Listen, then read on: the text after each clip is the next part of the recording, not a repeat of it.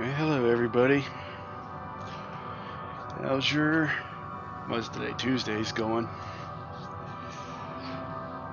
Who's ready to start shedding some tears today, huh? Oh, hello Mutant Potato, how are you today?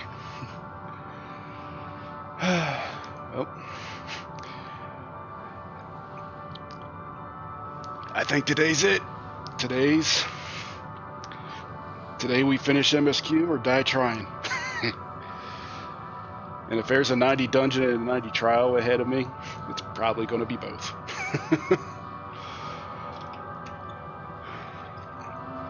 Well, just as a small recap of what happened yesterday, what didn't happen yesterday.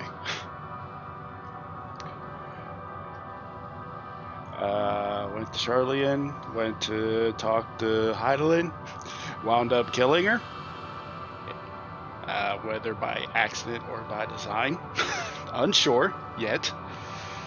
But one of her final acts was to give us a crystal to say, hey, Medion's here, go get her. And also empowered our Asm crystal to give form to ether or something like that. I forget exactly how it was. But we got everything in order, boarded the ship, took off to this place, which is known as Ultima Thule. But before we got off the ship, Medion decided to jump on board. I guess shut down the ship and its life support. We couldn't breathe. Thancred, in what's apparently a last act of defiance, tried to end it right then and there. However, he apparently was unmade, but at his last moment gave us the will to survive and basically made this place habitable, effectively, is what I'm getting at.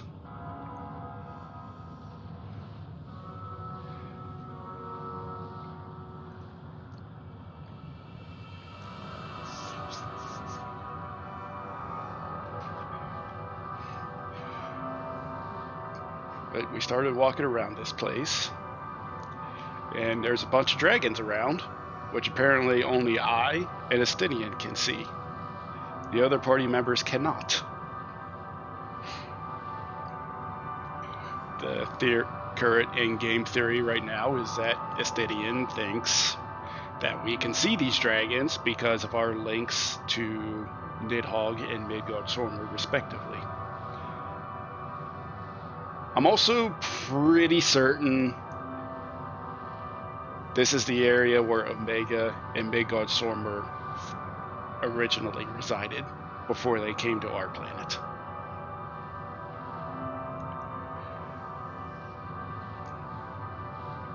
That's effectively where we are at. So without further ado, let's turn this off. That. Turn this off. Hello.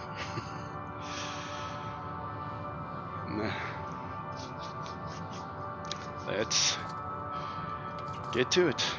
I forget if I talked to these folks yesterday.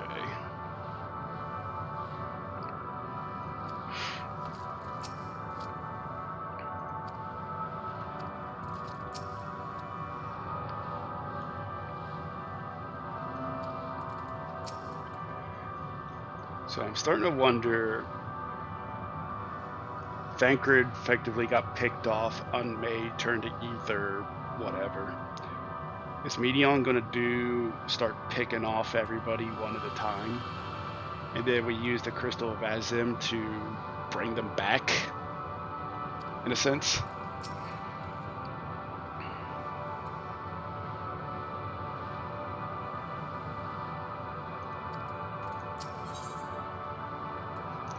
I'm also wondering what's the deal with these.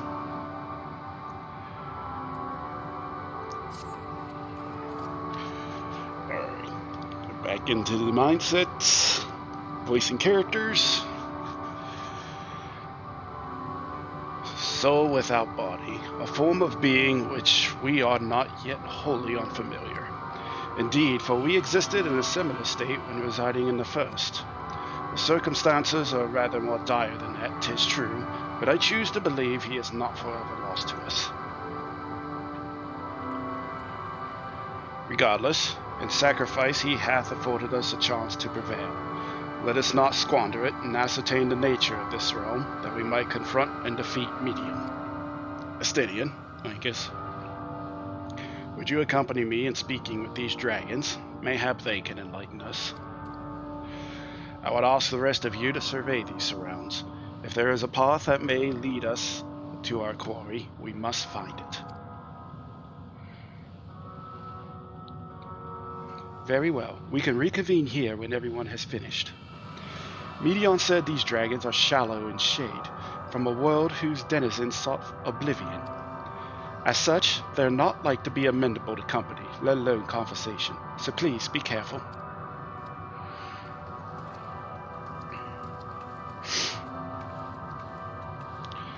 Let us split up and gather what knowledge we may.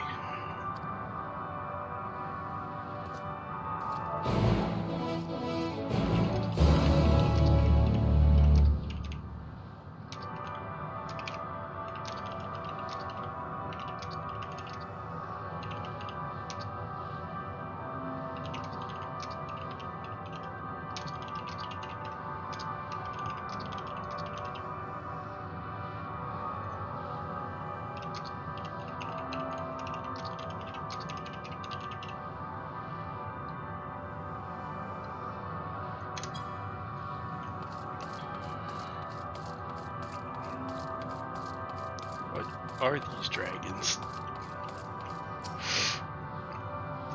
A visitor, not of the star. Could thy slender hands bring plague to our world, thy breath extinguish life's feeble flame? Oh, how we would adore thee, alas!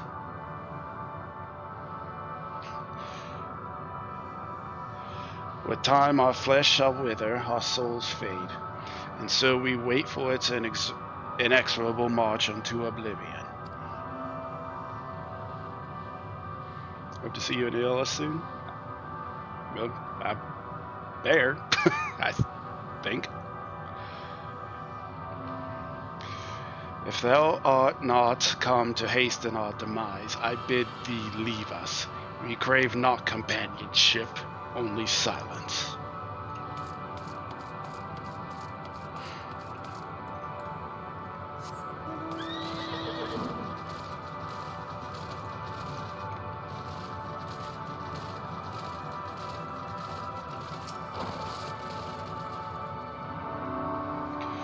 Beyond that distant veil, paradise lost, so glorious, so beautiful. We were a proud and noble race, strength embodied. We knew only love before they came. Metal monstrosities of black and silver, no bonds of blood did they share, nor conviction did they have to guide them. A crushing defeat. Never had we known such shame. Still now are the winds, though none could feel these wings burdened by ignominy. We fly no more, only sink to oblivion.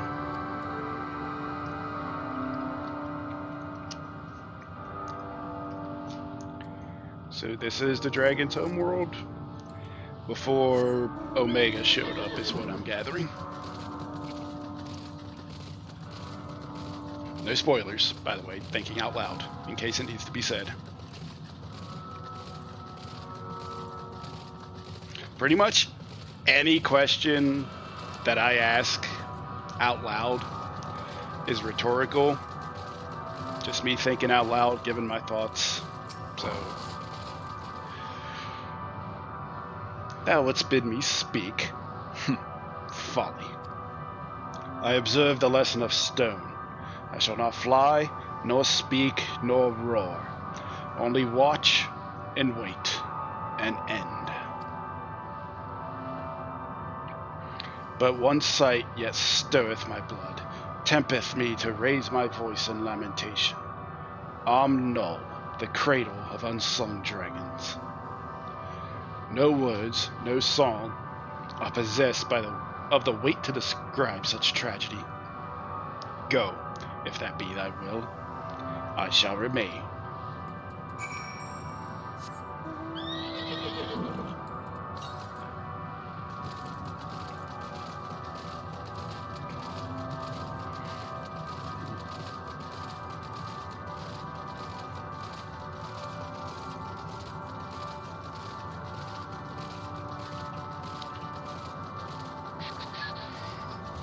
Has to be the dragon's homeworld. And literally every mob here is a dragon. And these appear to be dragon eggs. The ground is moist. Nice. They led you here as well, did they? It was described to me as the source of their woes and proof of their end. I think I'm beginning to see why. It's a hatching ground, or it was. I've seen similar on Atheris. May Godsoma's kind must once have lived and thrived in a place such as this. Vitra said his father was driven from their ancestral home by war and strife. This, then, is the fate of those who remained. Let us have a look around. Maybe these eggs have more to tell of what's happened here. I mean, they're...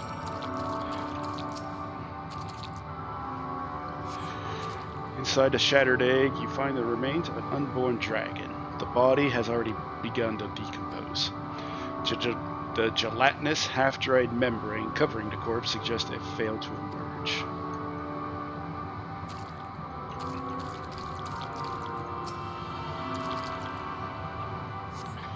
Murky liquid has pooled inside this eggshell.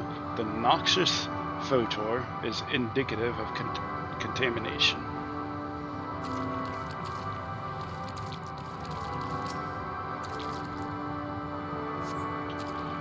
Gingerly lifting a large egg from the viscous mire, you peer inside and see a formless mass soaking in a pool of embryonic fluid. Your stomach churns as you return the egg to its resting place.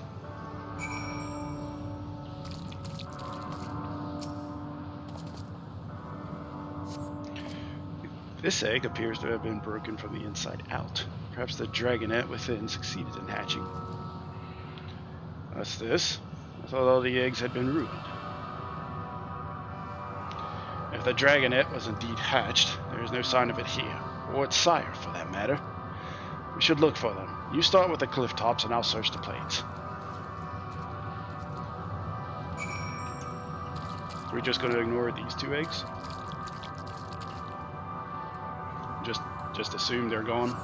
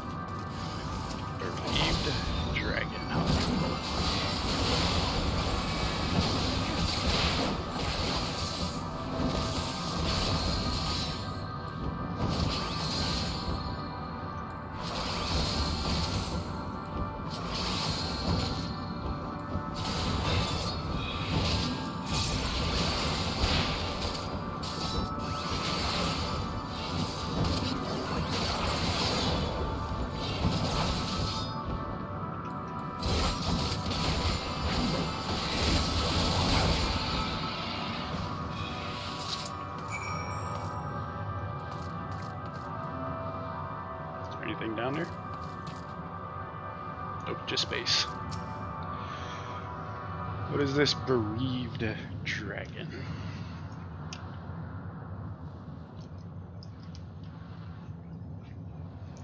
The boisterous howling has been quieted. By thy hand, I presume. Everything all right? I thought I heard a dragon or something resembling one. I think we found our dragon, Estinian. I see what's happened here. Was that your child? Perhaps. Some eggs within null are indeed mine. If life within did quicken, the beast thou hast slain may be of my blood. Yet I do not recognize it, twisted and malformed as it is. Not a dragon in truth, but a reminder of our failure, a testament to our shame. Explain.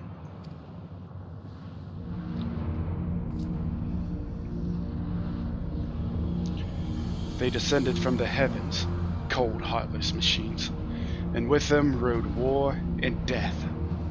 With fire and fury, rage and rancor, we gave answer.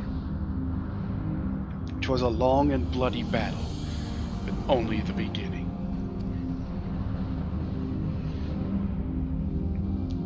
Untold chaos and destruction swept over the star. In the end, the invaders were victorious. Yet when they looked upon their prize, they deemed it unfit for requisition. We were abandoned to our ruin. The survivors sought to put away their shame, to rebuild, a futile effort. In pure soil replete with ether did we once cultivate our nesting grounds, but our lands were barren, and any eggs nurtured in such desolation were fated to rot. What few survived to hatch emerge as abominations. We shall have no new prodigy.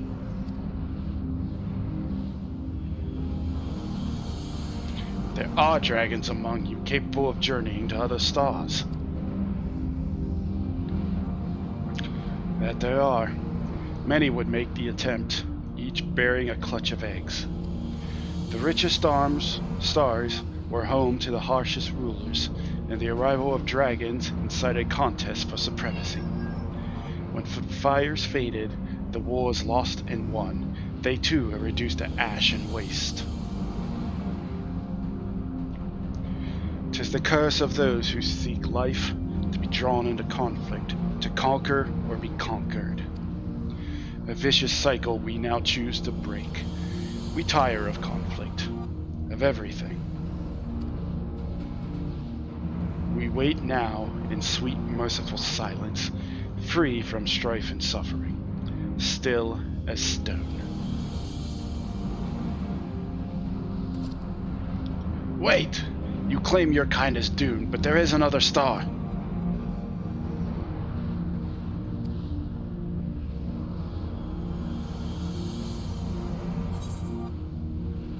Doesn't care.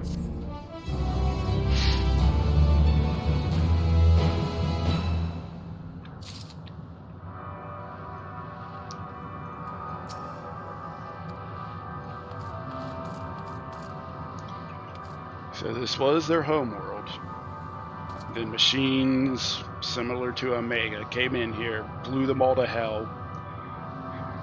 Then their creator said, we did all this for nothing, and then withdrew.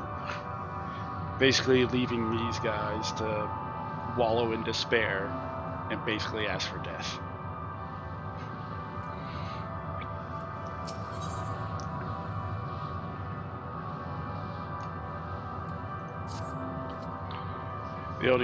They want only the brood in silence, to be left alone with their grief until time itself comes to an end. The sole reward for senseless bloodshed, a pain I understand and wish that I did not. What fools we were. But now isn't the time for such thoughts.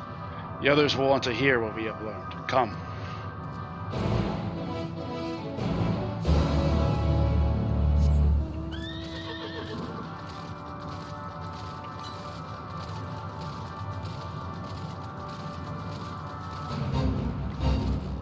What the hell?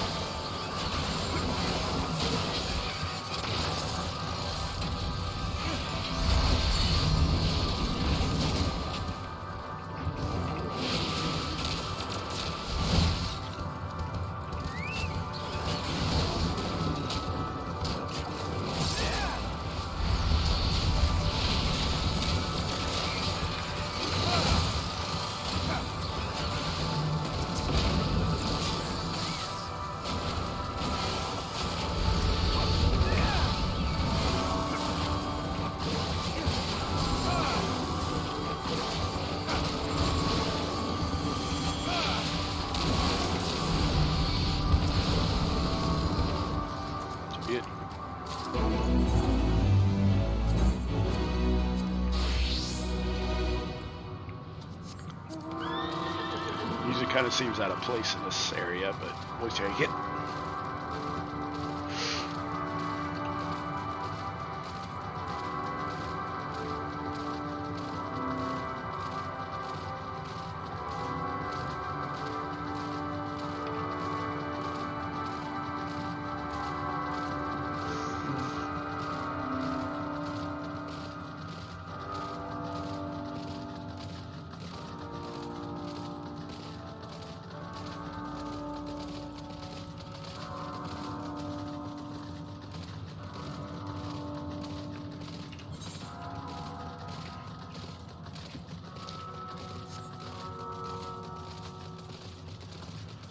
What are the quests here? Leave him alone?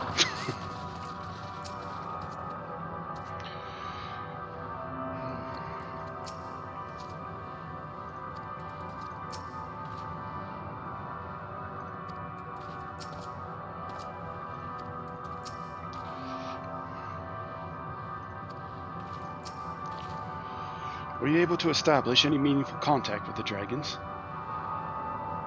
Kinda.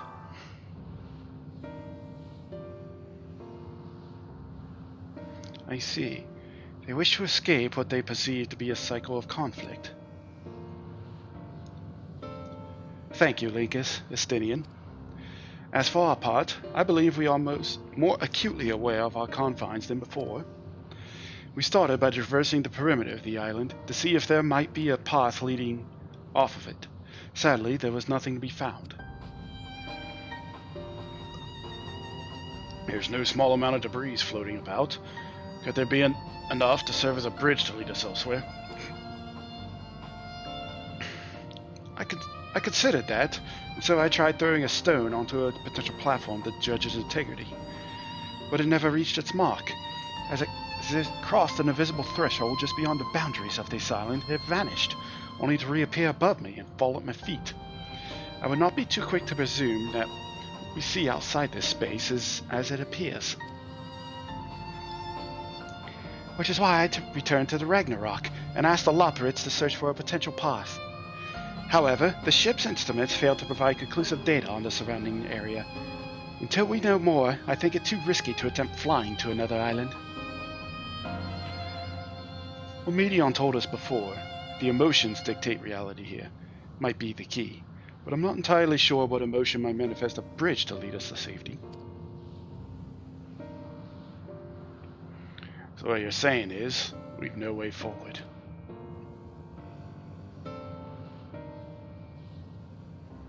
At present, aye. If it is indeed emotion that governs this island, perhaps it is not Medions, but the dragons that holds us here. They tire of conflict and have chosen the path of oblivion to escape it. Or rather, they have chosen no path at all, meaning there is no way for the dragons or anyone here on this island to advance.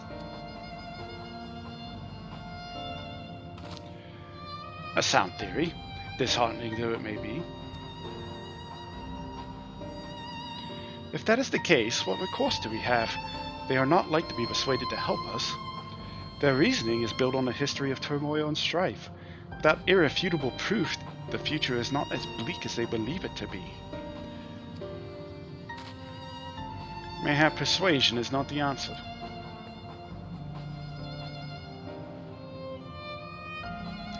Medion meant to unmake us then and there on the Ragnarok.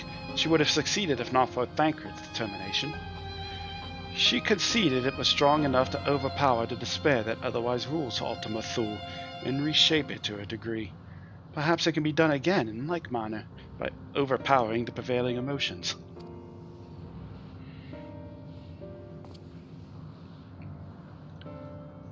Twas Ultima Thule's architect, Medion herself, against whom Thancred did pit himself in a clash of wills.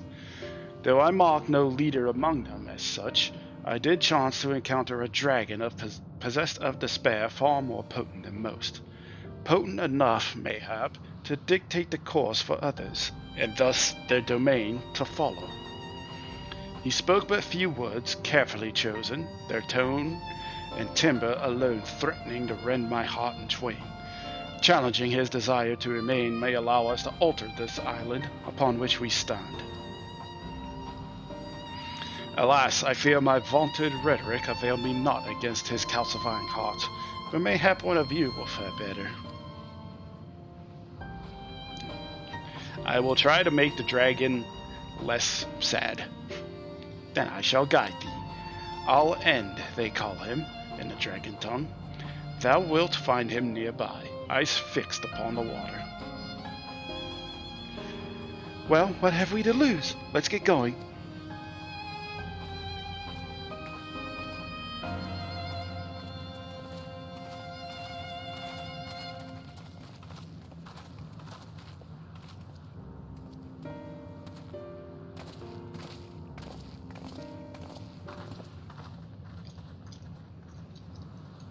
You have something different, Estinian?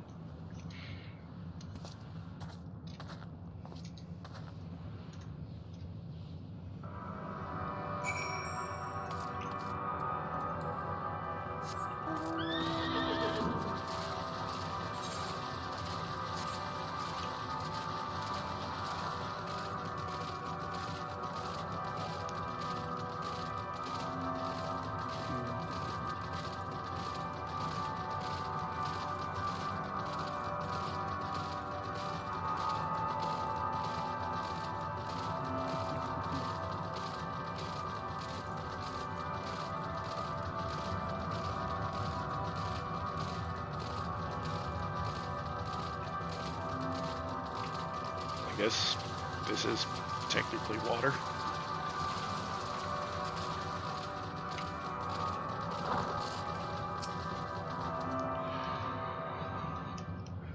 I'll end it is. We are here to make you less sad, hopefully.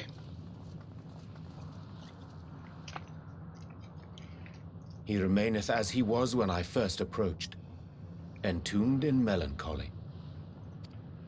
I see. Perhaps I could... I'll handle this.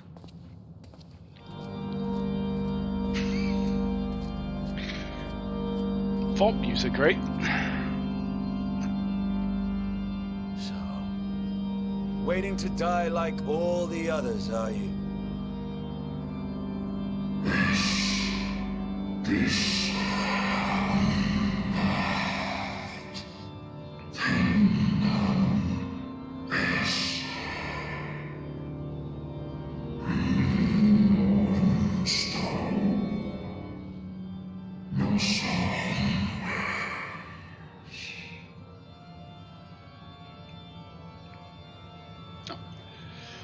Well, if it's going to stay up, I might as well read it. Aye, our pride is crushed and our souls corrupted. The winds are stilled, and the heavens offer no comfort.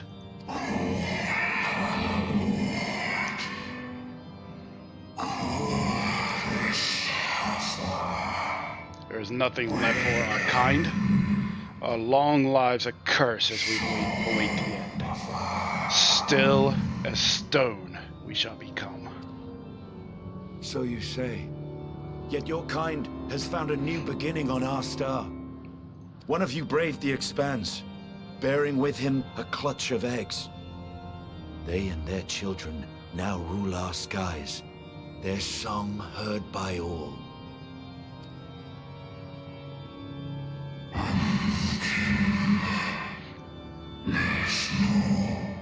Our kin on another star.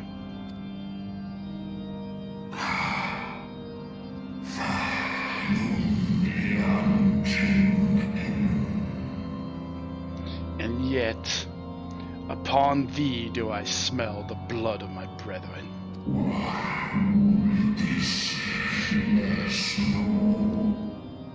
Were they drawn into discord and war on their new home? They were. They suffered much, and repaid their suffering in kind.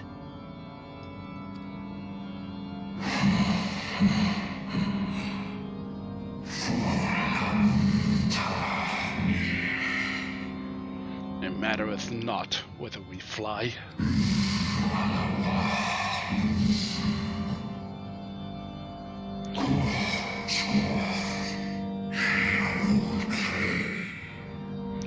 Ever will a sanguine ocean await us. Ever will retribution's wheel turn.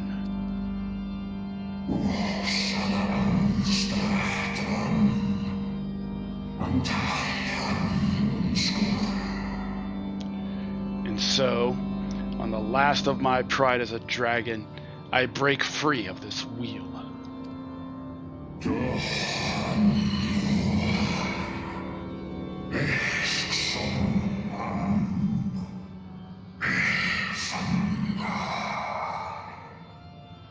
I renounce conflict, exile myself from the other, never again to be touched by the flames of hatred.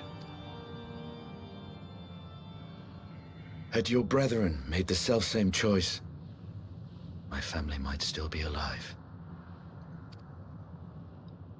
Yet lasting peace does not come to those who simply retreat from conflict. No, you must be willing to confront it, to stare into the face of your foe, and see yourself in him. Only then can you break the cycle of torment and tragedy. This lesson, a dear friend taught me at the risk of his life. There is no nobility in your penance. You wallow in self-pity. And after everything we've endured, we will not let you stop us.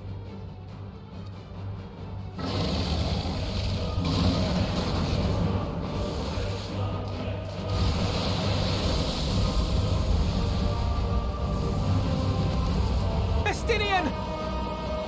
Stay back!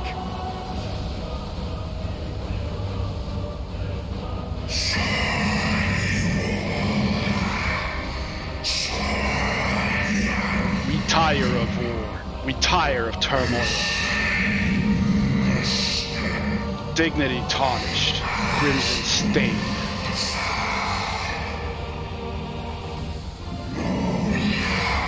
Our misery, our shame, too much to bear.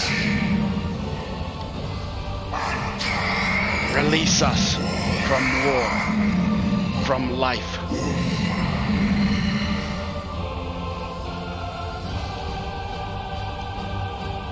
I see. Theirs is the emotion that bars our way.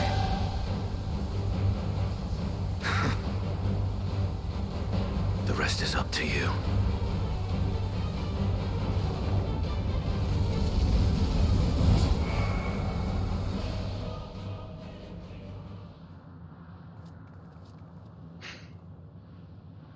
No!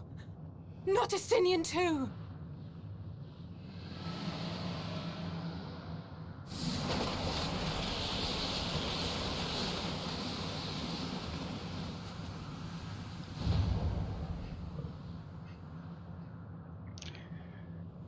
There's a wind.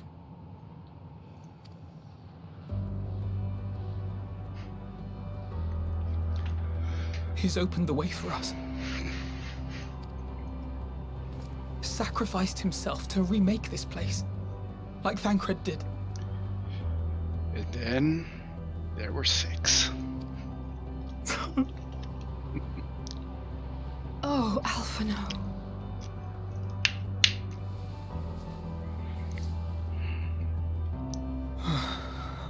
Come. Let us follow the wind. It will not lead us astray. He would not.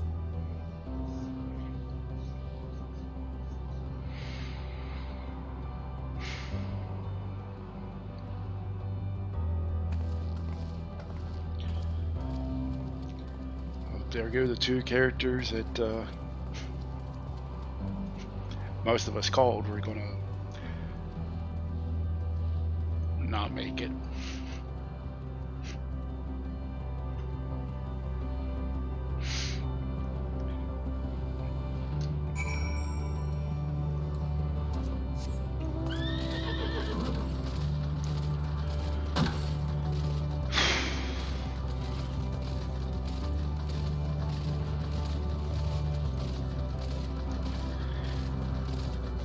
Also notice the music is getting more clear.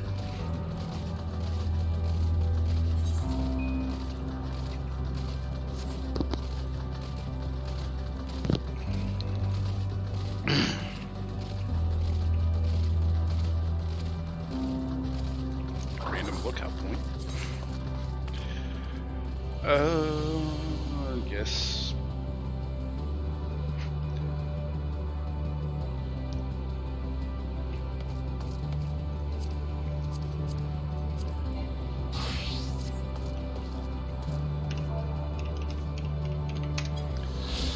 Ironically enough,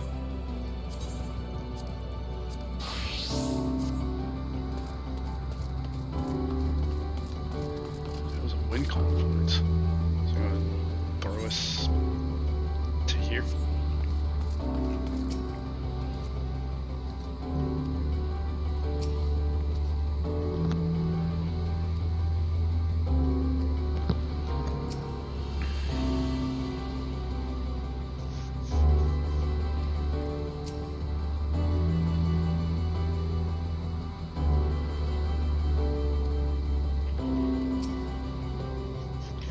Look there, the wind.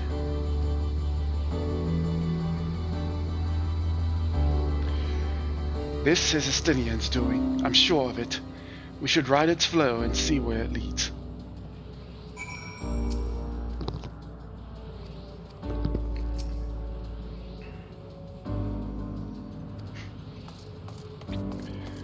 Take the time you need, buddy.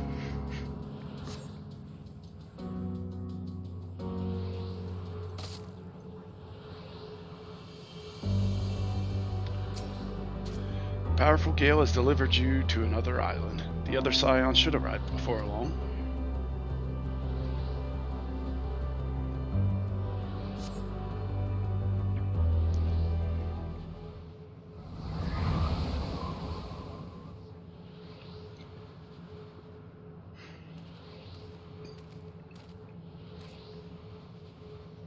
He did it.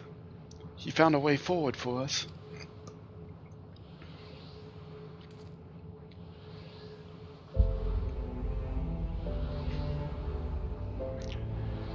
The dragons remain trapped within a prison of their own making, lamenting the horrors of war. Yet Estinian knew them better than most. He was a man of honor and a dear friend, willing to fight to the very end for what he believed was right.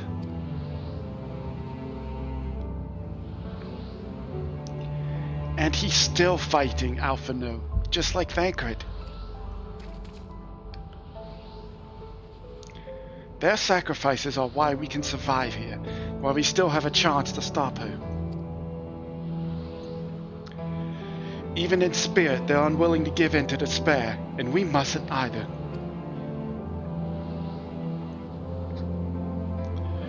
Alizé is right. We must press on, for their sake.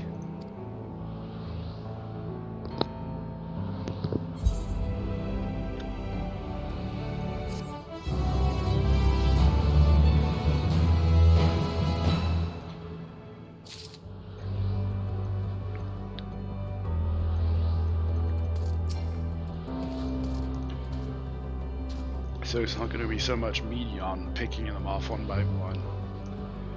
It's going to be them sacrificing themselves to bring the way forward.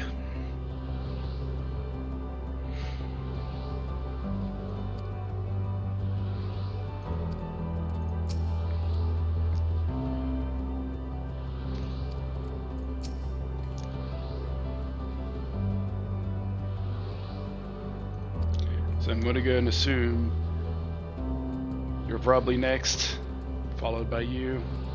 It just leaves us with these three.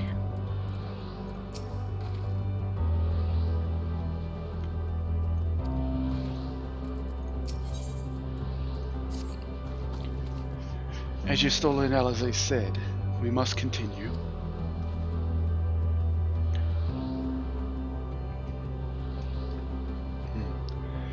Notice the change in our surroundings? Perhaps this is the memory of an altogether different world. 'Twould be prudent to learn more of it, then. Tread carefully, lest we lose our footing in this sand.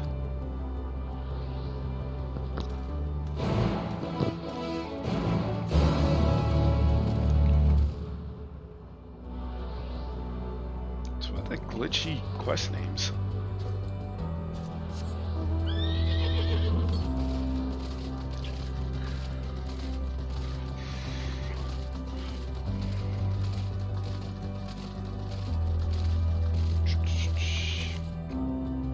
should... What? There's no information to display. What?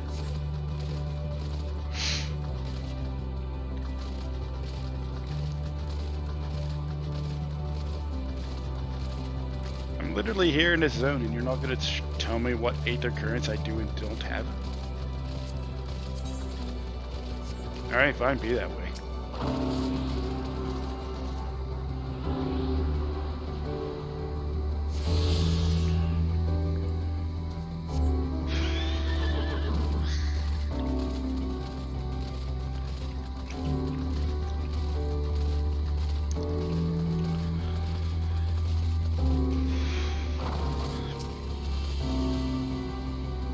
What is this place?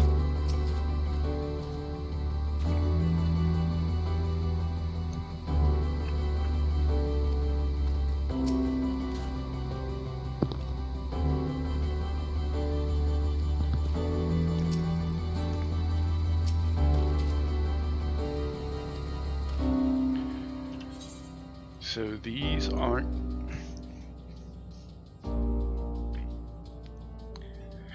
This isn't all one world, then? It's a combination of worlds? And then what the hell is this?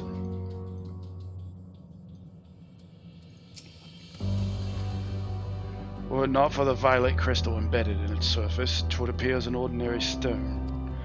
A curious script hath been etched upon them. Alas, it is not a language with which I am familiar. I cannot say I recognize it either. Nor I. The dragons, from what I recall, preserve their knowledge in song and eschew the written word entirely, so we may assume this is the work of another race, one we have yet to encounter. Medion claimed that dragons would world suffered a slow death, seeking the release of oblivion. Where life we find here, like as not, doth wend its way towards a similar end. Say the same stuff here. Okay. Ariaje will say something different.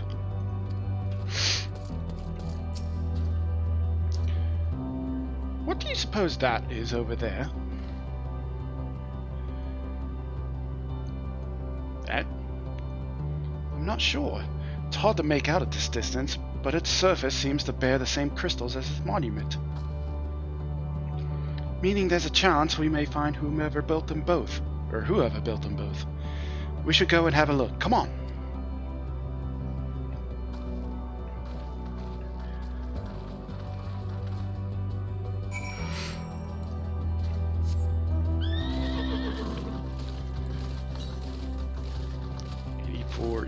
East.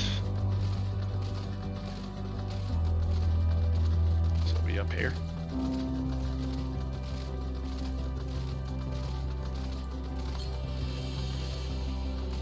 Yeah, it's up there.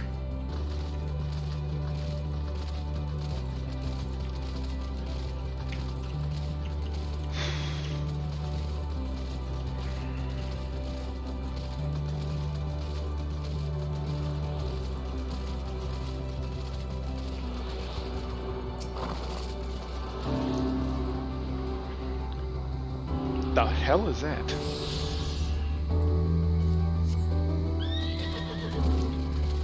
I don't think it'd be a smart idea to jump down, considering my Final Fantasy XI senses are tingling and ghosts aggro from a world away if you drop below 25%.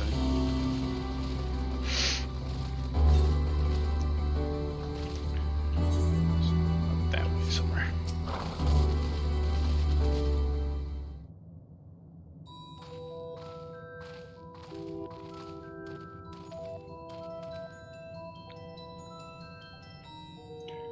Hail, travelers. This is a most unexpected occurrence. Oh, hello there. Is this your home? Indeed it is. Ah, forgive me. I had forgotten. An exchange of introductions is expected when first meeting those with whom one is unacquainted.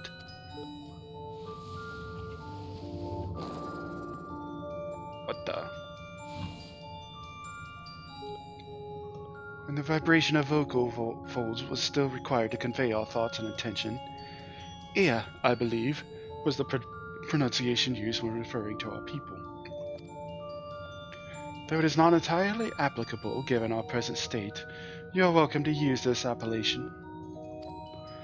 As for nomenclature to address my individual person, I believe it would be pronounced Kopf-Kog. Kopf? Kog? Kood? Kopf-Kood? Yes, Kopf-Koog of the Ea.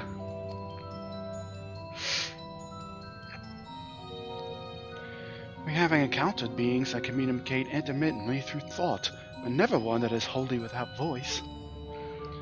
I presume we are having this conversation via the medium of ether, or dynamis, as this space is suffused with vast quantities of it. Fascinating in either case. I gather your response to my presence is positive, then. That is well, for there is something I wish to ask of you. Like yourselves, we Ea are ether-based life forms. Therefore, it may be surmised that your bodies are of comparable biological composition to those we once possessed. I have a number of queries regarding your subjective perception of the five senses: sight, sound, taste, touch, and smell. In total, I have prepared 198,712,180,827. You immediately thought of that much? That's rather a lot, isn't it? My apologies. I have omitted a great many details necessary to understand the nature of my request. Though we dispensed with our corporeal vessels long ago, we have rediscovered a need for the flesh, and have endeavored to recreate our erstwhile forms. However, all pertinent records have been lost due to the passage of time. Take, for example, the nervous system. It is well within our power to recreate, but we have no frame of reference for sensations once experienced by our people, which may compromise our ability to interact with our physical environment. And the reason you need to regain corporeal forms? Why, to bring an end to our existence, of course.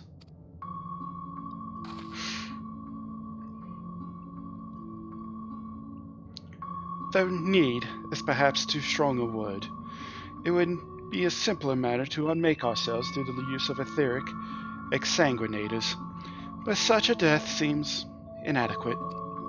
The traditionalists among us believe proper death requires an inescapable sense of impermanence in one's final moments, an experience found only within bodies of flesh.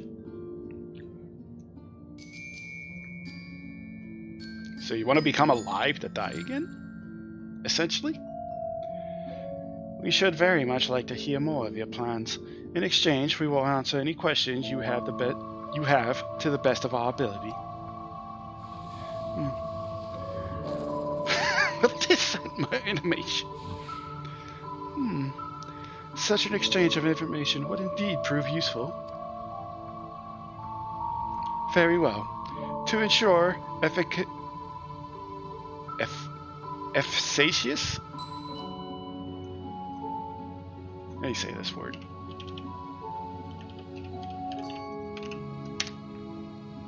Efficacious. Okay, my gut instinct was correct. Efficacious exchange, I hereby invite you to our home. Yes, the abode of the Ea, where we traditionalists prepare for our demise. I presume your consent to answer questions is indicative of a tacit approval of our plans, in which case your cooperation is greatly appreciated. I must caution you, however, to be mindful of the Ea wandering the desert. Their desire for bodies of flesh could be described as overzealous. Now, if you will follow me.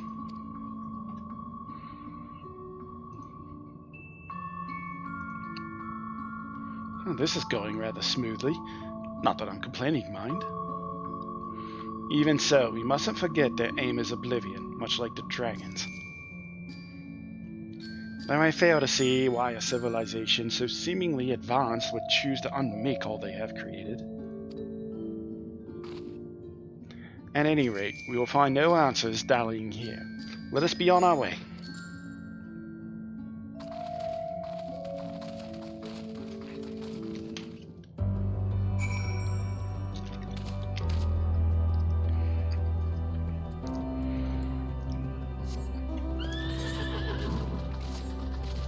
There was another fate.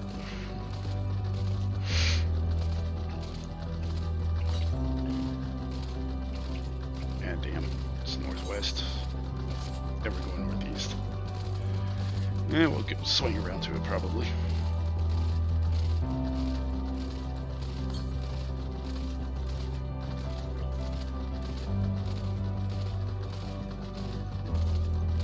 Unless it's like just straight north. Basically.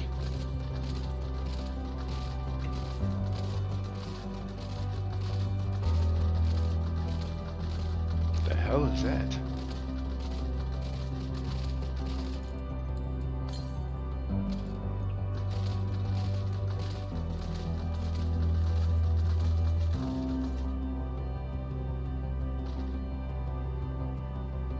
Why does that look familiar?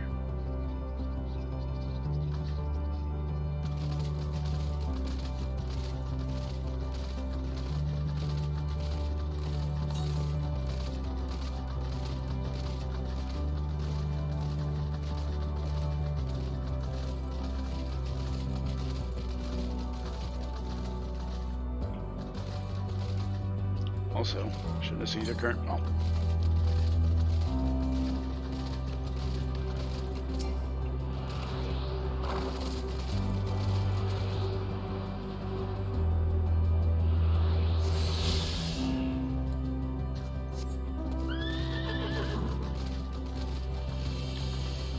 Wonder what that is.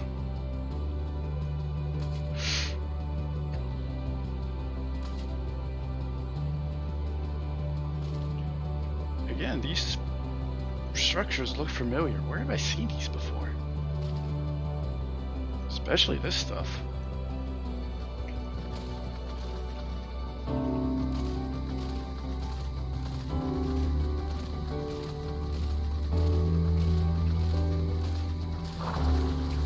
Oh, that's water. Deep water.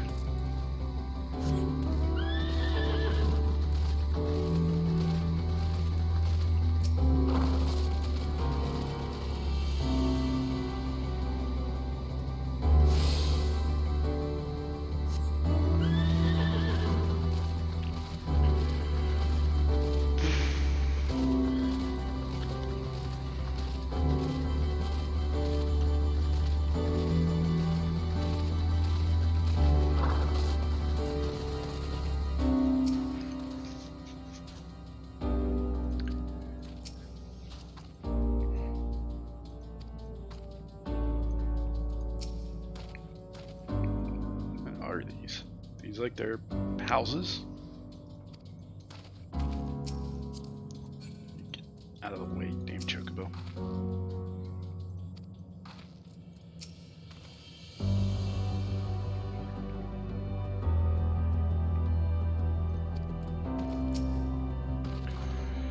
Welcome to our abode.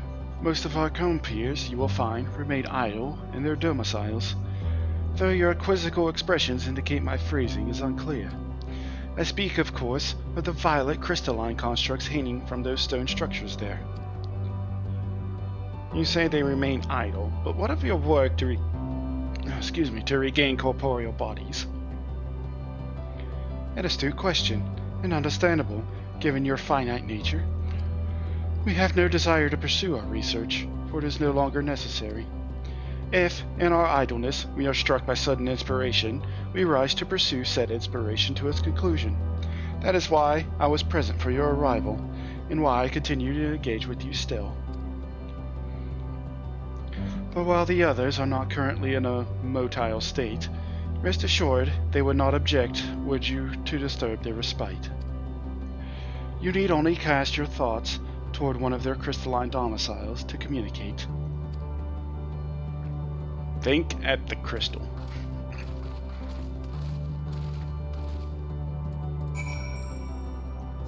Okay. But first, real quick.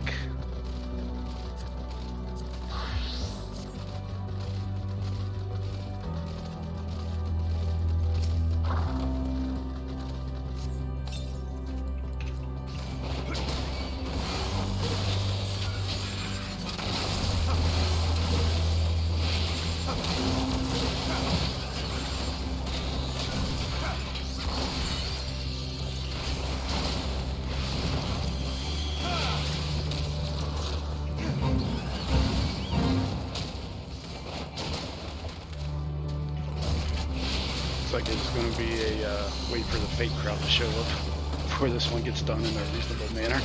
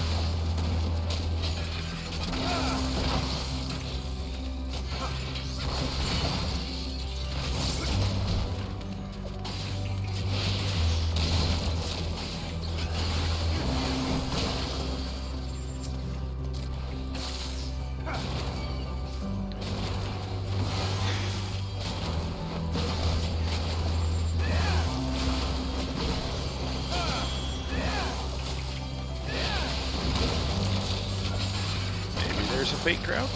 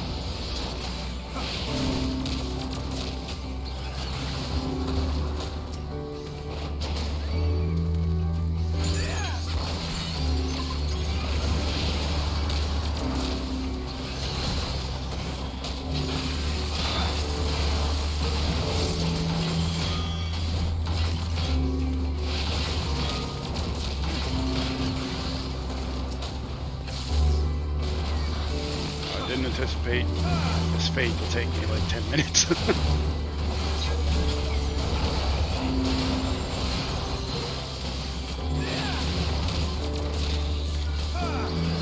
Also kind of expected the fate crowd to be here, but yeah.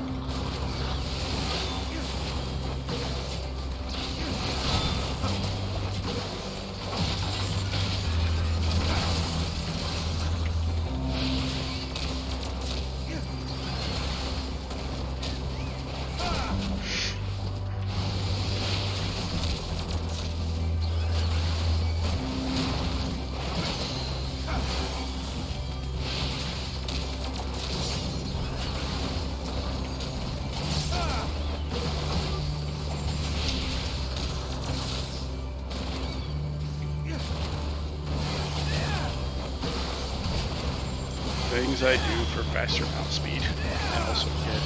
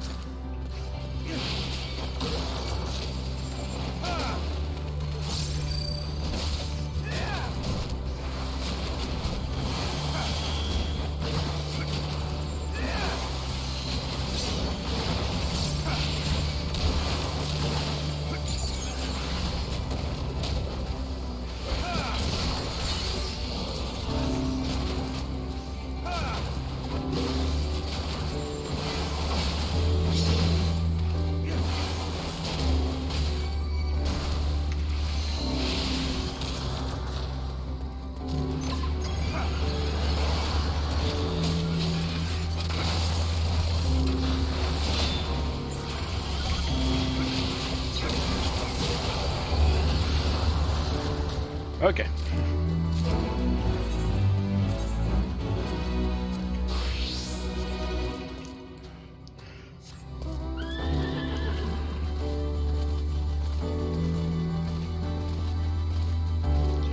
Back to main story.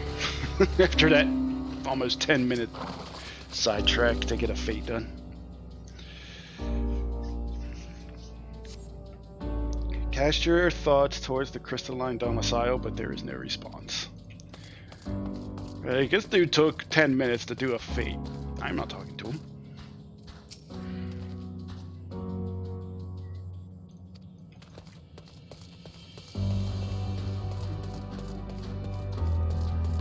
I do appreciate how there's no combat music, though.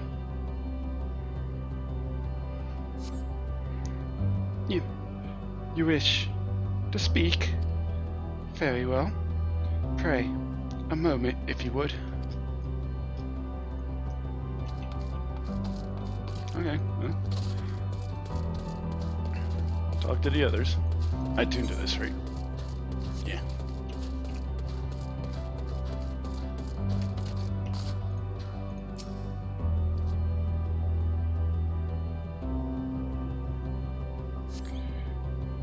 Why do we seek our aid, you ask? If you wish to know, I will tell you. Just a moment. I must remember. What form did I take when last I emerged?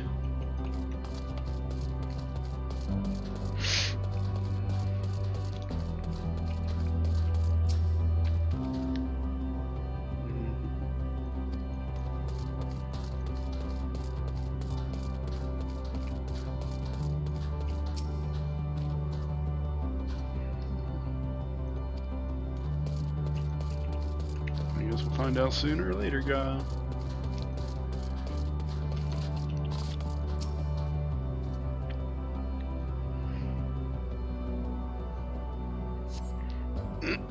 Ah.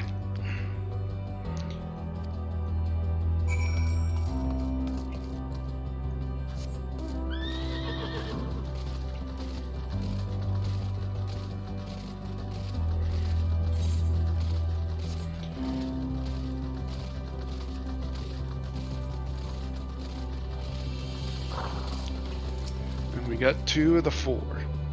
Did your inquiries yield satisfactory responses? 50-50.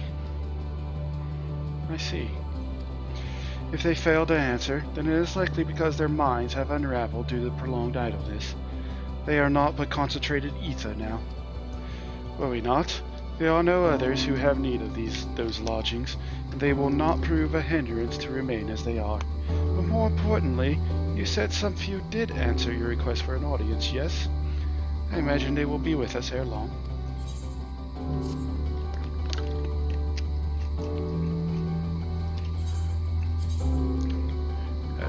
Switch. As to not waste the experience, at least what I can.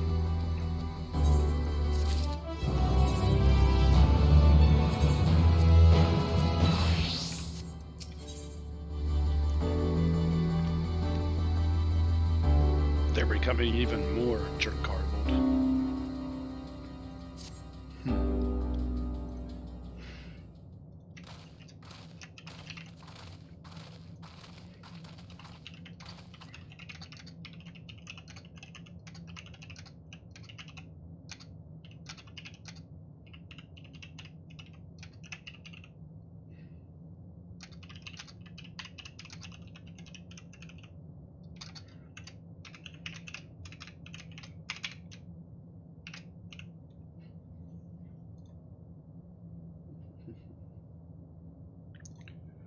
Okay. I had no luck, but everyone else fared well enough. Quite a few I have awakened. Ah, there they are.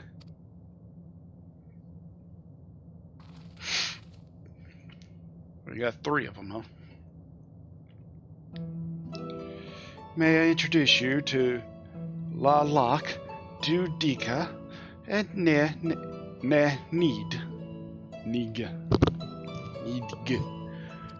However you say that. Hello. It has been too long, Cog. I dare say Sadir the Fourth has since completed an orbit. Indeed. Until the travelers brought it to my attention, I hadn't noticed how unraveled some had become. Travelers? Ah, of course. The ones who wish to know why we seek to regain corporeal forms. The truth of the matter is as plain to see as the neighboring systems, but my single account would fail to satisfy the requirement for scientific objectivity. Thus did I bid them awaken you. Am I the only one who struggles to tell who is speaking? Nay, thou art not. In the absence of corporeal forms and the divergence they afford, mayhap such similarity in voice is unavoidable. By the way, Cog, have you already observed the requisite custom for the travelers? That which one is expected to do when receiving guests, a matter of proper form.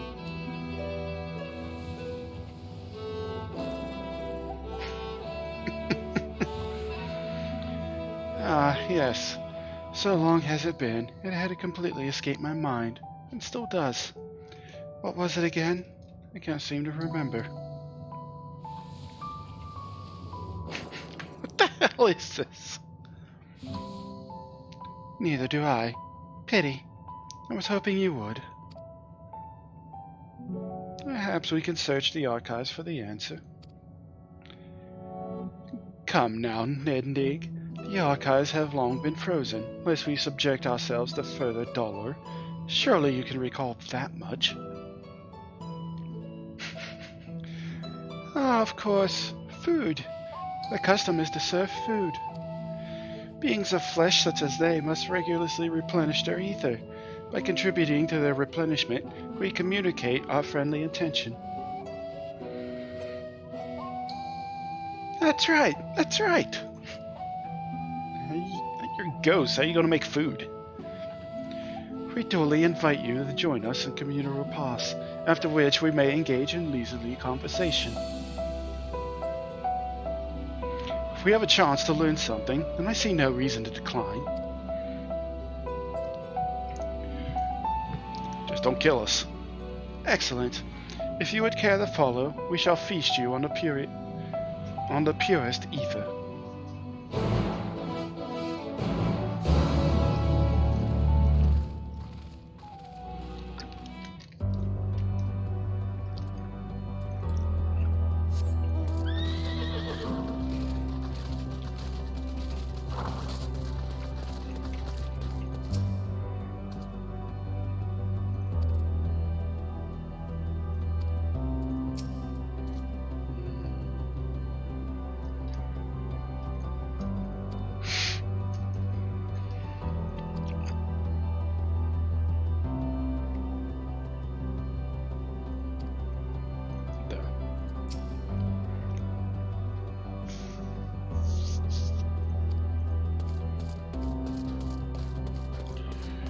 This...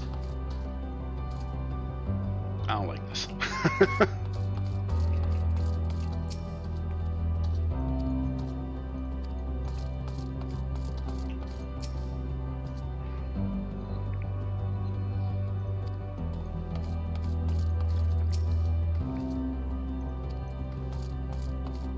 They're either going to infuse us with the ether or they're going to try to turn us into ether.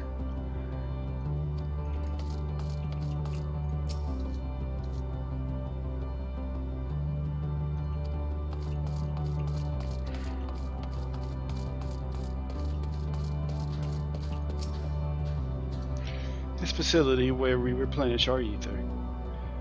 There is no particular name for it, but we traditionalists sometimes use the word restaurant. Now then, if you would take your place with your comrades, the space will soon be awash with purest ether. Please absorb as much as you like.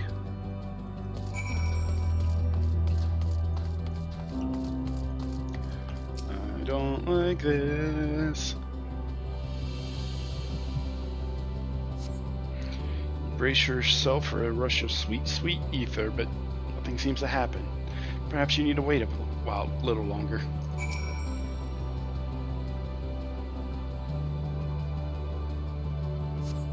You brace yourself again, but again, nothing seems to happen. Just as I suspected. As meticulously as one might recreate the ES homeworld, this is Ultima Thule. One cannot simply generate ether here. As recreations, our friends are oblivious to this fact, to the very truth of their existence, much like the phantoms of the recreated Amarat. However appearances may seem, we must ever be mindful that it is the memories of the dead with whom we deal.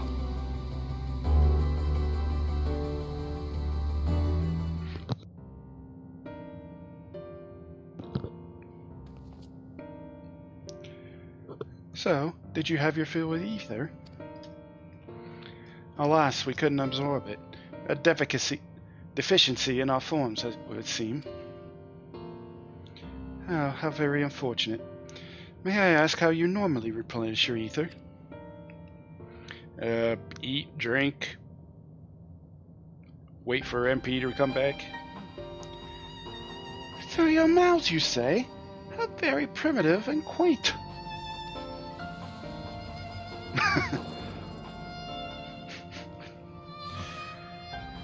Think that their mouths serve not only to expel sound, but draw in sustenance besides. Such life forms have long since vanished from our systems.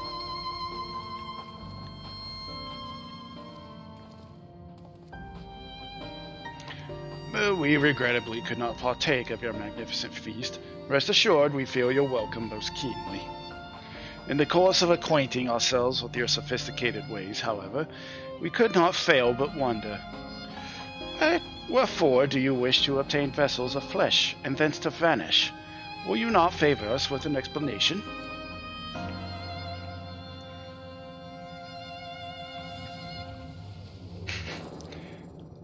You flesh and blood beings are always so hasty. It does have its charm, however. Very well, we shall indulge you. In the beginning, when the Ea yet possessed corporeal bodies, our ancestors dedicated themselves to the purest of knowledge and technological advancement. By transcending all limitations, we believed we would eliminate sorrow and abide in true happiness. This is one of the civilizations Medion discovered. They tried to transcend everything, but when they did, they fell to ruin, I think it was. From the intangibles such as land to the intangibles such as labor, there exist myriad hindrances to progress, but the most confining of all was the flesh itself. Our natural lifespan was distressingly middling, you see, too short to enjoy unhurried lives, yet too long to be considered disposable. Furthermore, to simply maintain the integrity of our bodies demanded considerable resources. But we managed to solve this problem. After long years, we discovered how to become non-corporeal entities with everlasting lives, untroubled by the failures of the flesh.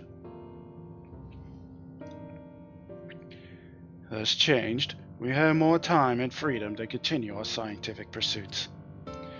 We went on to make ever greater strides in our quest to transcend all limitations, until we finally decided to challenge the last of them all, the limit of knowledge.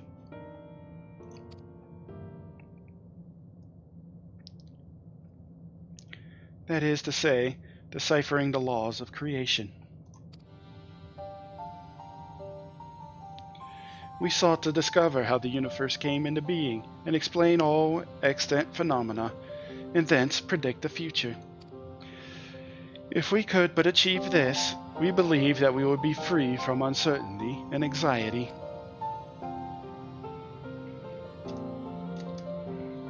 And did you find the answers you sought?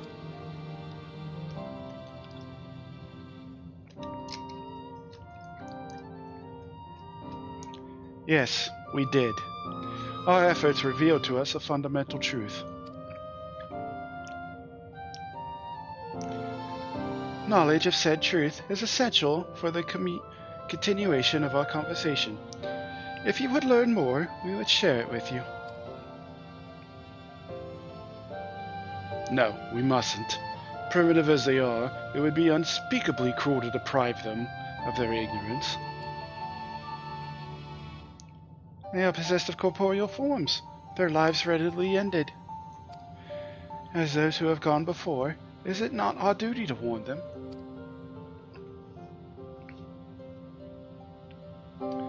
What thinkest thou?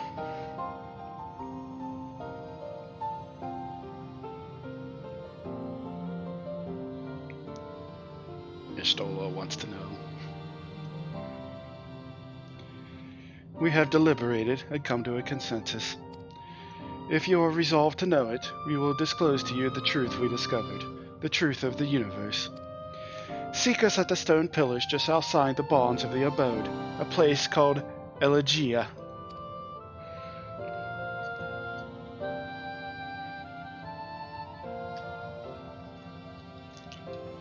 Are we about to learn some forbidden knowledge?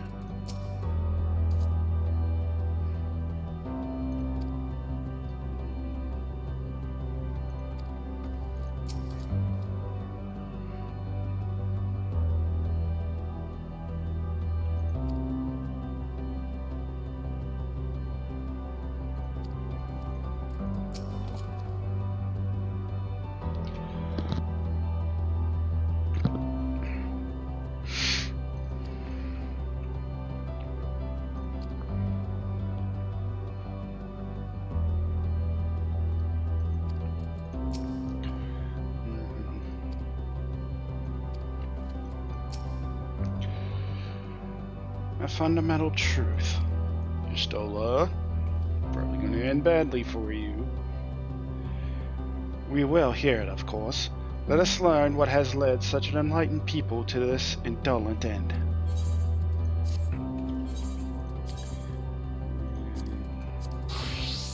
Switch.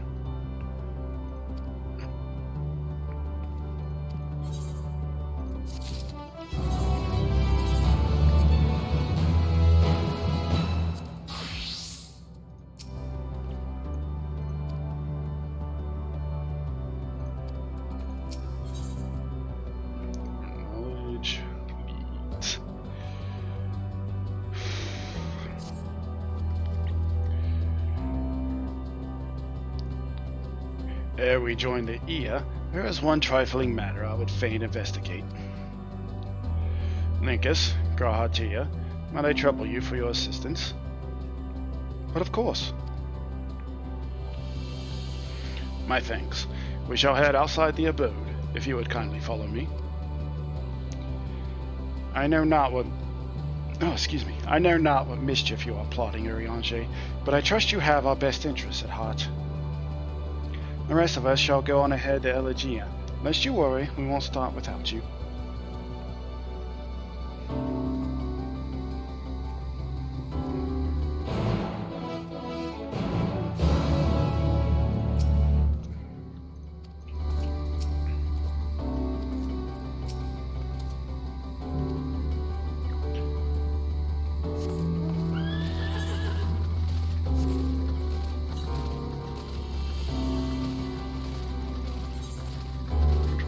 Northeast.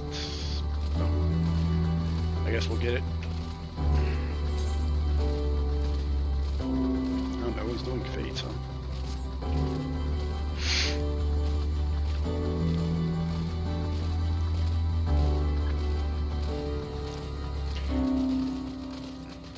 Yeah. This one looks like it'll be reasonable. Machinist.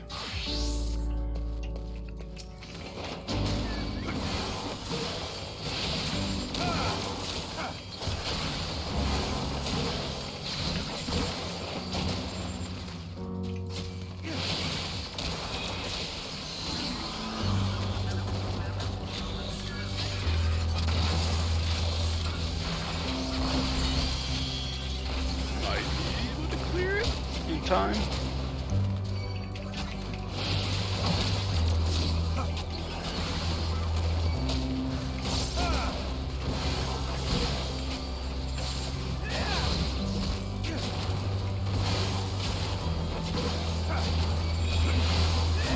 How would the gem fender even be in this zone?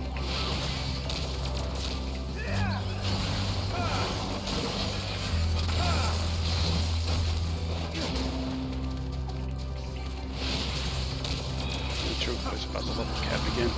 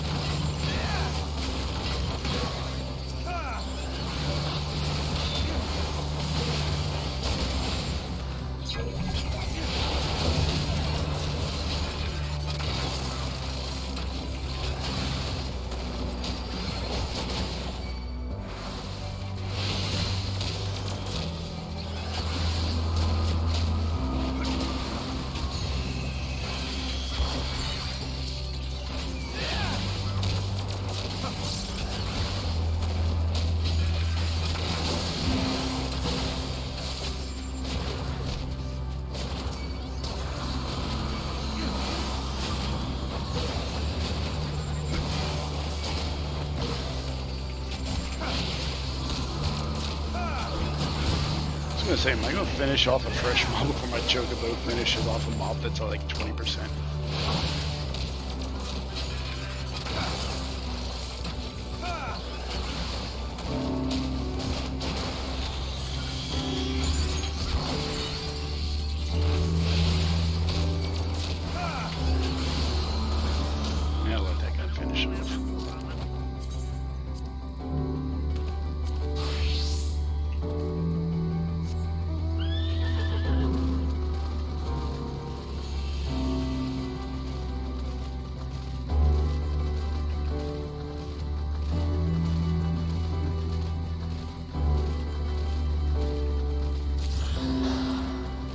Oh, I'm a moron.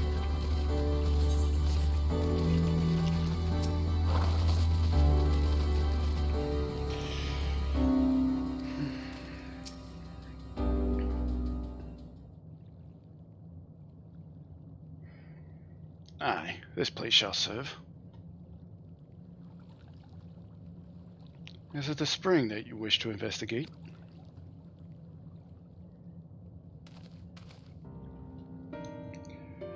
Pray forgive me, my friends, but there is naught to investigate.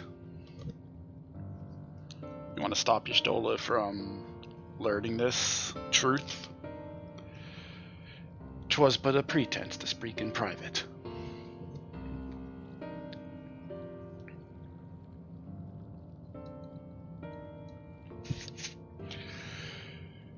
You have our undivided attention.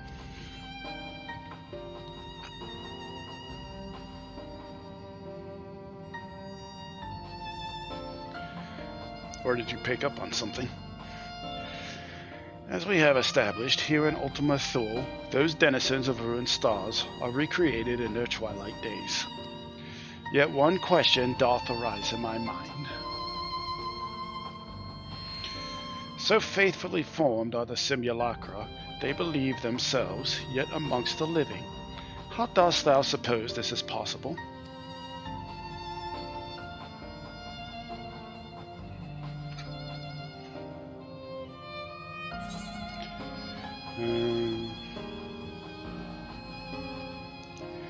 Going to guess Medion made contact with them while they still lived.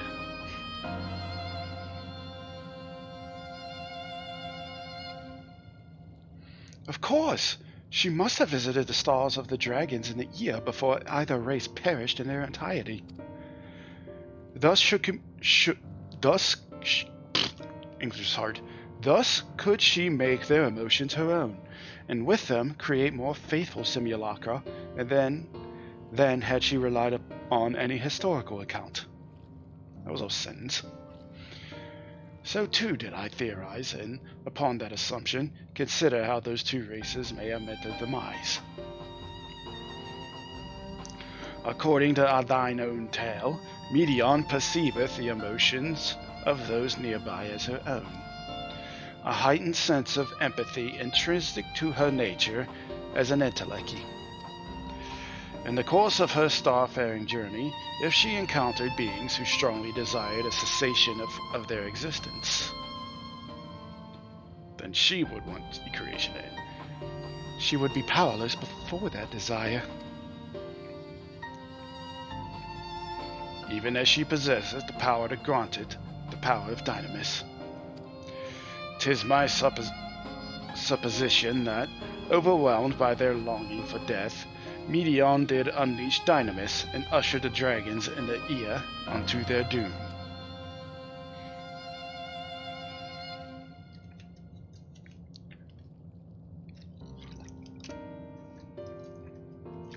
Of course, such was not always the outcome. Full many stars did she find already lost to ruin. In order to create a terminus, however, the fervent desire for the end is essential. Therefore, should you struggle to find a way forward, pray ask yourselves this. In the place where you stand, whose is the soul that yearneth most desperately for oblivion?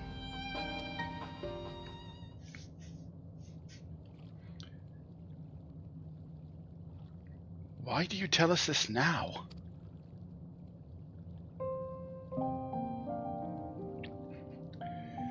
Ne'er again would I betray your trust. This pledge I did make to my comrades, and bringing thee into thy confidence, I would remain true to my word.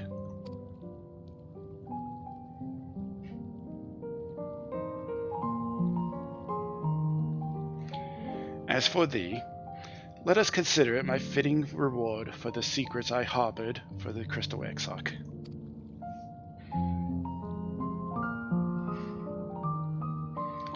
I once placed my faith in thy chosen path, walking at thy side, full knowing that we were bound for thy demise. I ask now that thou returnest the favor, and abide in faith as I fulfill mine own destiny.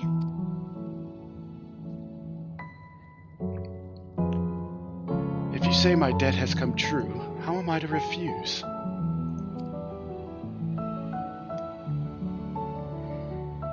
Tisn't delicate of me, I know full well, and I can but beg thy forgiveness. Yet even if I must needs go to such lengths, I cannot well feign ignorance of the answer I found within.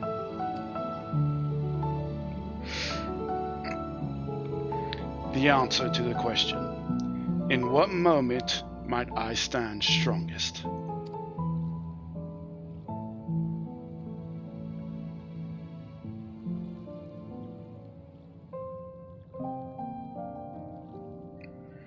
After all we've been through, I will only say this. Do what you must. Do what you must and see your conviction through. I shall, my friend. I shall. Without further ado, then, let us go to join our comrades.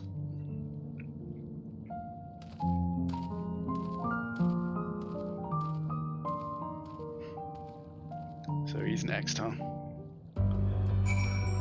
If I read that right, let me make sure.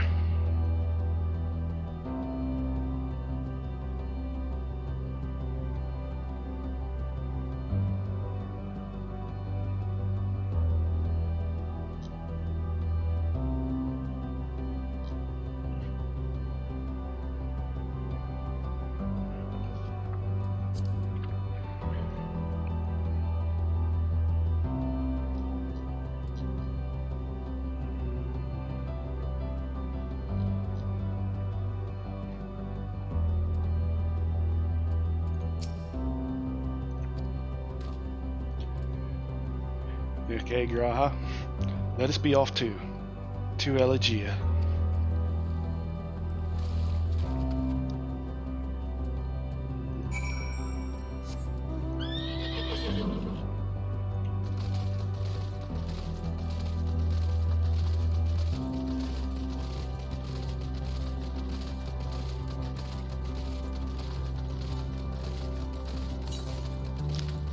Is this how Uriange is going to bow out?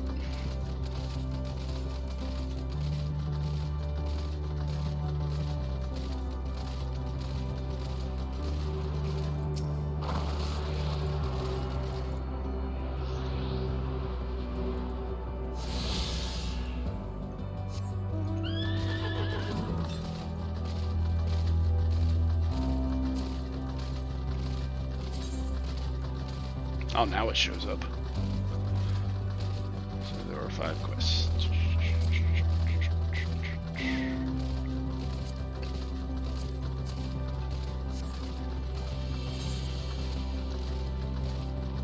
And they haven't shown up yet. Probably whatever this is.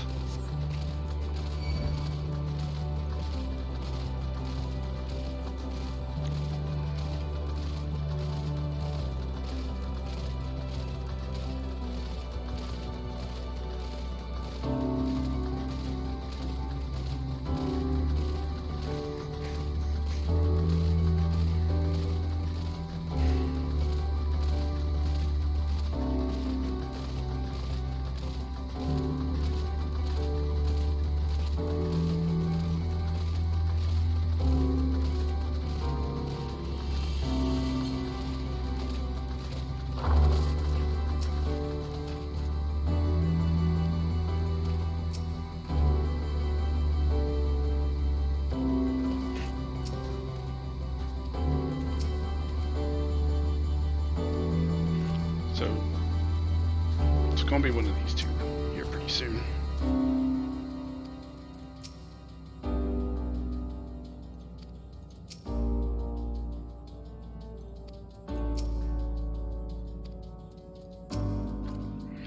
Seems everyone is accounted for.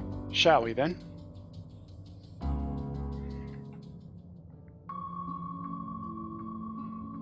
Please continue.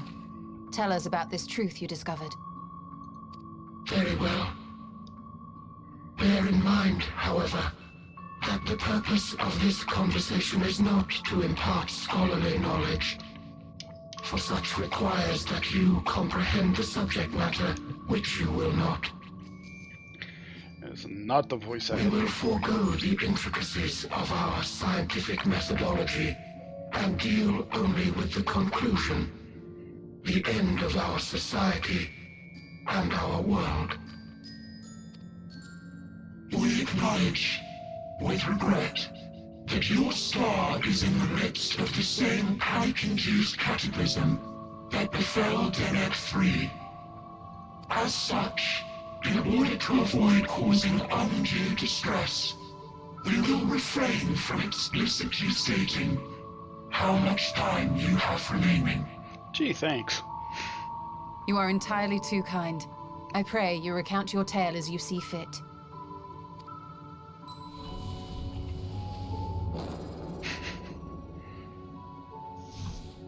In the beginning, the universe was but a tiny particle.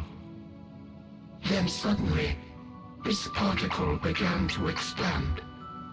Big Bang Theory, effectively. Having remained entirely in the bounds of your star, the phenomenon may be difficult for your kind to grasp. But this expansion has since continued unabated. Speculating that the universe could not grow indefinitely, we sought to learn what might occur, and made a worrying discovery. So you're going off the Big Bang Theory, and then the other theory, which I don't remember the name of. It's like the Great Collapse or something like that. Where I only know vague details, but effectively it's a theory that the universe is going to expand so much, and then it'll start to contract and smash back together. Granted, it won't happen for billions, if not trillions of years, but just a theory.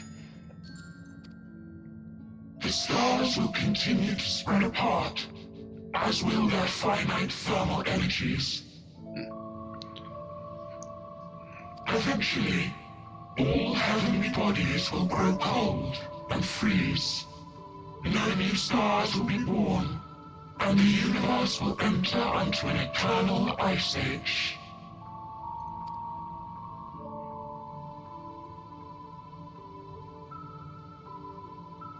That's a new In theory. hopes of proving that this determination was erroneous, we scrutinized our research from all angles, even as we sought to avert the everlasting winter.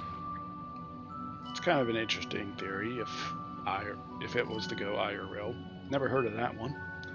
I only know of the Big Bang Theory and then the Great Collapse Theory. I don't know of a theory where the universe expands so much that it just gets too big to sustain itself and thus ends.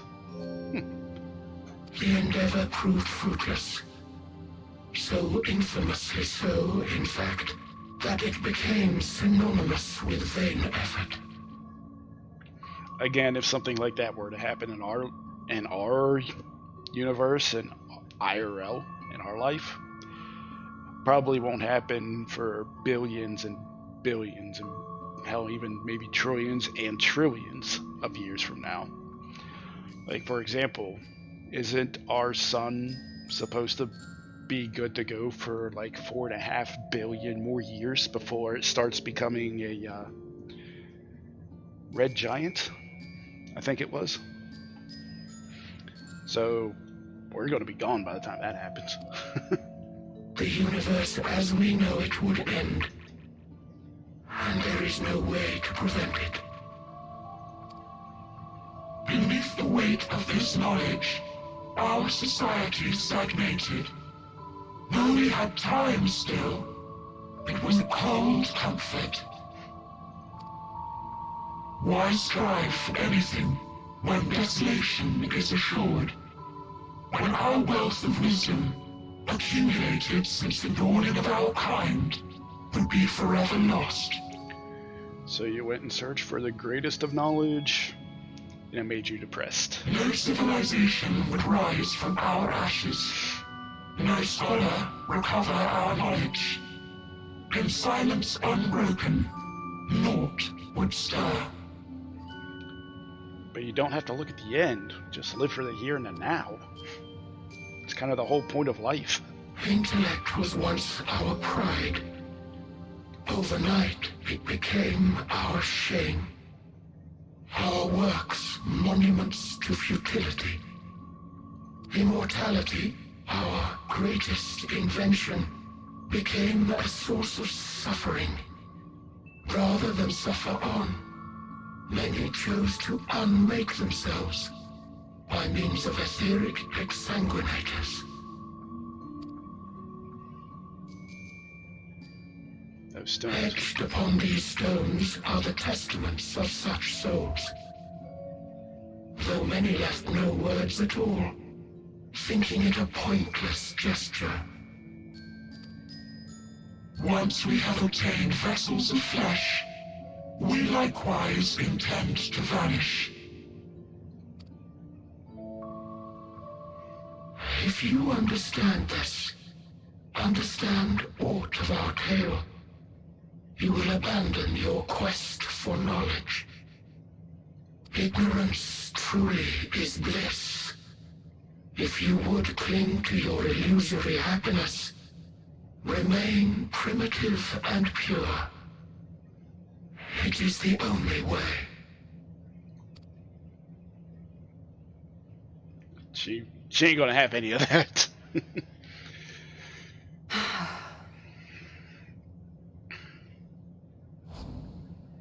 So that's your story.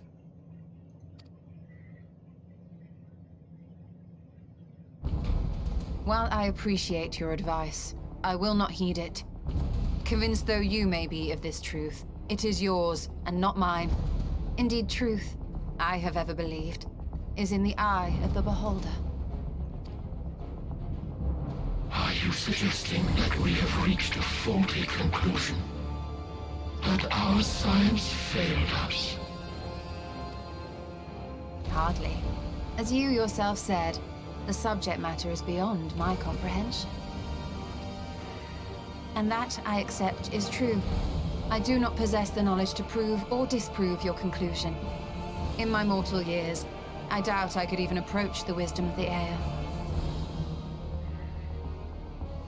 But of one thing am I absolutely certain. I would not be happier in ignorance. Y'shtola, no! You mustn't!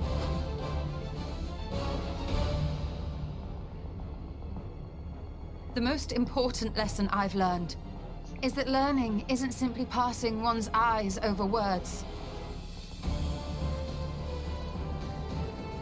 Nay, 'tis when understood for oneself that knowledge attains its true value. This is what has sustained me, driven me onward in joy and wonder, in anger and sorrow.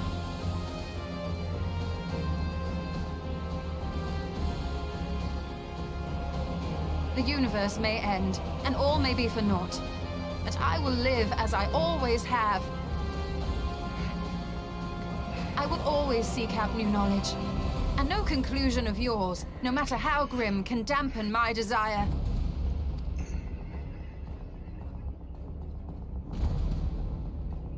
I suppose it is only to be expected. Their feeble minds cannot fathom the terrifying gravity of it all. But worry not. We consider it our duty to enlighten you. And we will not stop until you grasp the full extent of our despair.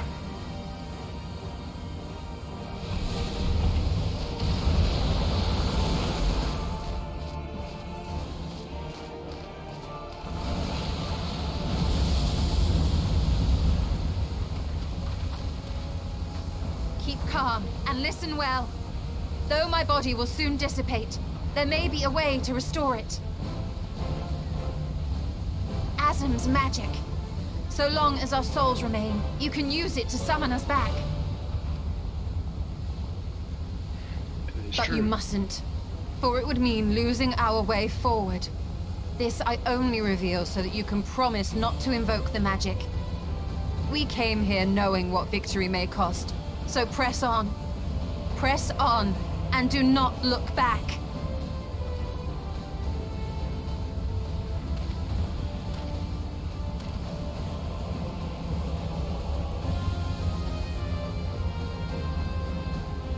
I shall join thee. As subterfuge is not required, thou shalt not suffer for mine absence.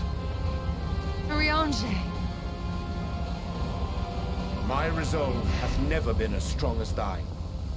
Full oft have I wavered in my decisions, and afterwards been stricken with regret. In spite of this, I may still stand with my comrades, supporting them as they attempt the greatest of feats. This truth I have learned in the course of our journey. And many though my shortcomings may be, I may also claim to excel in prophecies. My studies, into which have granted me the flexibility of mind needed to bend this malleable reality.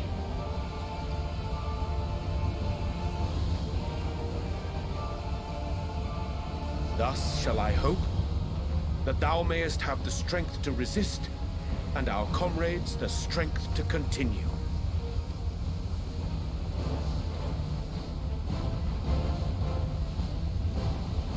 With you to urge us on, how could we possibly fail?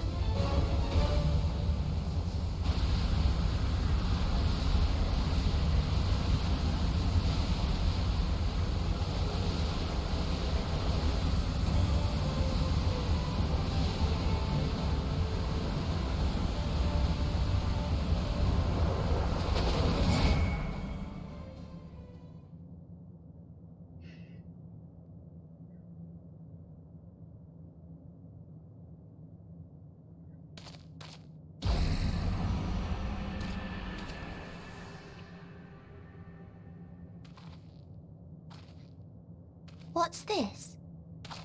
An extinguished civilization. Rekindled.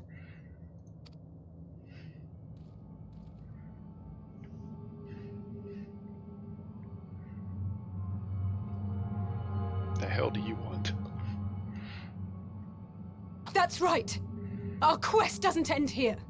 We'll press on, and we will find you.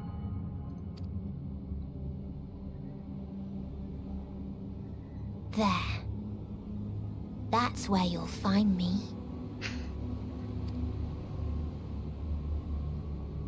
Is that another star?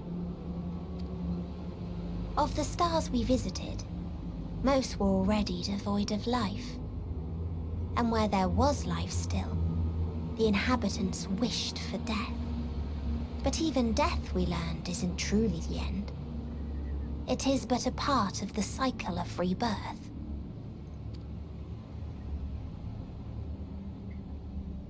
Souls return to the star, or in its absence, a larger flow. And eventually they are reborn, alive again, to know suffering anew. True salvation lies not in dying. It lies in not being born. This is the gift I would give to you. To all life on beautiful Atheris. To that end, we created an egg wherein life cannot quicken. That dead sun. Attain it if you can, before your friends' emotions fade away, along with their protection.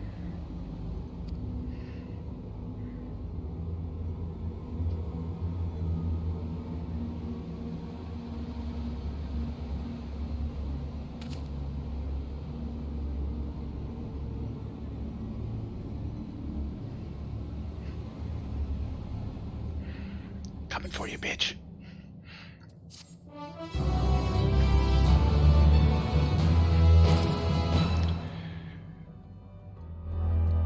And there were 4.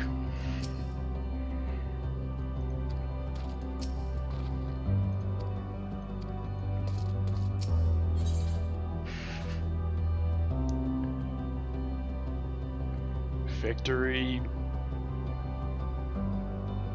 lost.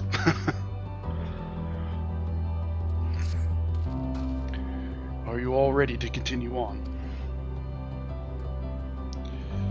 Then let us make for where that light shone. Y'shtola and Urianger have opened the way for us.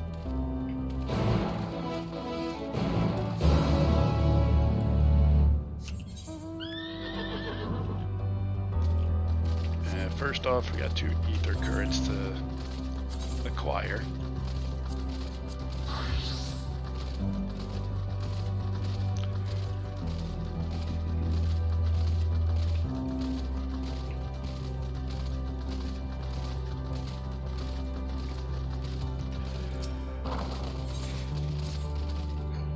And apparently a fate too.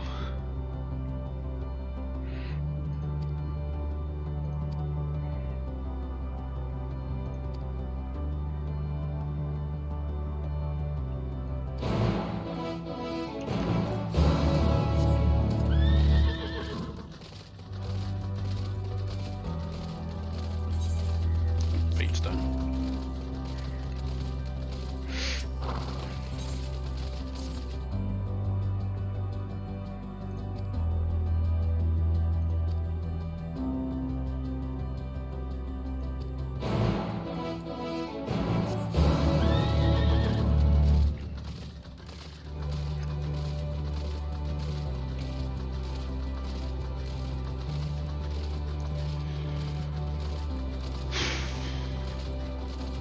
So it's just the twins and Graha. Huh? Well, I was technically right. Just didn't well, I did call Y'shtola being the next one. I didn't expect Urianger to be the one to be going along with her.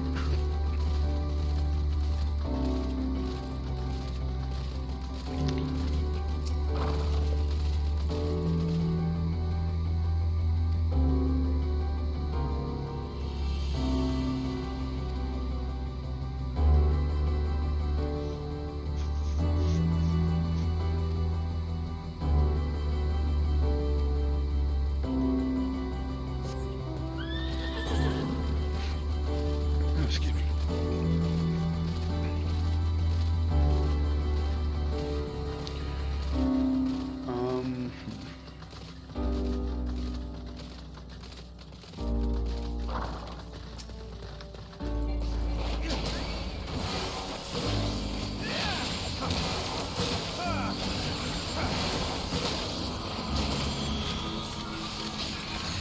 Also kind of interesting that Y'shtola commanded we don't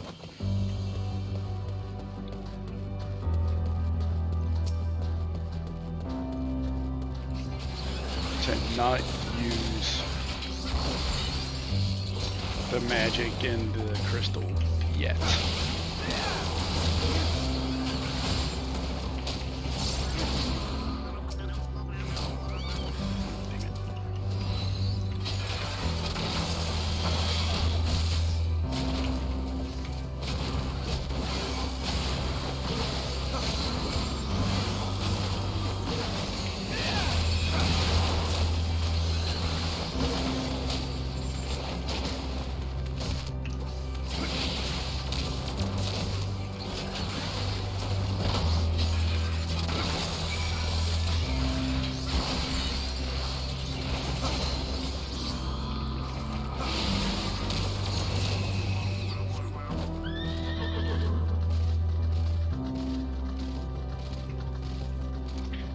I'm going to go to assume that we're going to go here,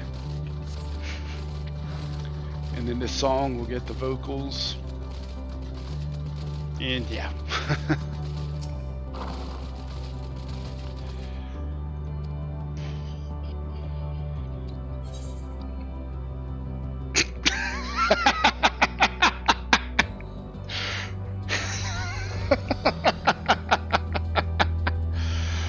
Oh shit. What is the true nature of life in the universe? 42.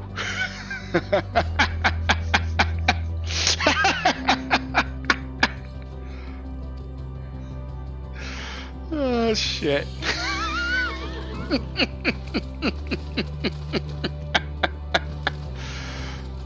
Nice. I like that.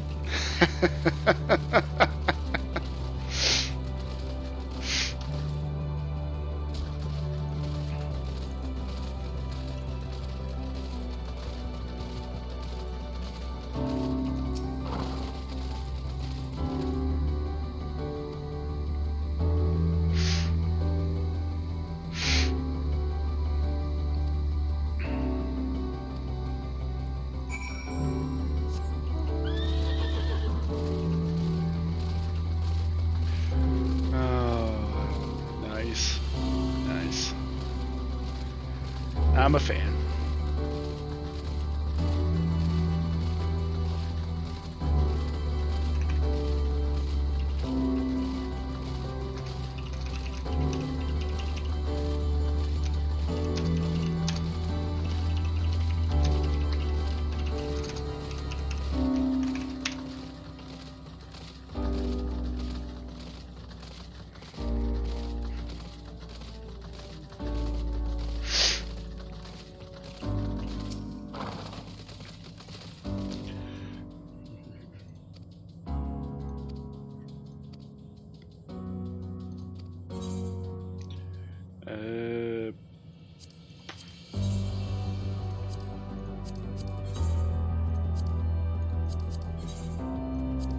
Take the die I don't have, I guess.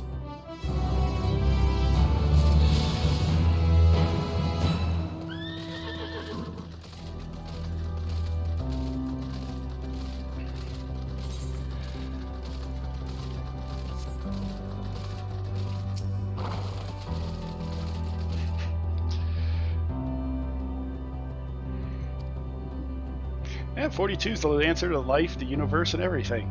Who doesn't know that? I just wish I could get more into the Hitchhiker's Guide.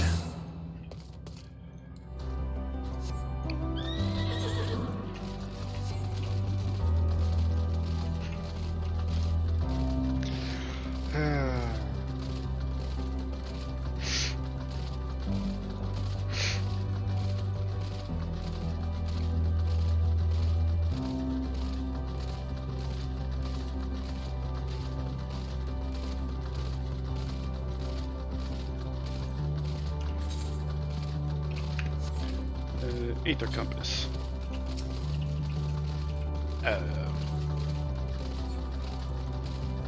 Another B rank. 233 to the north. There's also a Fate.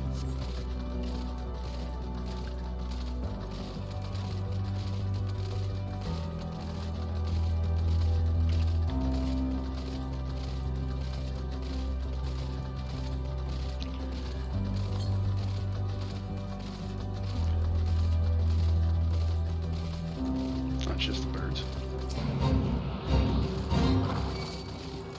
I knew one would.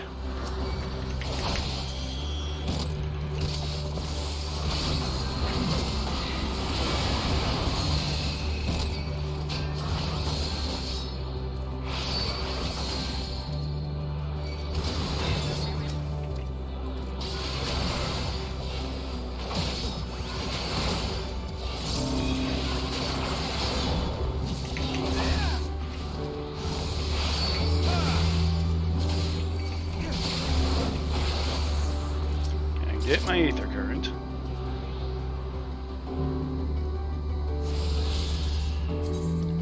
Now,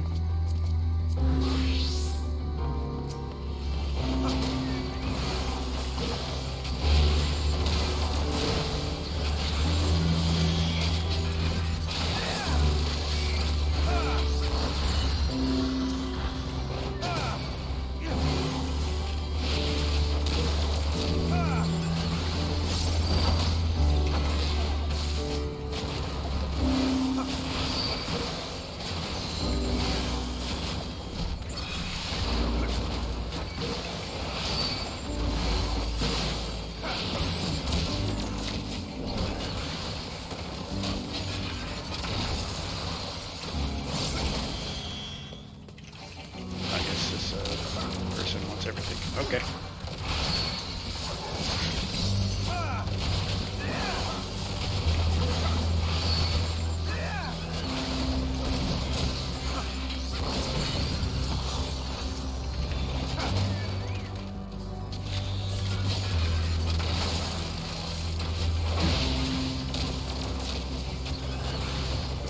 that.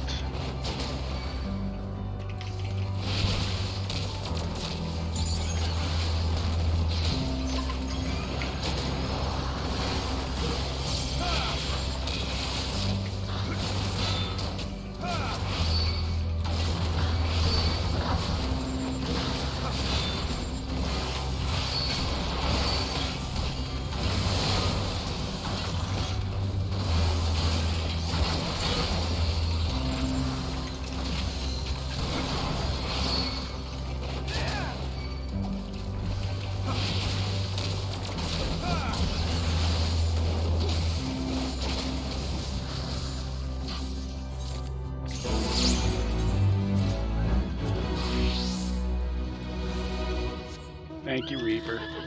Whoever you were. I forget.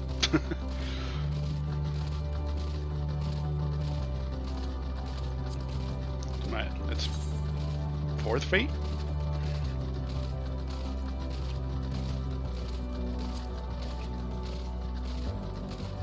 Yep. Still need to do that at some point.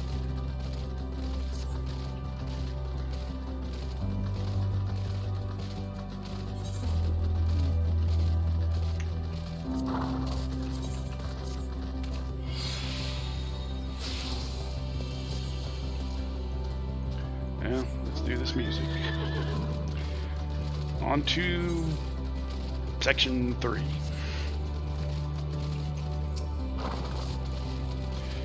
Yes, I can feel it. The ether emanating from the arcane pattern. This is a portal, and no mistake. Let us see where it leads.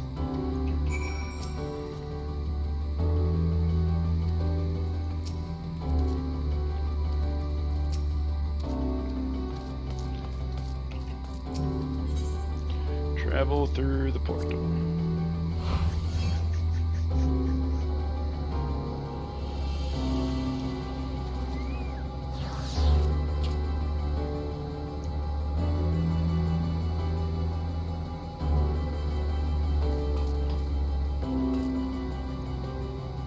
That's Omega's eye, isn't it?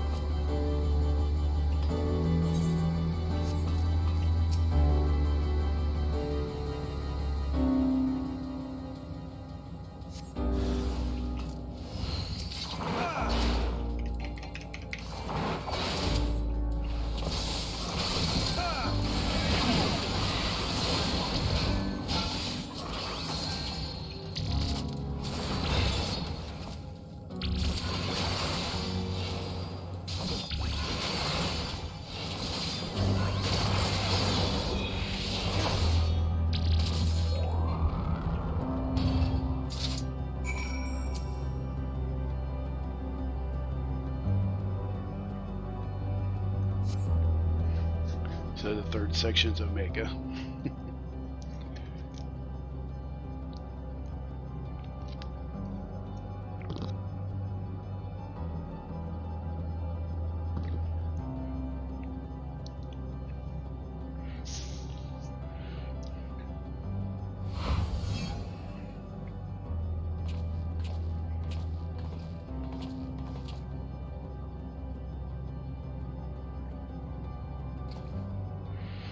Amazing.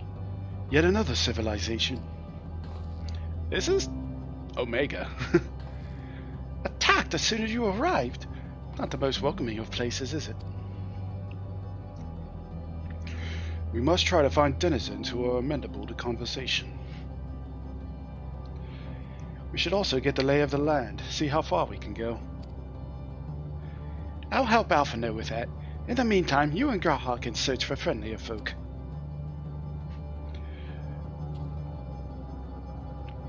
Apart from hostile beings, take care with your footing. I mislike the looks of this terrain. Not knowing what the locals are like, you'd best take care of yourselves. We'll find you once we've finished exploring.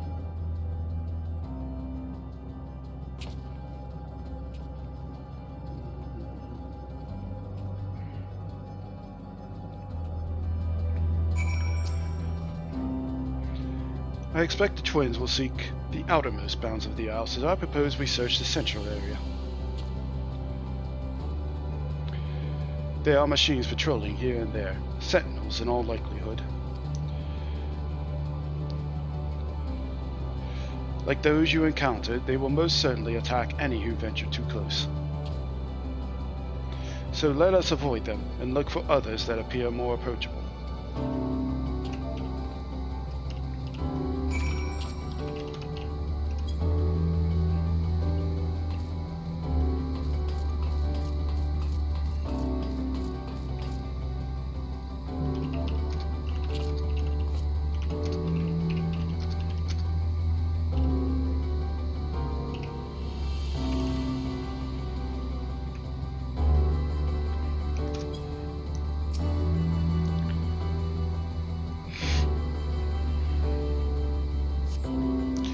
See naught but patrolling machines in the area. They do not seem inclined to non-violent intercourse. No.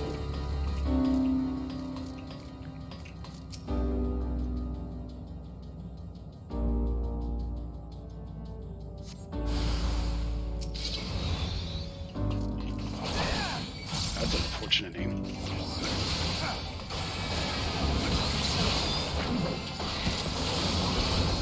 Level 90. Yes, we are.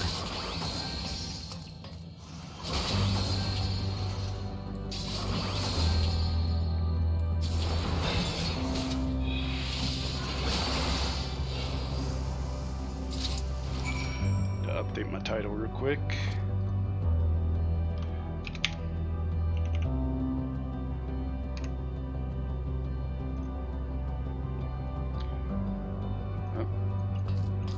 Can't be too far along now. Well, let me rephrase that. Can't be too much further now. Since we are now at the level 90 portion.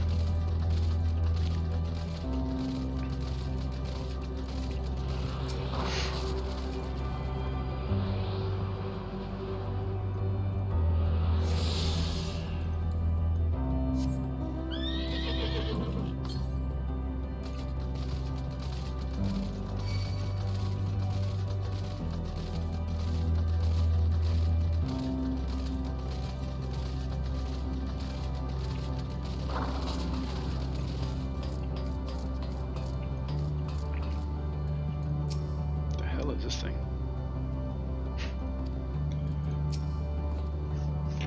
Look, Linkus. The machines here do not appear hostile. Let us see if we can communicate with them. Begging your pardon, but we are searching for the denizens of this star. Bzz. Unknown lifeforms detected. Assigning generic label, interplanetary travelers. Greetings and welcome to the planet. Blip, blip. The planet. What? Could you please repeat that? It appears your hearing organ is unable to process the name in our tongue. It may be translated into yours as Alphatron. Our people, meanwhile, are called the Omnicrons, and you stand within one of our outposts. The Omnicrons, you say? And what is it that you do here? We are preparing for war.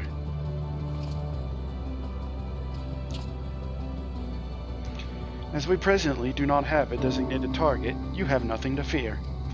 Should your star become designated, however, you will be taken into custody and or terminated. Not a little frightening, these Omnicrons, but at least they seem to be forthright. I will see what else I can learn from this fellow, if you could try speaking with the others. Well, that's,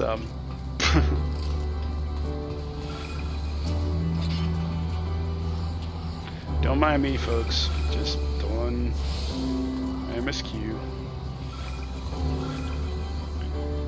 I guess there's a repair bot over here. Literally a repair bot.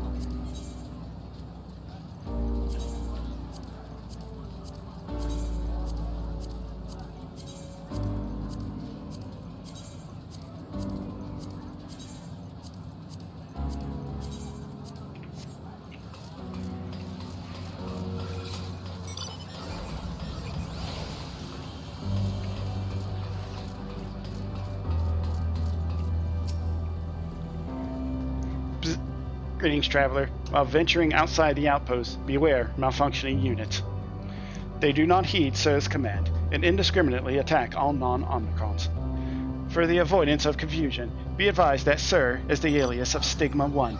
Sir issues instructions to our forces as the foremost of the 6 strategic matrices that bear the designation Stigma. And this is definitely Omega's thing.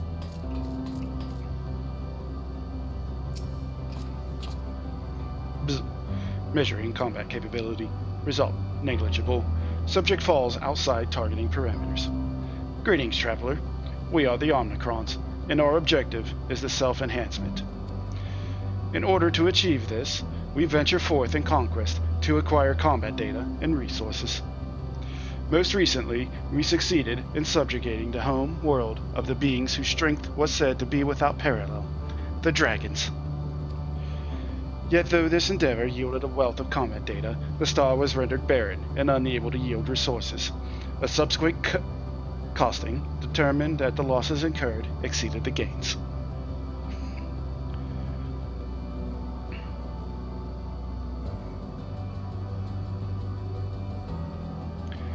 The robots are dicks. Bloop, bloop. Autonomous weapon deployment complete. Vanguard armament upgrade complete. Munition levels satisfactory. Combat readiness assessment nominal. Awaiting instructions from Sir. Maintaining state of combat readiness.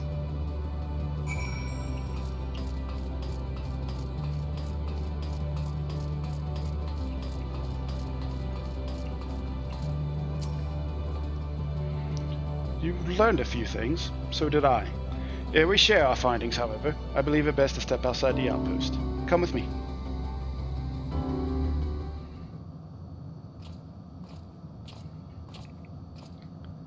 Ah, there you are. We finished surveying the area. This will come as no surprise, but there was no way forward. There were portals like the one we used to get here, but those that worked only sent us to isolated isles. And as before, we must locate the embodiment of the emotion that bars the way. What of yourselves? Did you find anyone to speak with? Yeah, them robots are complete jackasses and only seek out stronger targets to murder and pillage and basically self-enhance themselves. So the Omnicrons seek to advance themselves through conquest. Following their victory over the dragons, they stand ready for the next campaign, but their leader has yet to issue new commands, and so they wait.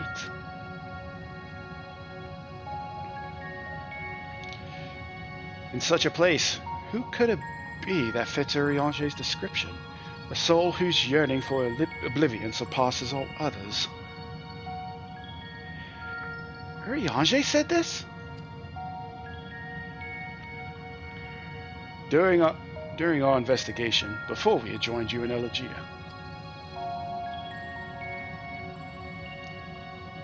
Yeah, kinda. So that's the way of it. Why couldn't he just say it to all of us? Given what we know of this place, it's certainly a curious state of affairs. While the dragons in the Ea longed for death, the Omnicrons longed for conflict. As much as that may lead to destruction, it must be considered a distinct desire.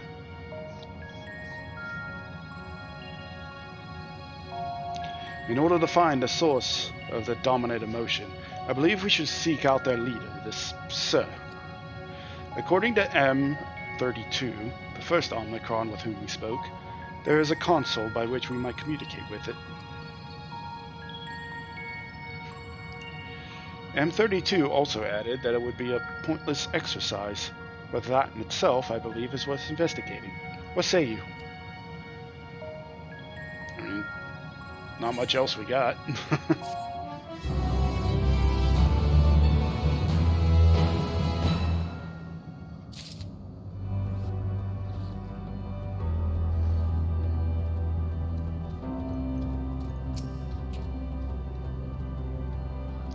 that thing?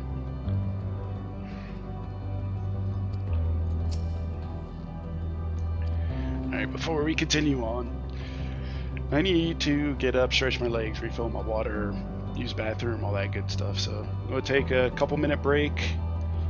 I will be right back, folks. I implore you to... English is hard. I encourage you all to do the same.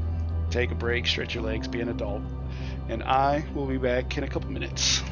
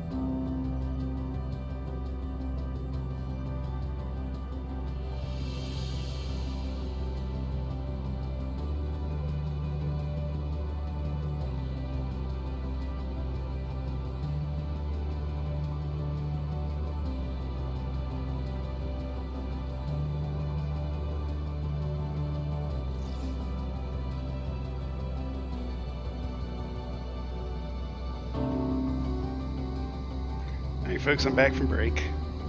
Hello, Reese.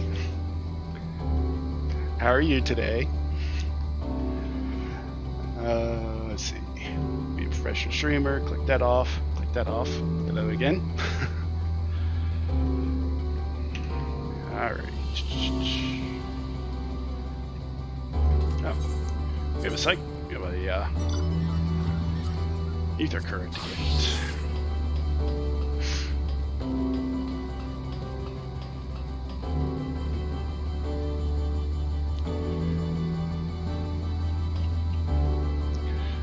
One sec.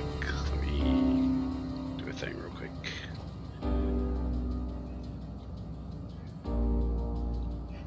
Mentally preparing to relive this with you. Well, come close once already. Haven't quite lost it.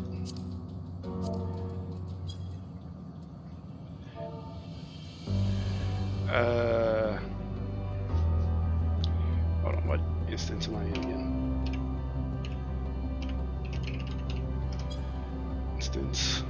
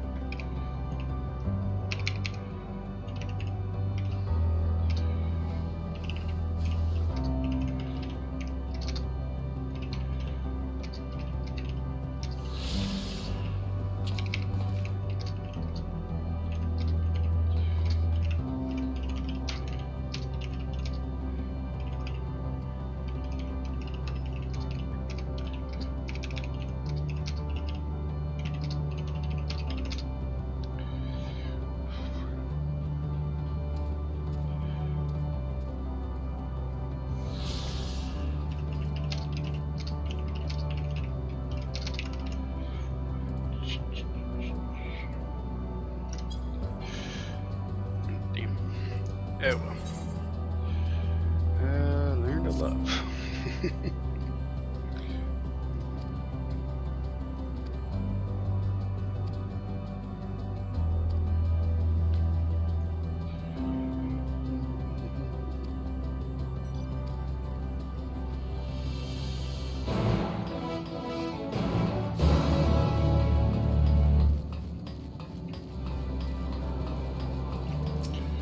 Give me my flight points. Aether currents. Thank you very much.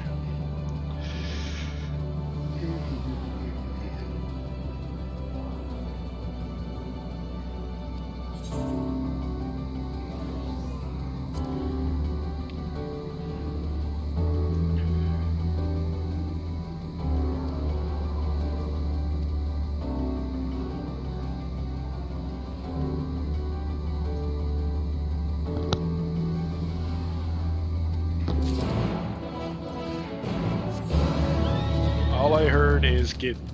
Oh, excuse me. Give Aether current, please.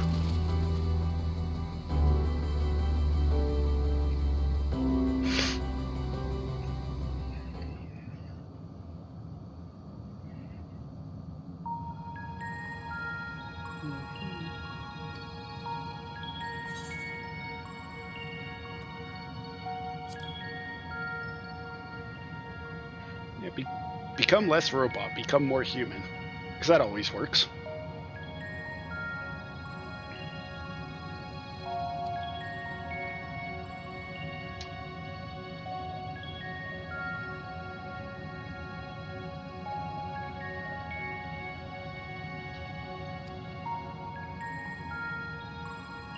Oh, you dingus.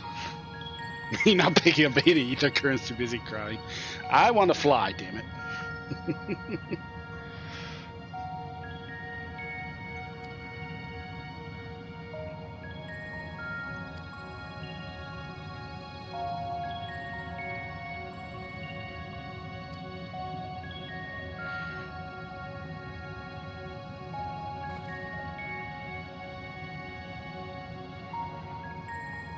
Did I just create a two? Did I just make two robots become partners?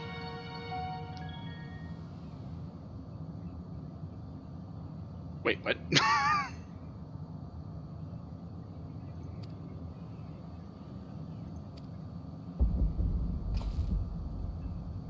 It's hard to find tears in your eyes. Well,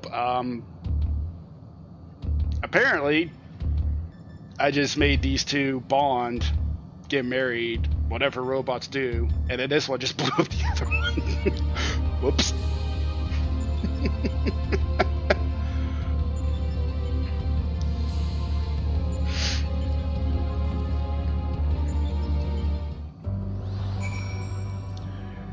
Yeah, that's awkward.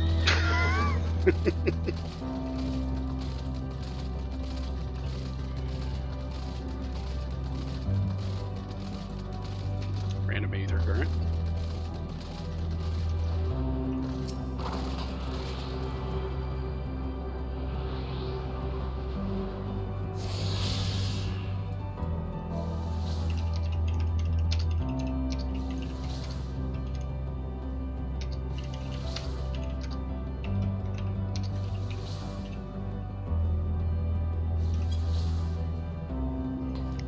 Skip blue quest for now. I'm done.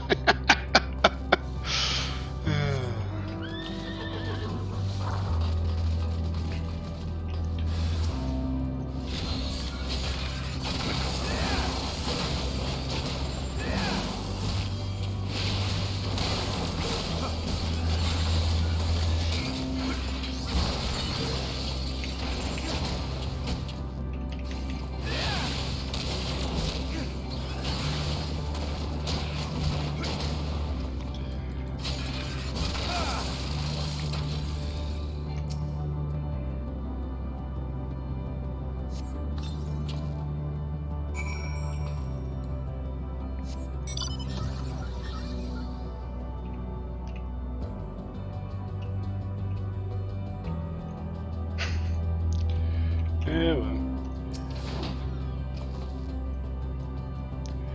Nope. Rip robot partner.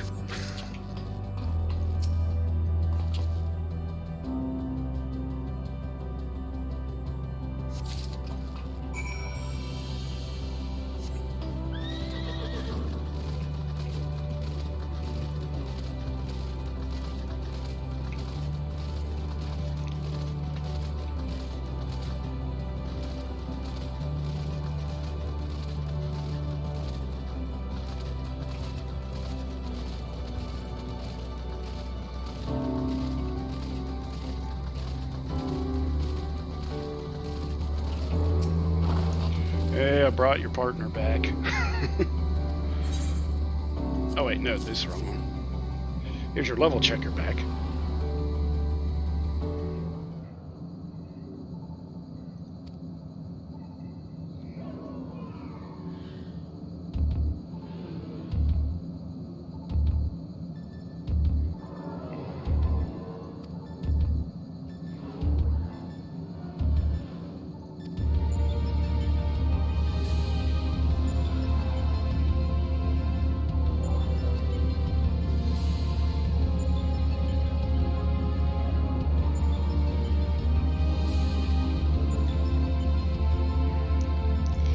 By the way, Reese, if you do every single quest in Elpis, you find out that thanks to closed time loop shenanigans, you are responsible for those frogs in the overworld, especially in Mordona, the ones that slurp you in whenever you get within like 90 feet of them. You're responsible for that. And you're also responsible for behemoths being able to cast meteor. Just keep that in mind.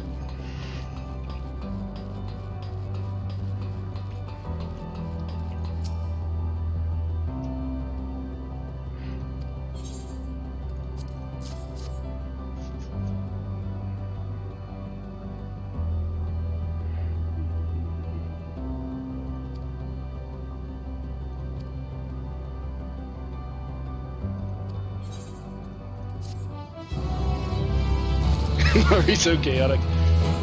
Great question. Glad you asked.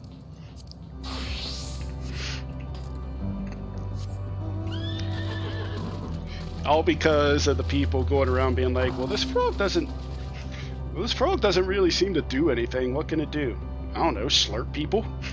Well, how about this behemoth? What can we do to it? Make it more lethal by casting Meteor?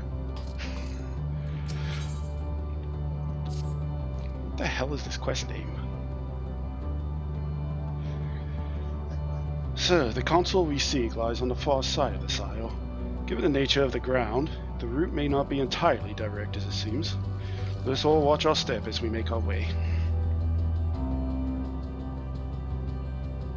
Let's make it slurp people. Yeah, trying to remember the three options you were given were let it slurp people, let it have a ground pound, or be more evasive with oils.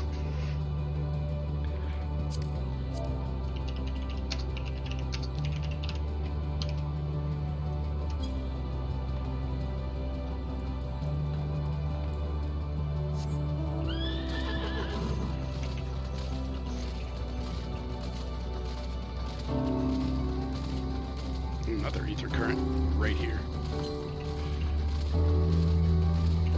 Wait,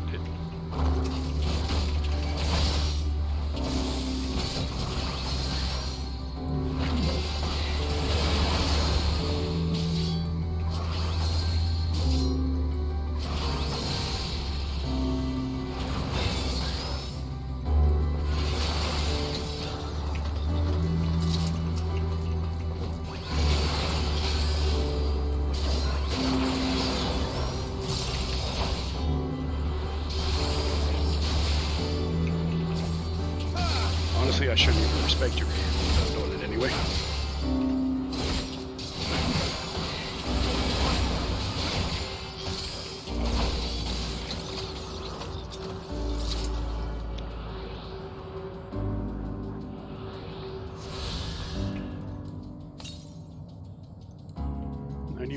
East.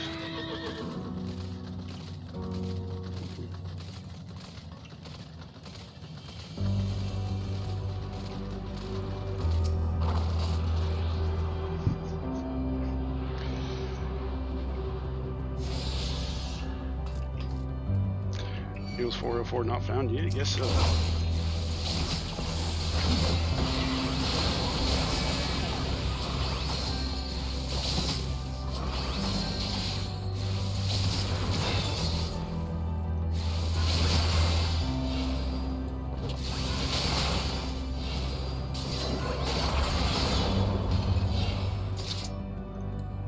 Time that one.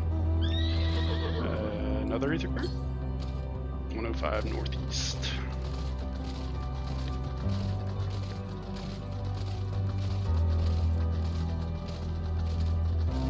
What the hell is that?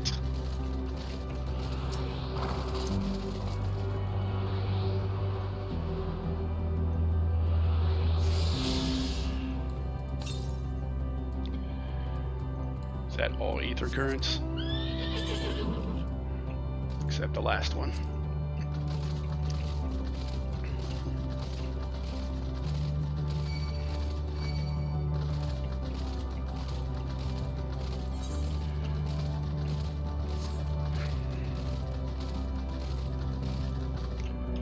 Also need to get this.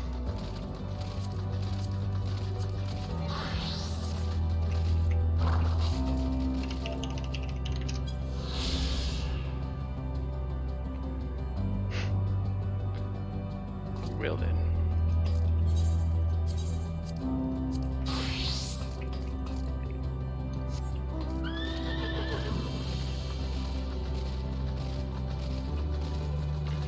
Alrighty, Omega. What you got for us?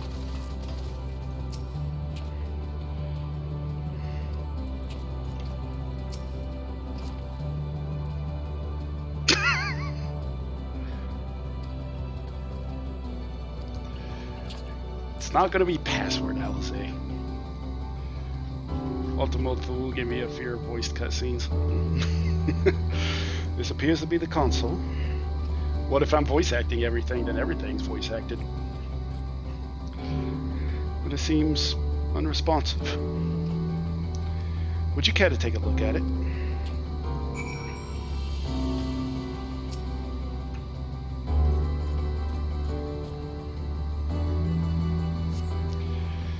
Try touching, smacking, and attuning with the console, but there is no response. No luck, I see. But there must be a way to activate it. There must.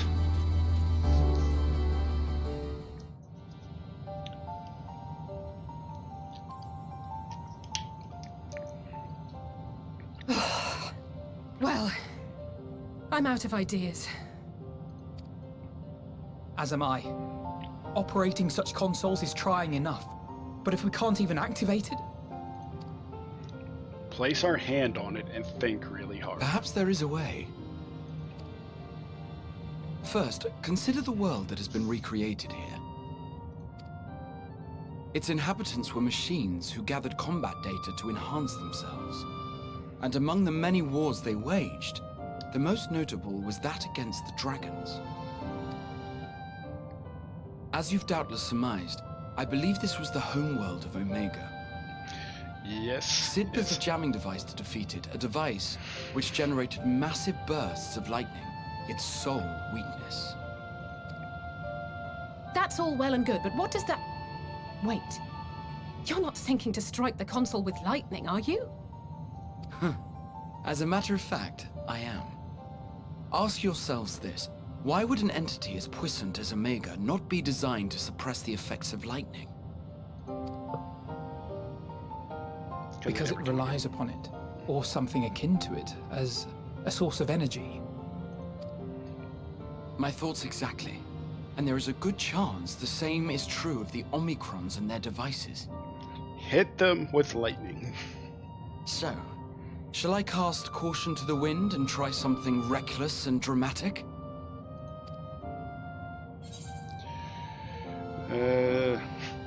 Or I could use my custom-made Omega Jammer. I guess I still have that.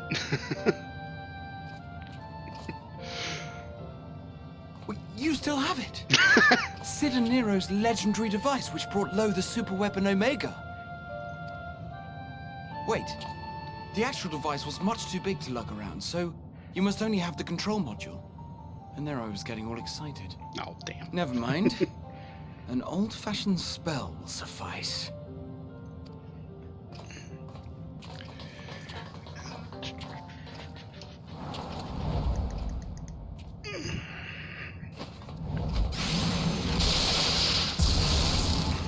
Lightning. It worked!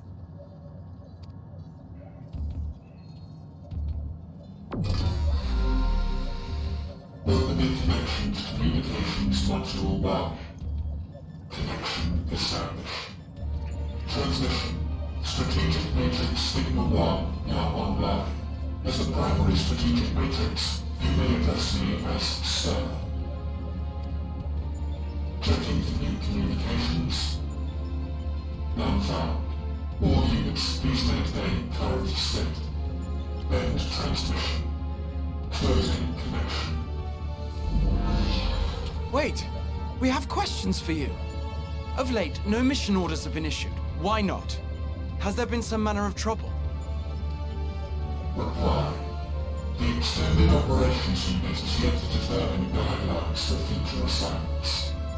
All strategies are calculated, devised, and actioned in accordance with said guidelines. In the interim, all citizens are directed to maintain a state of combat readiness. End reply. Awaiting query.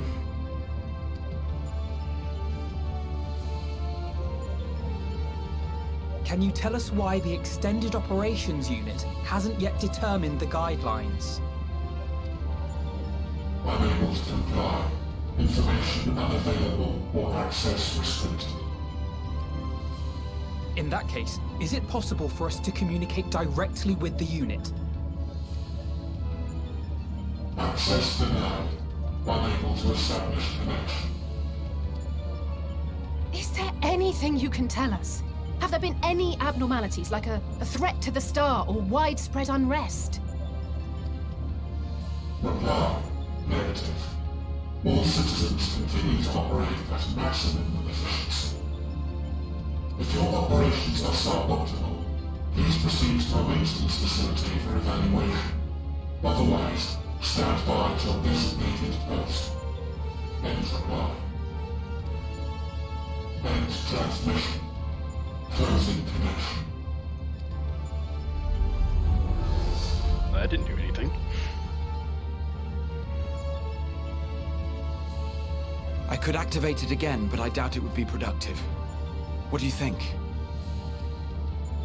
If all the Omicrons really were running as efficiently as it claimed, then I doubt they were hoping for life here to end. As this Sir told us, there just haven't been any new instructions, and everyone is standing by. Should be standing by at any rate. If there are those that are neglecting their duties, perhaps we can glean a clue from them. I propose we take another look around, and also try to find the operations unit.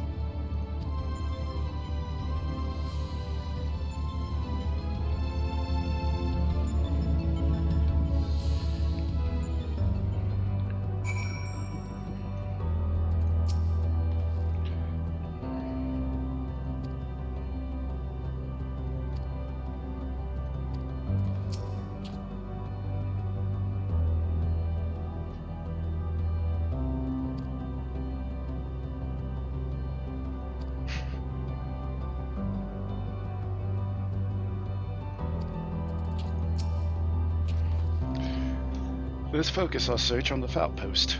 Alize and I will try speaking with the Omnicrons this time, in the hopes that we might learn something new.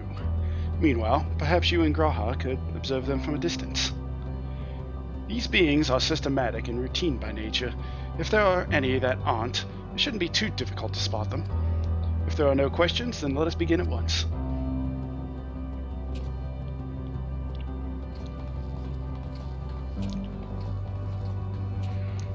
As we came this way, I believe I spied a promising vantage point. Follow me.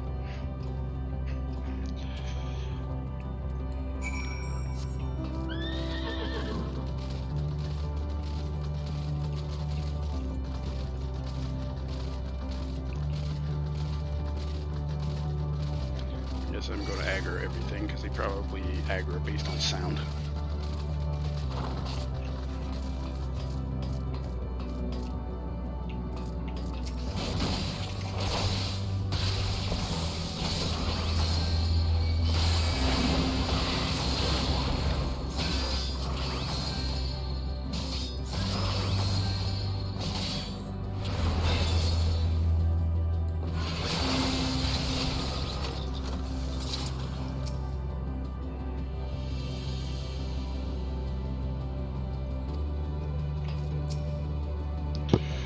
Search base errant for errant Omnicrons.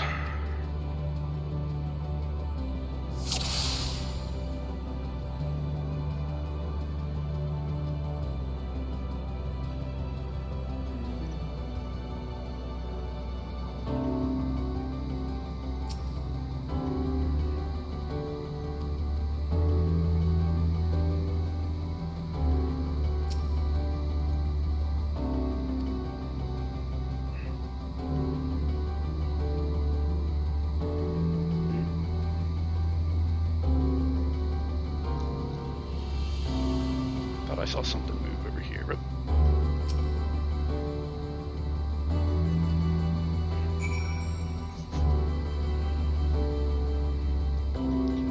Found one.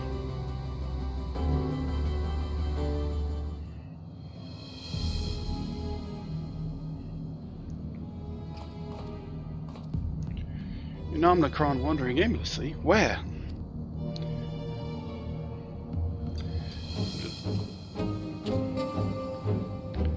There it is.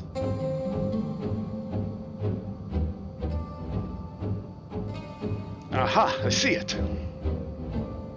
It literally scratches its head.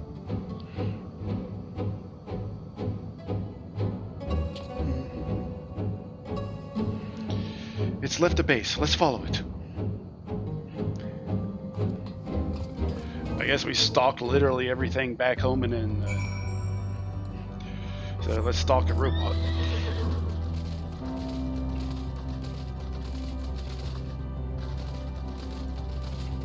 Yeah.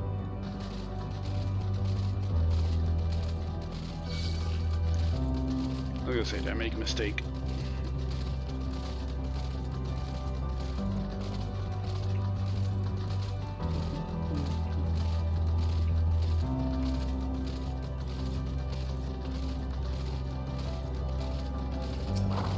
Here. It's not here, but it definitely came this way. We must have used the portal. Time to go through and see what we find.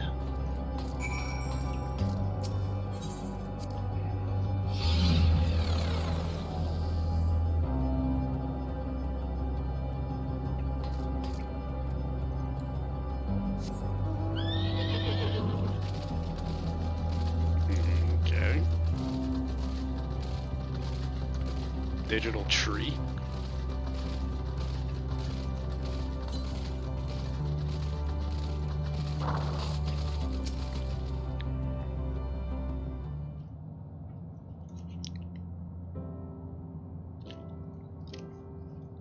A digital crystal tree?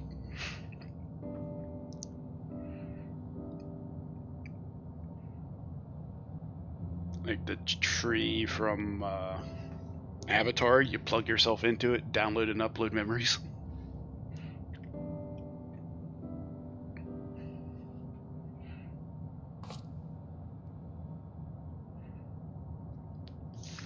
Excuse me, Mr. Robot. Psst. What is your query?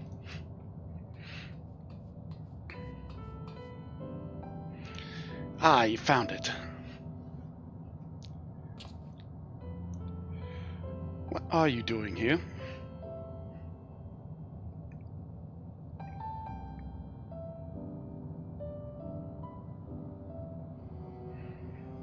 I am looking at the tree.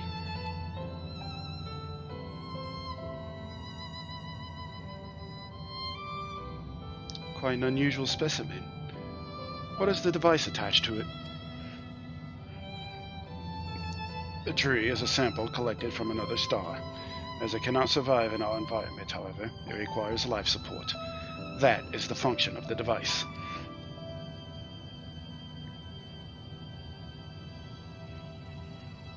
To go to such lengths to sustain it. Is there something special about this tree? Being foreign matter, protocol requires that we study it. As this task has been completed, the specimen may be discarded. However, when I behold the tree, I am made to feel as though there is a problem. In order to become strong, we have continued to enhance ourselves. Like we did countless others, we conquered the star whence this tree came.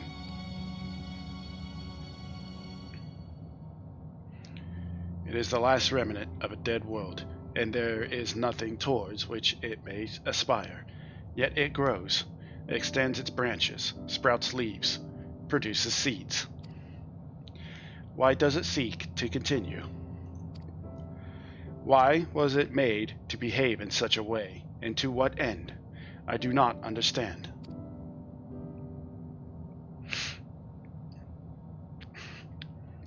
Is this robot trying to find the meaning of life? I see. Out of curiosity, does this pertain to your duty? No, it does not. My apologies. I shall return to my designated post and assume a state of combat readiness.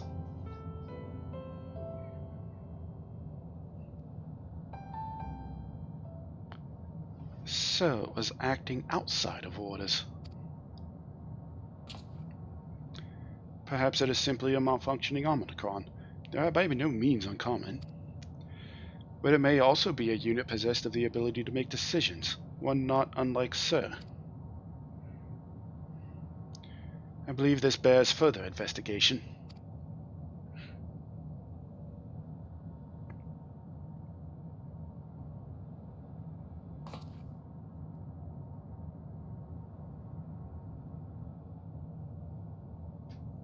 To endeavor the life even when we must depend on forces beyond our control.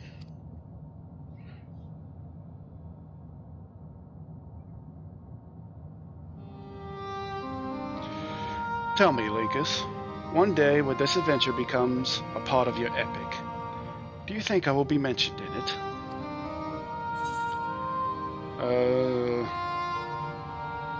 Why wouldn't you be?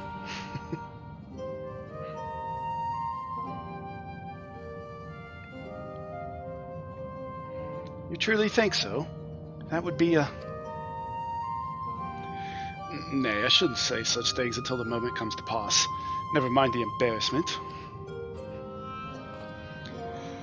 Well, we had best get on with our task. Tracking down Sir and understanding the nature of the emotion which bars our way.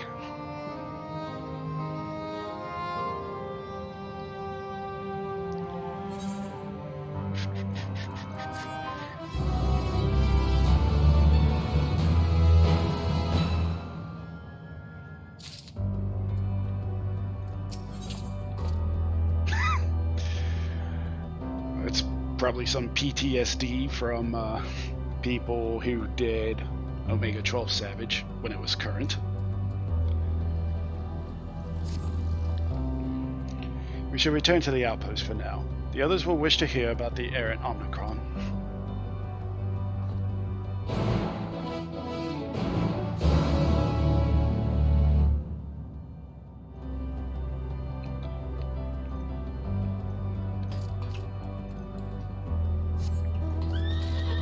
Aggro. Dick.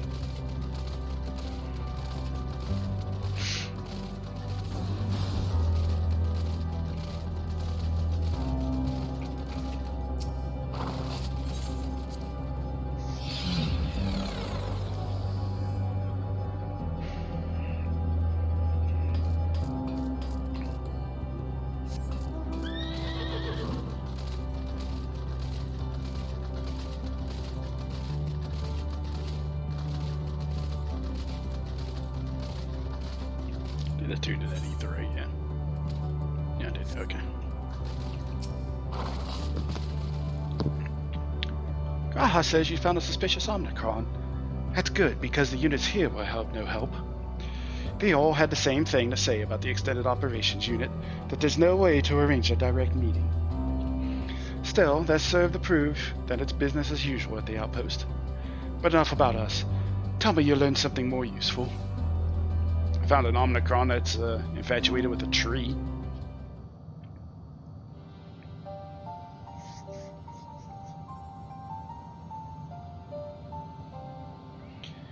An Omicron trying to make sense of the meaning of life.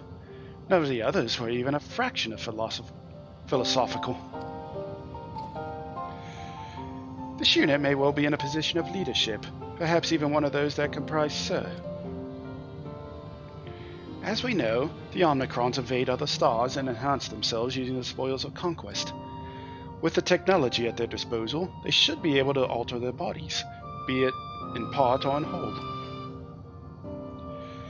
Setting aside the question of motive, if Sir, for example, wished to have an ordinary Omicron's body, I see no reason why it would not be possible.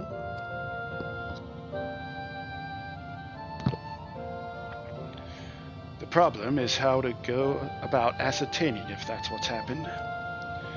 When I attempted to probe further, it promptly ended the conversation. If it is indeed Sir, I would doubt it would willingly reveal its true identity. Zap it.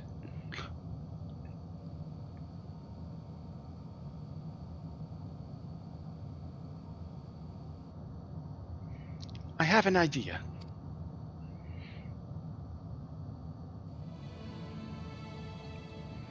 We use lightning on the console again, but we make it stronger. Much stronger.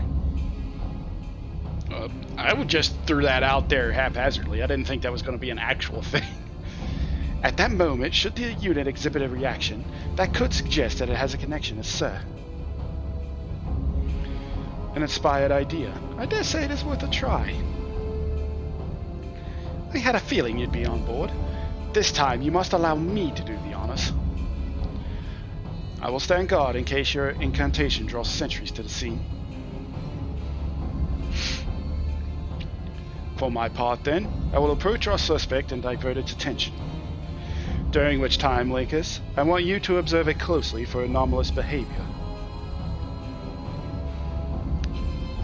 I should mention that, shortly before you arrived, an Omnicron appeared from the same direction. Rather than entering the outpost, however, it headed off towards the console. At first, I assumed it was a unit on patrol, but perhaps...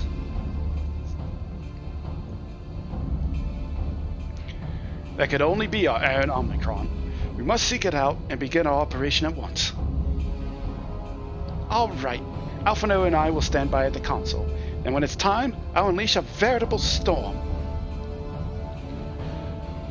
You don't need the LB3, the robot, Alizé.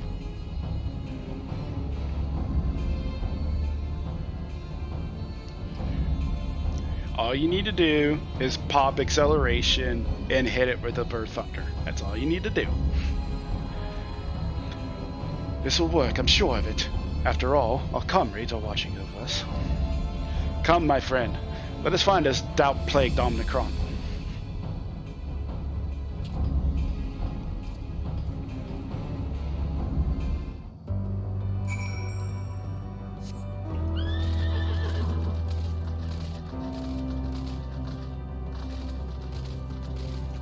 I was about to ask what mob this is.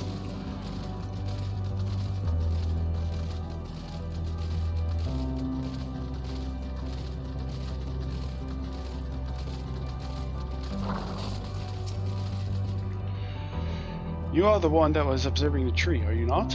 Full glad am I to find you again. I have a question for you, you see, about the device which sustains the tree. Provided it does not necessitate the disclosure of restricted informations, very well.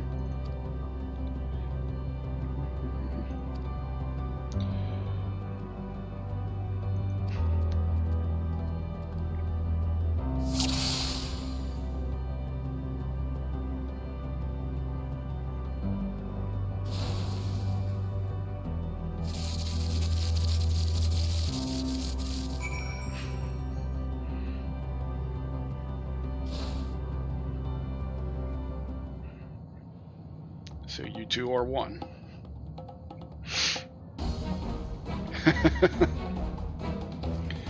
An anomaly, you say?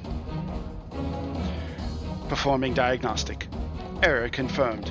My connection to Central Command is suffering from intermittent failures. I must leave at once to present myself for maintenance at the nearest facility. You will excuse me.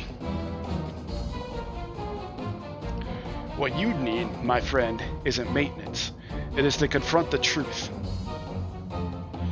While we spoke, our comrade struck the console used to communicate with Sir. That is the cause of your anomaly. You are connected to Sir, aren't you?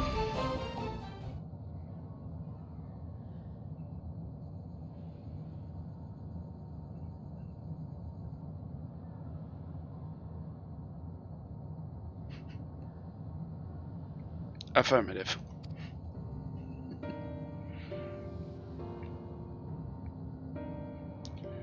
To what end you sought to assert this fact, I do not know. But before we speak further, we must move away from the other units. I do not wish for them to know my true identity. Very well. Our friends are at the console. Let us head there.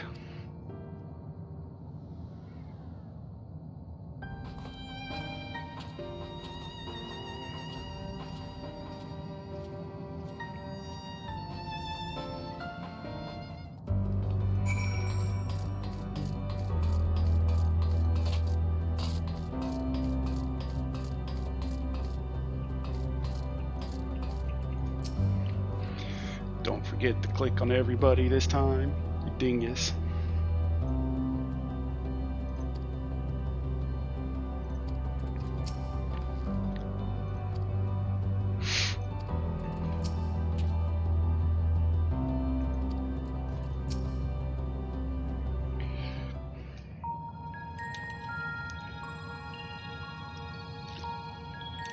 As you have surmised, I am part of the shared intelligence of Stigma 1. Not the voice It acting. is, was, my charge to determine the optimal path to achieving our prime function. This body had been abandoned by its former owner and lay unused. I took it and abandoned my own, and with it, my duty. May we ask why you did this? From what we gather, it seems to be a personal matter.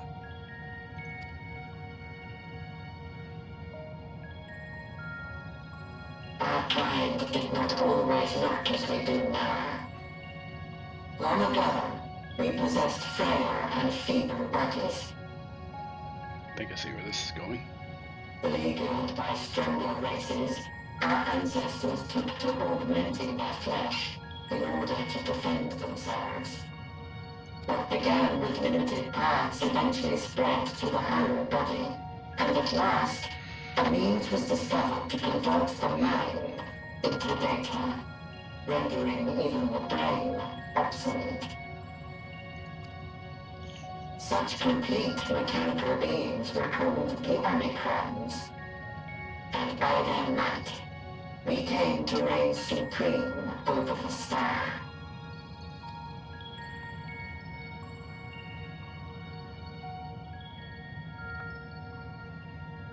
But even then, we did not feel secure. For we knew that the universe was home to civilizations aside from our own. Civilizations that may be stronger still than us.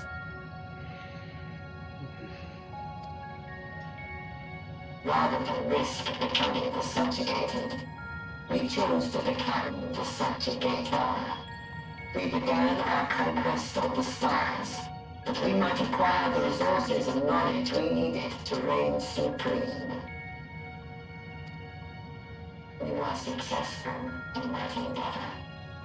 So powerful did we become, we could lay low even the mighty dragons.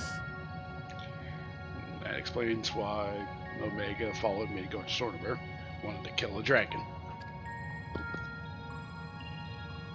But then something unexpected happened. I began experiencing an error. I could no longer determine an optimal path. Similar with Omega. Couldn't comprehend. You were malfunctioning. I performed numerous full system scans, each time finding no issues. Yet the error persisted. It was then that I speculated. What could happen if we grew so powerful as to have no equal?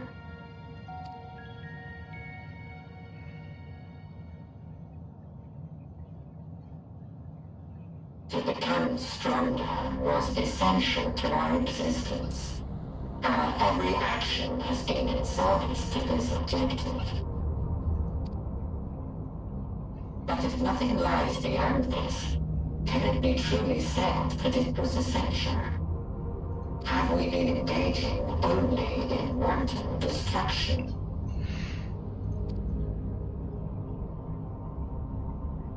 You could find no threat to justify your purpose. The Omicrons will never leave this star. They will stand by until their reserves of energy is spent. For I have no path to offer them. None. It is not our place to pass judgment on the deeds of the Omicrons. But surely, this does not have to spell the end of your people. With your power and knowledge, the possibilities are endless. Why not seek out a new purpose?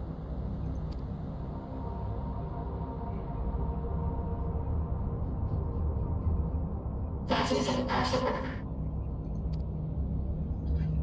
In the beginning, we had a higher purpose than our pursuit of power. But we lost sight of it when we so irrevocably altered our fundamental forms.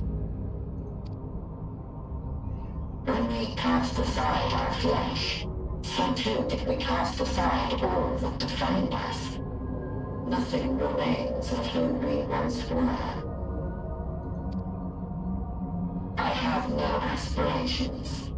No longer can I dream. The vital spark is lost. Lost amidst circuitry and code and commands.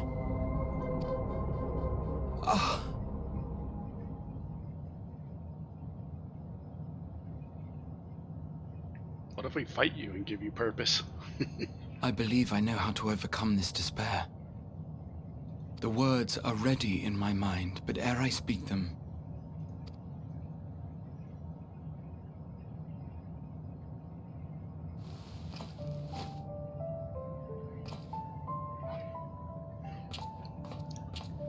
I want you to make me a promise. One last journey? Be it across time or space, our promises have always connected us. And so I ask that you indulge me once more, that this won't be the end.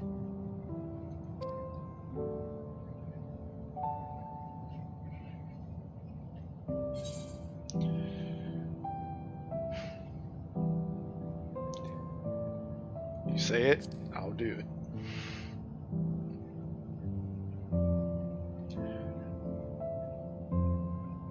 One more time. Maybe one last time. Is that so? In that case, I won't hold back. Oh, I missed it. First, I want to visit Ishgard with you. Properly. We scarcely had time to look around last time. I should like it very much if you could show me the sights. Next, you must regale me with your greatest adventures, in the places where you lived them, if possible.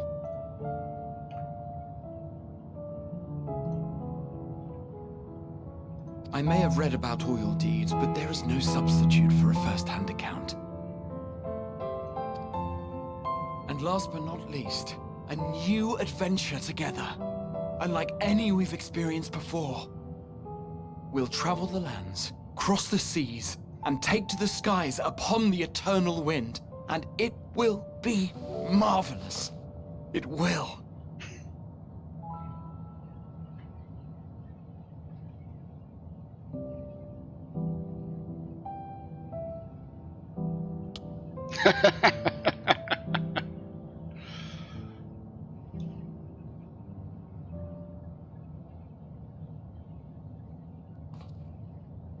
If you would humor me a moment. When we awaken each morning, how can we prove that we're the same individual who retired the night before? Through the remembrance of past events, we might say. We have our memories, yet there are times when we forget or recall incorrectly. What of our bodies, then? It is the same one, we might say, yet technically speaking, as living beings, our bodies are constantly changing. It will never be as it was at an earlier point in time. Our souls are no more immutable. On our star, people are known to inherit the souls of others, yet they are decidedly different beings. For my part, I've subjected my totality to much and more. I've made my body into an extension of a tower, blended my soul and memories with those of another self. And each time I would ask myself, what is it that makes me, me? Are you able to determine an answer?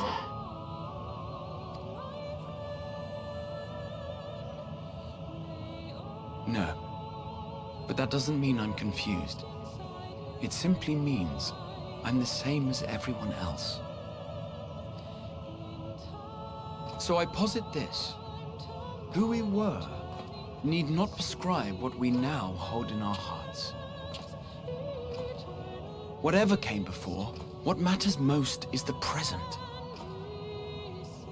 For me, that is being here with my friends, full proud of how much we've grown together. So I urge you to not give up.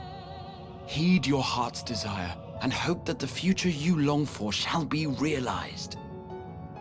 I cannot. We cannot. We cannot understand desire, nor comprehend hope. We do not know how to create such things. We are not unlike, you and I. I too have struggled to find the courage to express and embrace my wants. If you like, I will tell you a tale. A tale of a world on the brink. Of a people who never gave up on the future. Of a man who realized his grandest dreams and then awakened to a grander reality.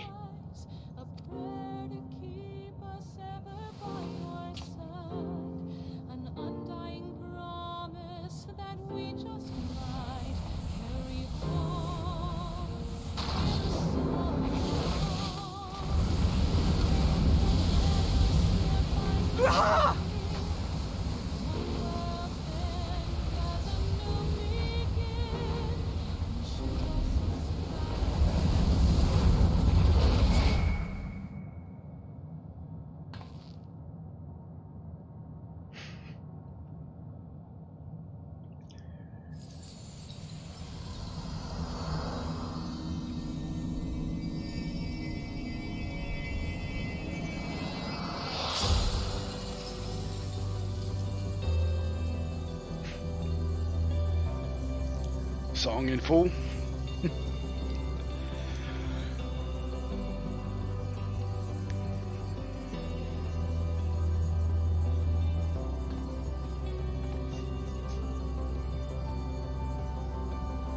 You idiot! Just once, stay with us to the end.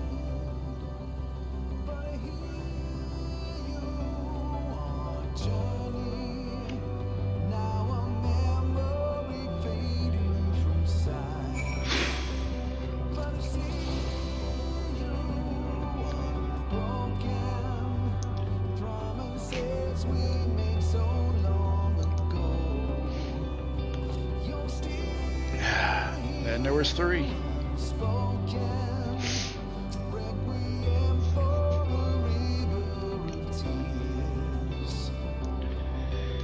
They all leave so easily, as if it's nothing.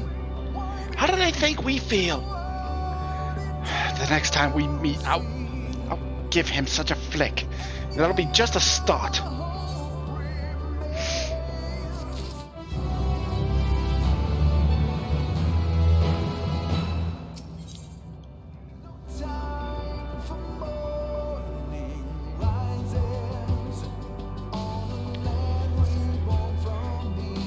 That crystalline path, Graha has paved it for us. Difficult as it is, we must carry on, for our friends and all who await us in faith. So come, let us seek this path's beginning. It appears to be near the outpost.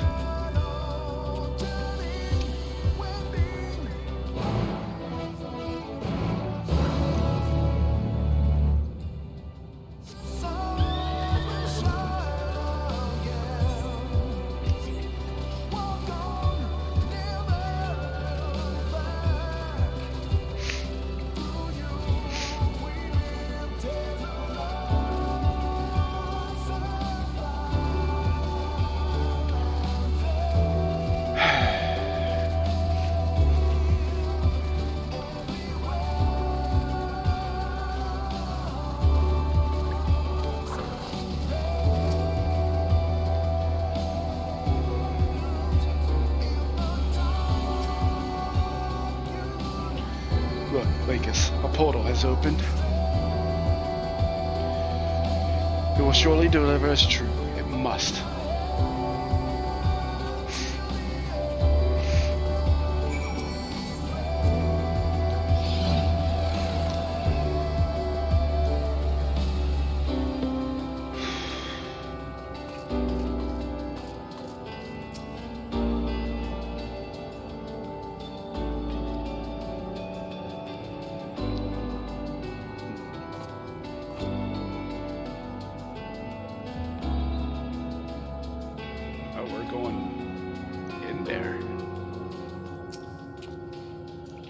Well, here's where the path begins, and it ascends to dizzying heights. Let us make our way, one short step at a time.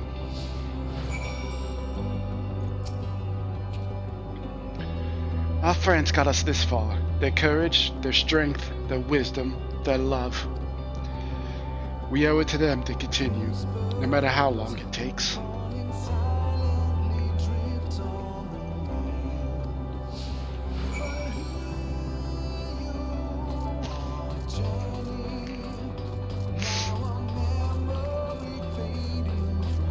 You know what?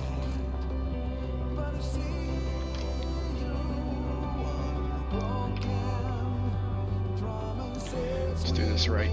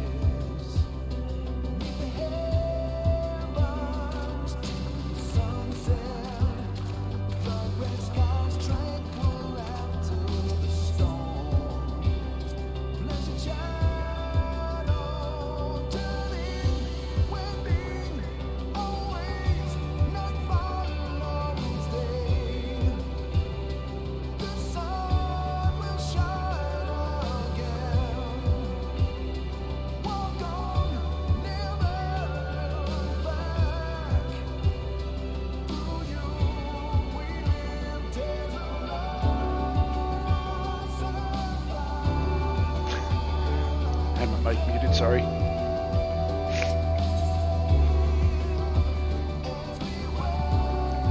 All I can hear are my footfalls, my heartbeat.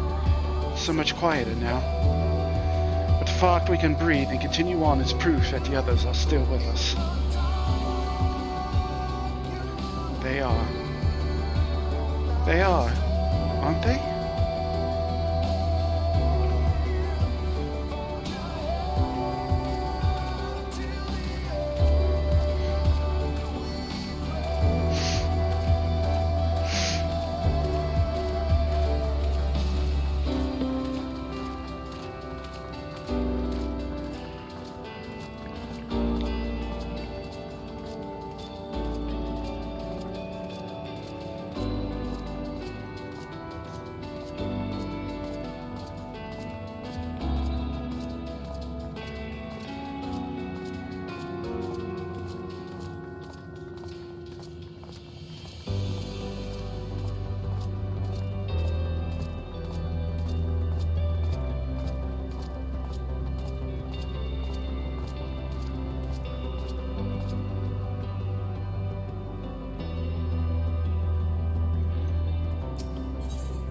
Back on the path.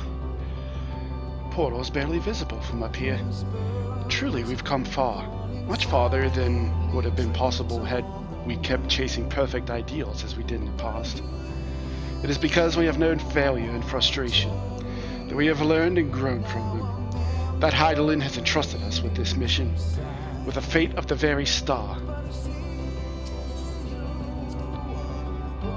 It's all a dream, isn't it? A long and elaborate dream. Any moment now, I'll wake up in my bed, still a student, grandfather alive. I'd go about my day, relieved as the fragments of that other life faded away. And that would be happiness, wouldn't it? That none of it... No, I won't give up these experiences. Good and bad, they are mine. They are me.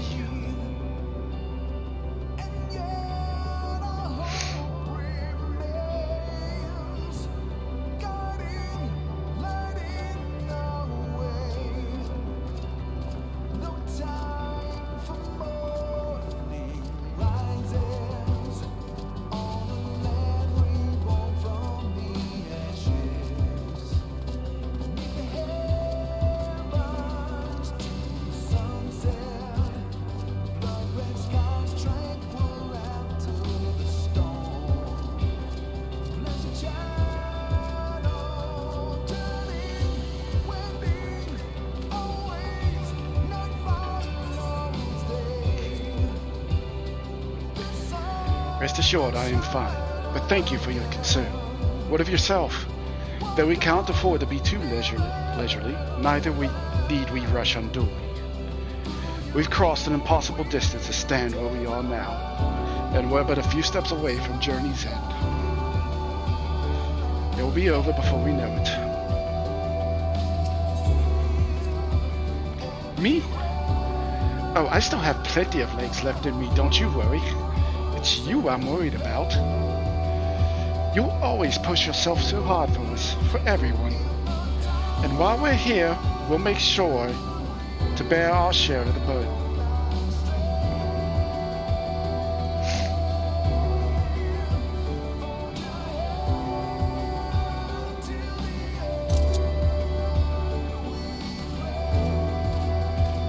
Literally hit every button trying to...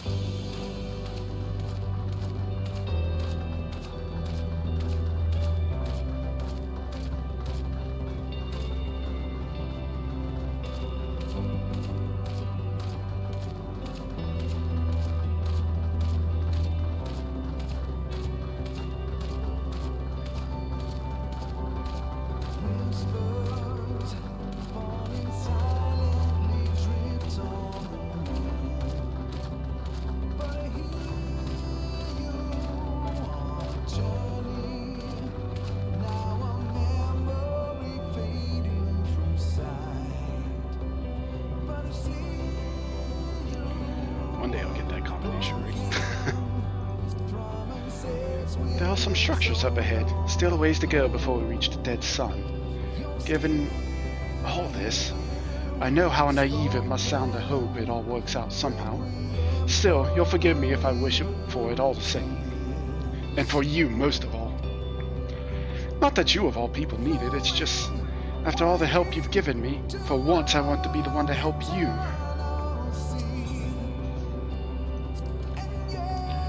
Well, this is it. The end of the path, and the beginning of whatever awaits. There will be greater hardships. We may be made to feel powerless. Yet come what may, let us have no regrets. No, let us have pride in what we have achieved. In what we have achieved, and how it changed us for the better. That's worth fighting for, and dying for, as they did.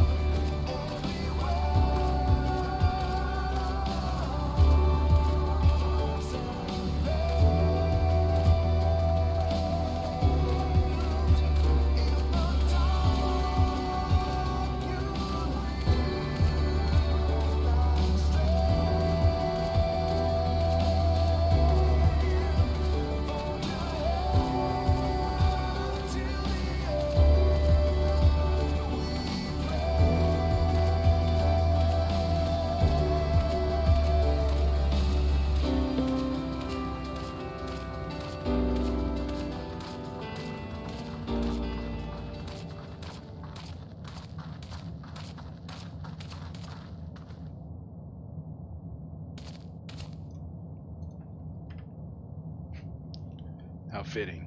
Dead silence.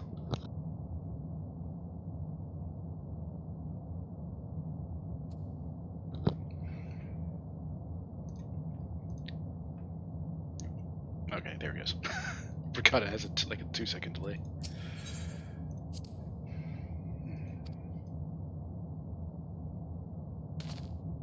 This one seems the most familiar, huh?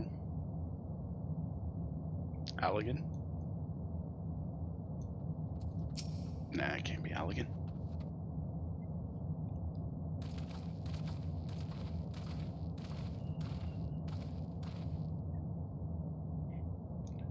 This is almost...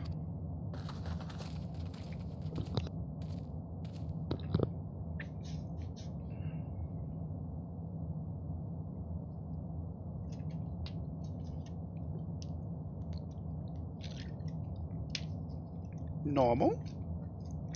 It's not unlike many cities we know, but it's deathly quiet.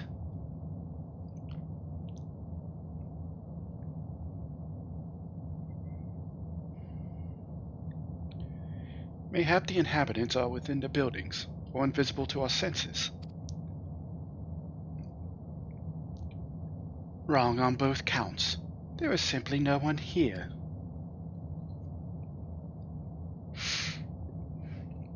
Midian.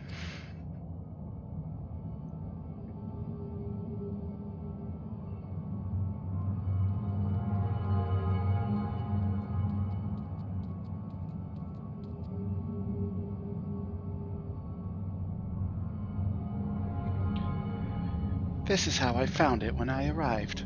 Another star which once pulsed with life, but no longer. How it ended, I do not know. Invasion, sickness, suicide. None can say.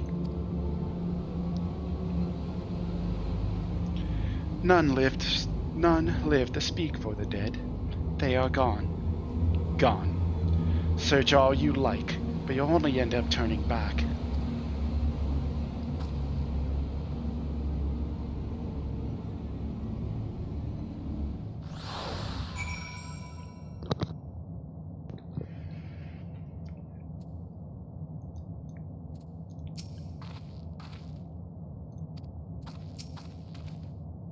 If there is no one here, then neither should there be a motion to bar our way. Yet Midian seems convinced we'll turn back. What riddle is this?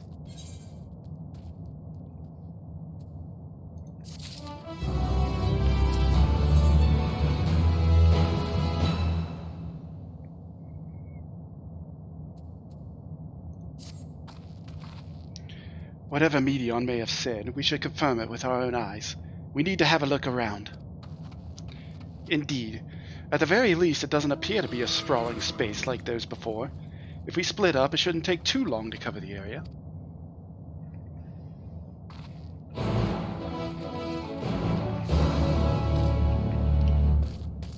You gonna stop us?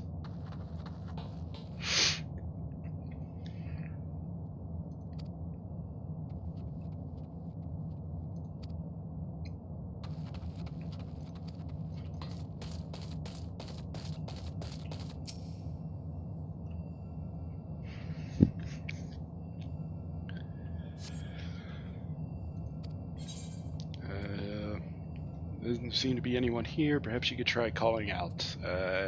Hello?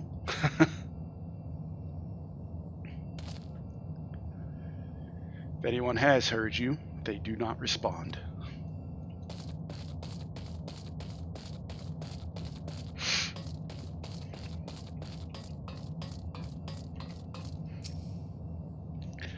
Were it not for the thick layer of dust, one could imagine someone drinking from these cups but moments ago.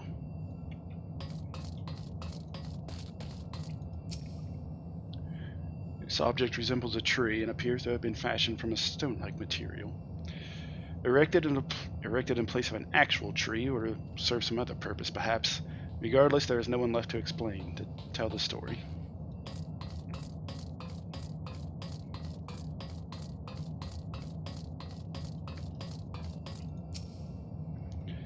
The place is reminiscent of a bar, but neither patrons nor staff are anywhere to be seen. Egg-shaped containers line the shelves, with a loose few sitting on the counter. Vessels for the beverages in all likelihood. The venue bustling with activity, until it was not.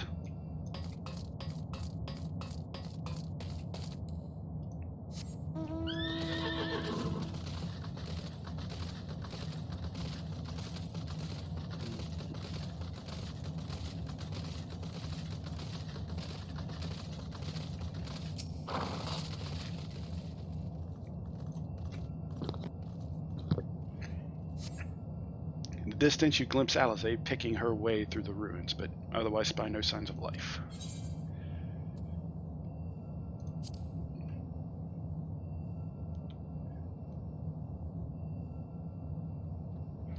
You strain your ears to catch something, anything, but hear not so much as the chirping of an insect.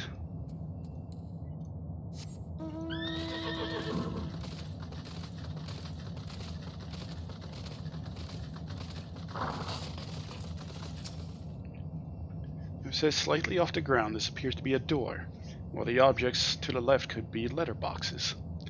The door is rusted shut, and the film of dust all over suggests no one has come through in a long, long time.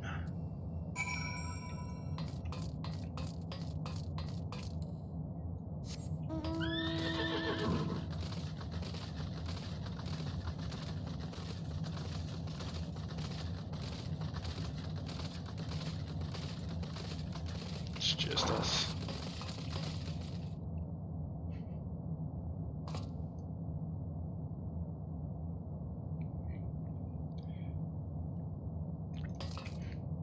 You can see every world from up here. Almost. Just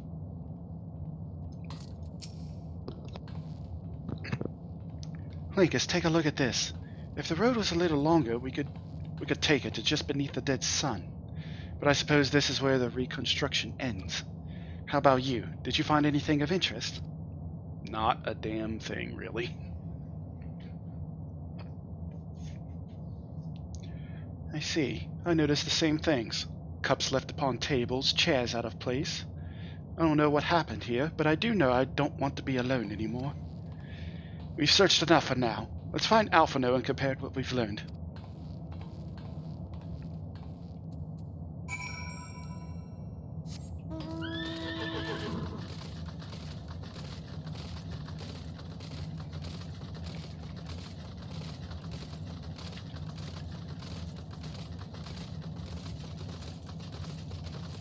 Nothing.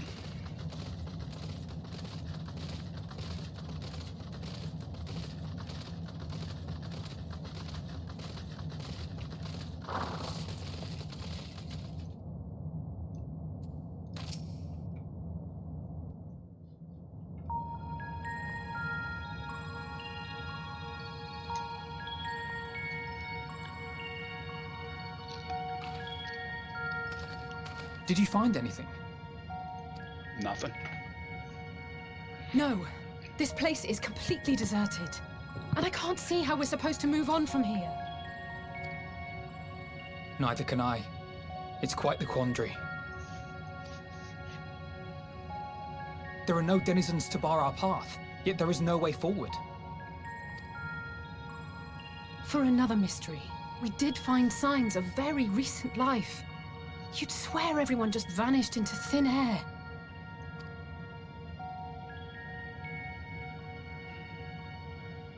I wonder how many ruined worlds like this has Meteon seen. Ah. Could it be? Yes. Yes, I believe I may have puzzled this out. Despite how it appears, it's no different this time. There is someone here who has wished for this ruin.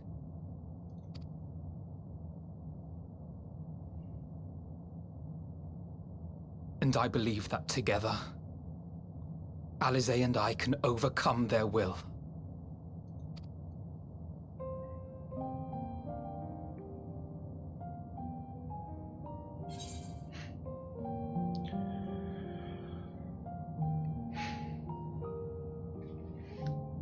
Don't say it.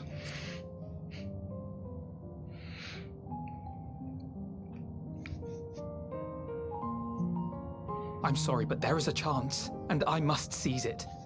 For everyone, and for myself.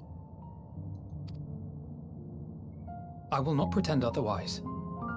I have my fears. Not for myself, but for you. The last to remain.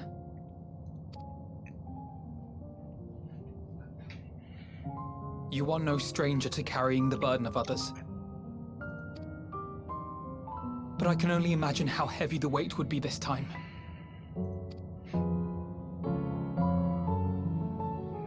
As your friend, I cannot bear the thought of making you suffer so.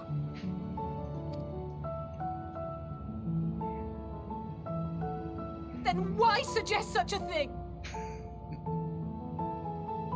It's too much to ask of anyone, even him. Why must he be the one? Why must he fight alone? More than a hero, he's a dear friend. Not only to us, but to so many others. There are so many people in the world who care for you, and yet...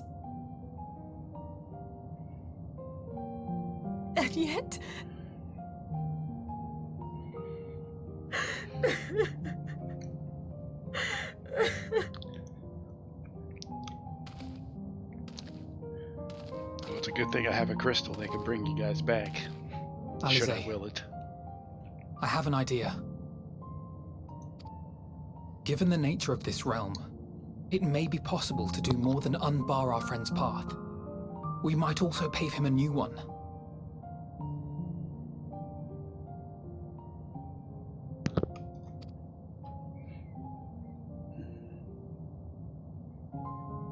For instance, a path where he finds happiness at journey's end.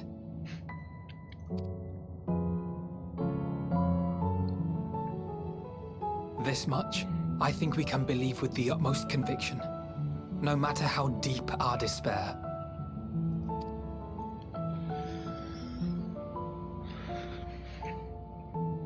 So please, believe in us too, and press on.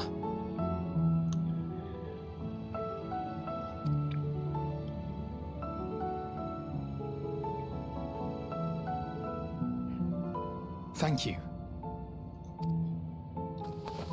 What are you? If the plan's decided, then let's not dally.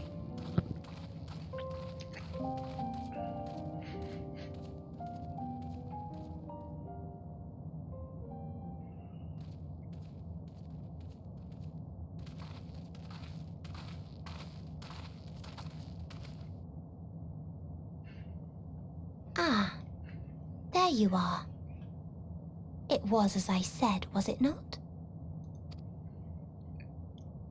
It was. We couldn't find anyone.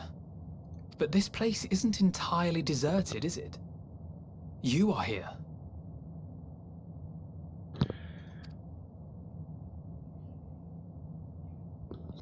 You sought out a star of promise and found a ruined husk. Like us, you explored the devastation. Like us, you were stricken. Horrified by the thought that so many lives could be snuffed out as if they were worth nothing. And the thought that you would have to bear the terrible tidings to Hermes.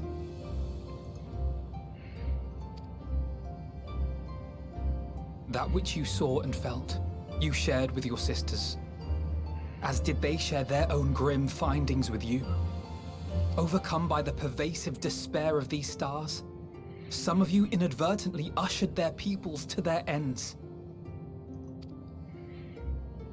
Knowing the horrors you know, anyone would feel the same. They would fear what lies ahead and struggle to move forward.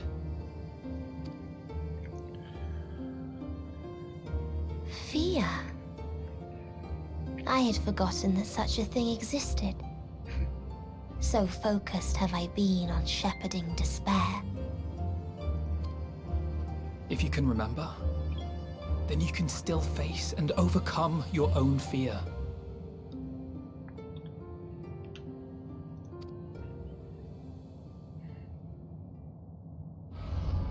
Why would I bother with such an insignificant emotion?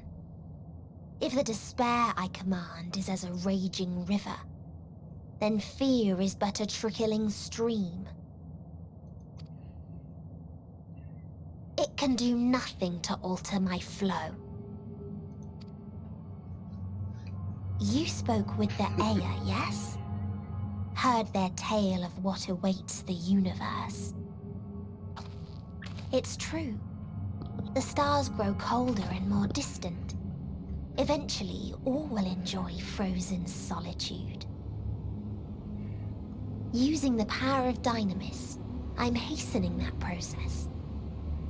In so doing, nothing will be born ever again.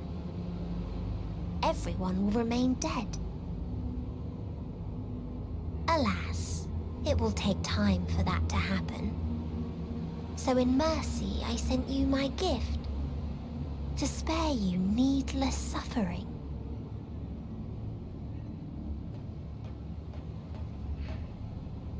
Don't worry. Even if no living witnesses remain to mark the event, I'll make certain that Aetheris has a proper end.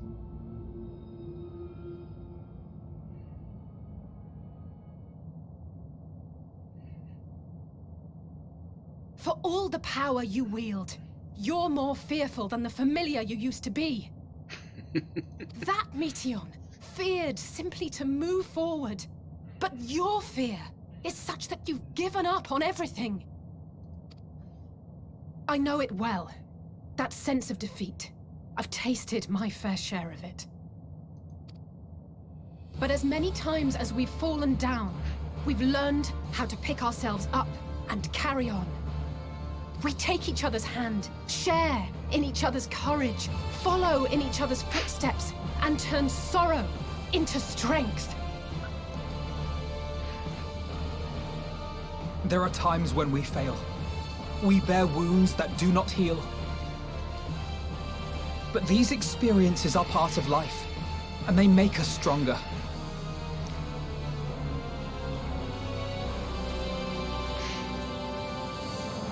We rise, fall, and rise again.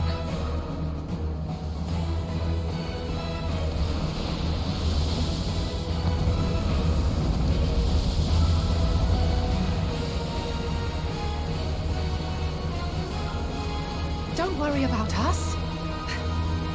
You must take the next step, and all the rest after that.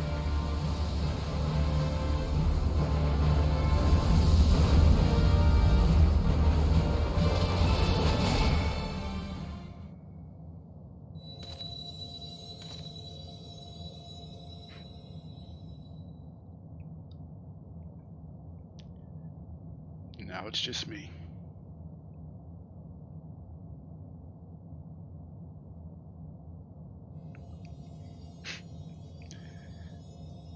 A very Legend of Zelda Ocarina of Time-esque.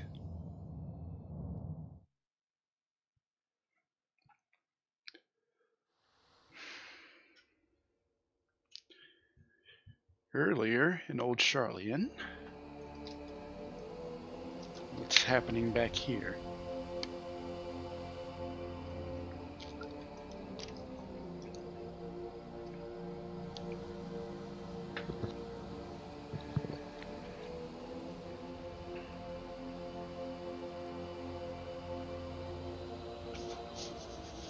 Please, please, oh, please let them all be safe.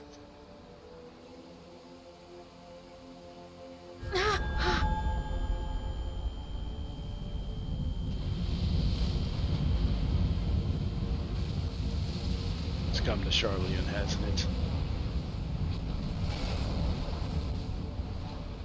Cryle? Are you all right? Someone's not about to be, though. It's nothing. Just a headache. They'll be fine. I know they will.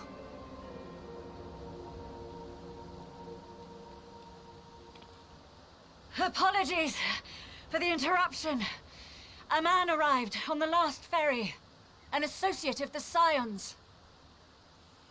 He wishes to speak with you at once.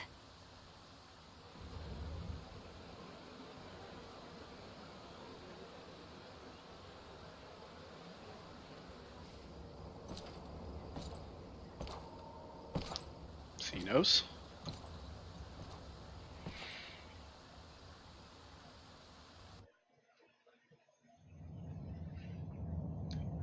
hell does Xenos want?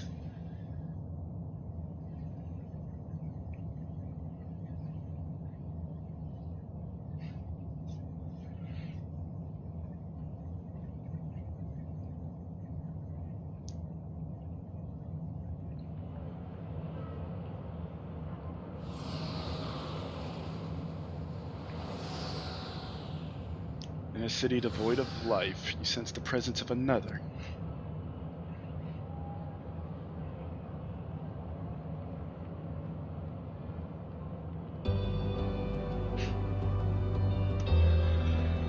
Sorrow of 1,000 worlds weighs heavy, and yet you can walk on.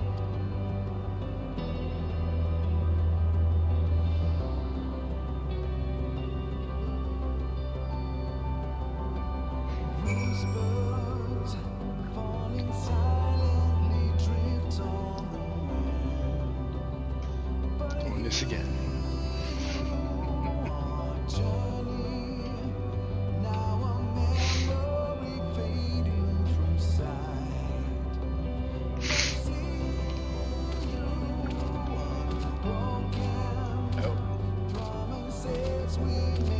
If you need a push, I'll be right there behind you.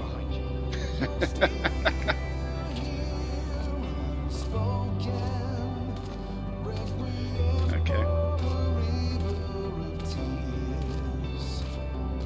Oh. It's on automatic. Do not despair. You are not without allies.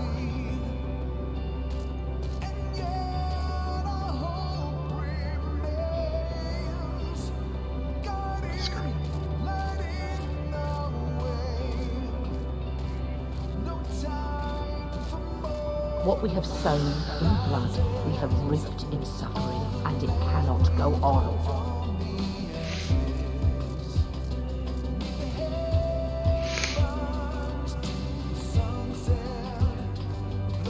Upon the souls of they who have sacrificed themselves to pave the way for peace, we will never abandon our cause.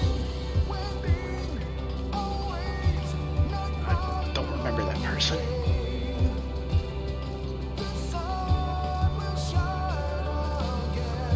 That was Emmerich, wasn't it? While it is true that man succumbs all too often to anger and avarice, he may yet overcome his baser instincts through the forming of bonds with others.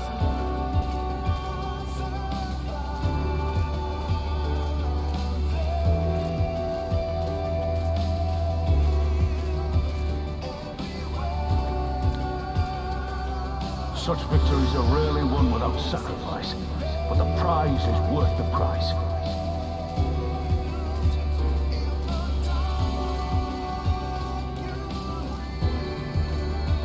And we for our part are glad indeed to be able to welcome friends both old and new.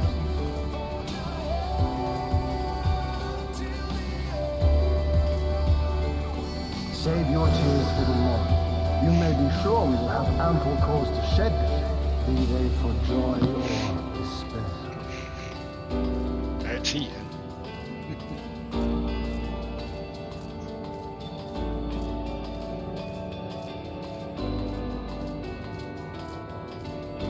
From tragedy and sacrifice, we rise to greet a new dawn.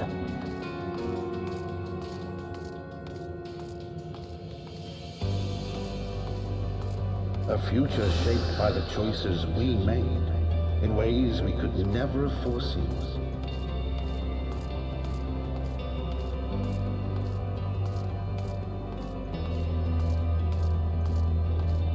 Yet miracles do happen, so let us pray and will our friends home.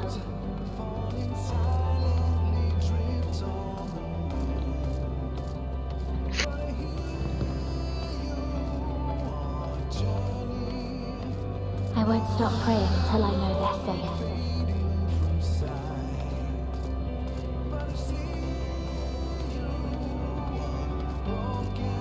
Strong art thou, mortal.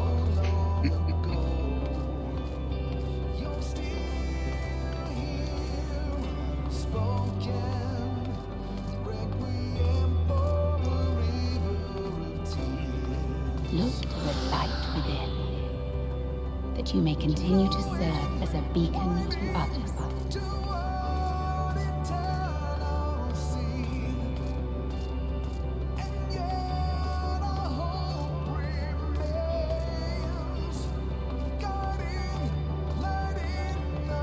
Let's finish this.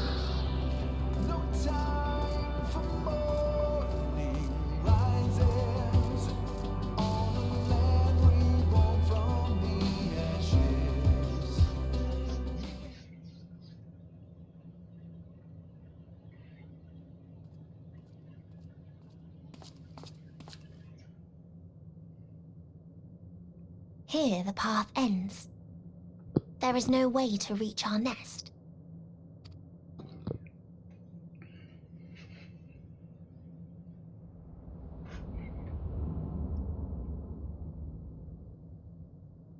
I told you. Resignation and acceptance reign in this place. The rejection of life by those who came to curse it.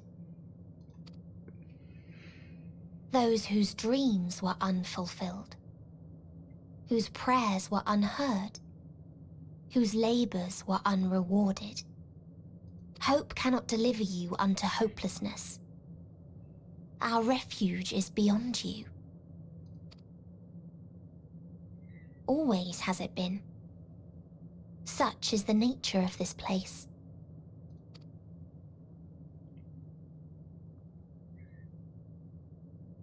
You should have remained on Atheris.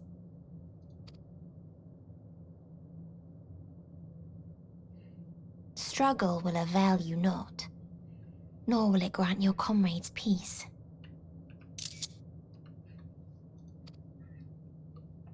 Come, let me relieve you of your burden. You have suffered enough. Not yet.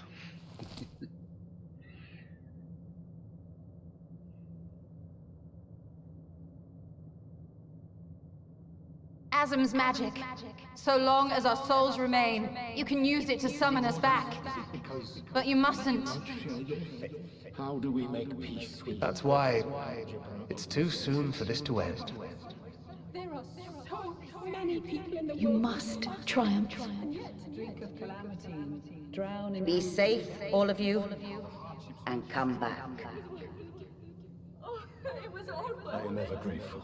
Came to appreciate most about our star is that there remains so much we do not know. After all these years, is this the answer I was hoping for? So long as we remember, our fates remain ours to shape. And Godspeed. Perhaps when our time comes to return to the star, we shall remember these few days we have lost. Do not squander it. The legacy I leave you.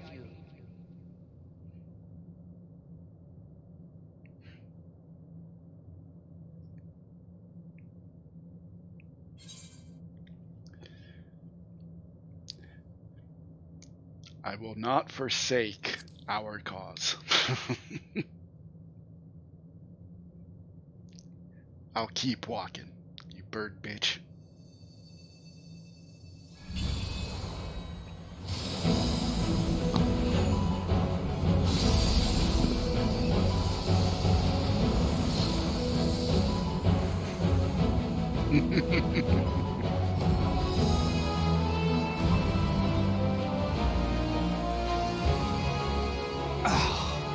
I bid them remember, but all this time I'm the one who had forgotten. A right fool you've made of me, Hermes. And to add insult to injury, I've been denied a sound rest, forced to watch this clamorous show.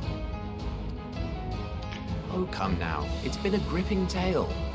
Unbreakable bonds and noble sacrifice, sprinkled with moments of levity to counterbalance the pathos. It's got it all. Quit your whining, Emmett, you cranky old bitch. I, for one, would have been perfectly content to watch enraptured from the stalls.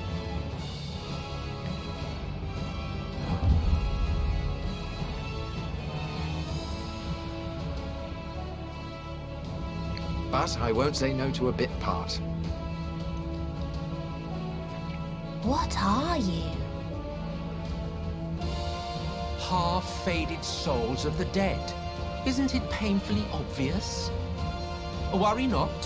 We haven't the power to defeat you, nor is it our duty to do so. Not anymore.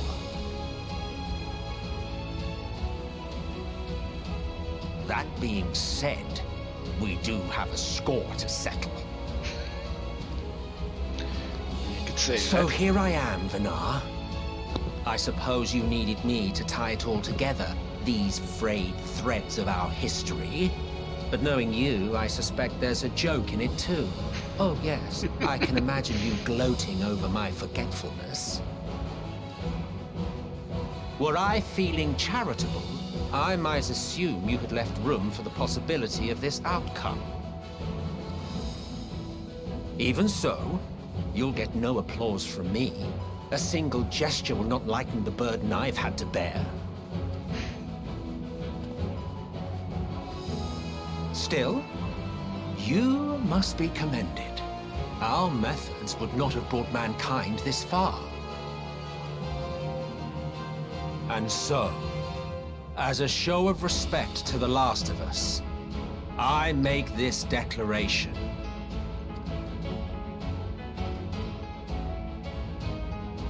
You will not end our journey. That is our answer. The answer of all lives of Atheris, past and present.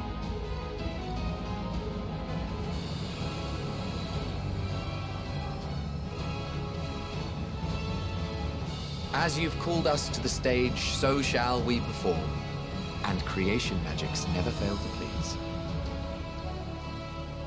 Drawing upon the hopes of your comrades, we will make for you a new path.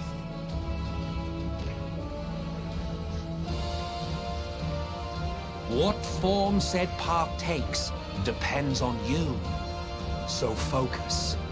Focus and envision that which rejects the claim that you cannot attain your goal.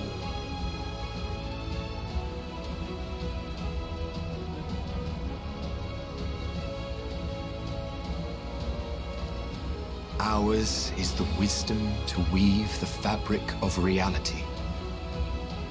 Ours is the power to create.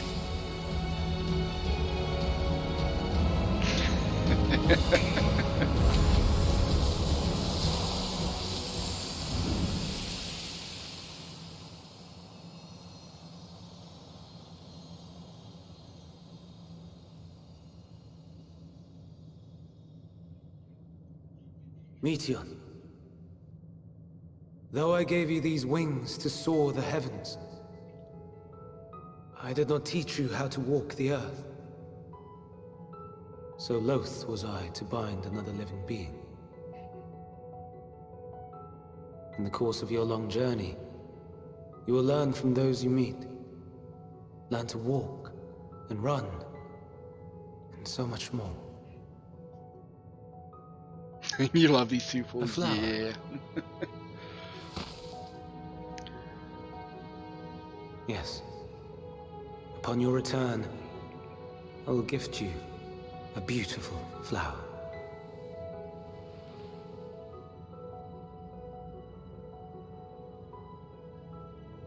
These Elpis blooms serve as proof that this realm is not utterly devoid of hope. No more can you deny its power. No more is yours the dominion of despair.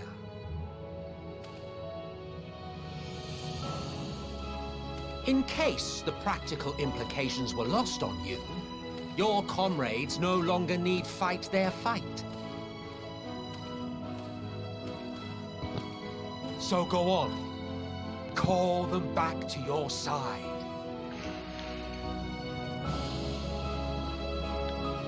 Come on back, boys. Dad said it's okay.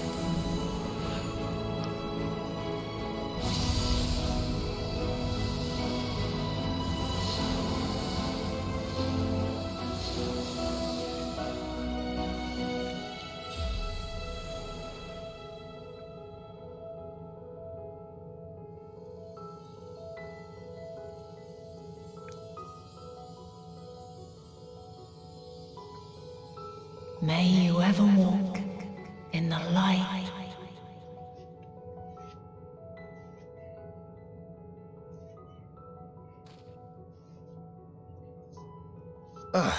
How disappointing. Not even a single scar in the making to brag about. Thancred, you're like 30, you're like, what, 40 years old? I think you're a little old to be flirting. You'll find a way regardless. Honestly, this is far more than any of us could have hoped for. Let us be thankful. Indeed. That we thus stand reunited is a gift. Let us not squander it, and see that we all return to Etheris. Aye. As soon as we've averted the final days. Good to see you again. Our heroic sacrifice paid off, I take it. Come, my friends. Let us carry on and finish it. Together.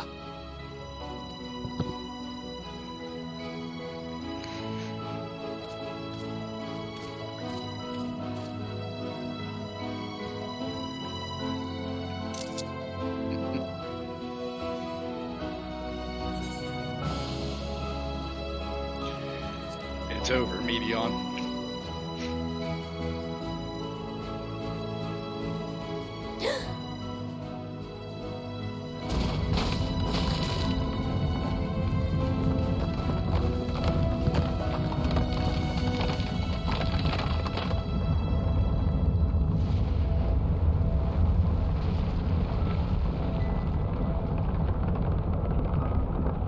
The hell is that?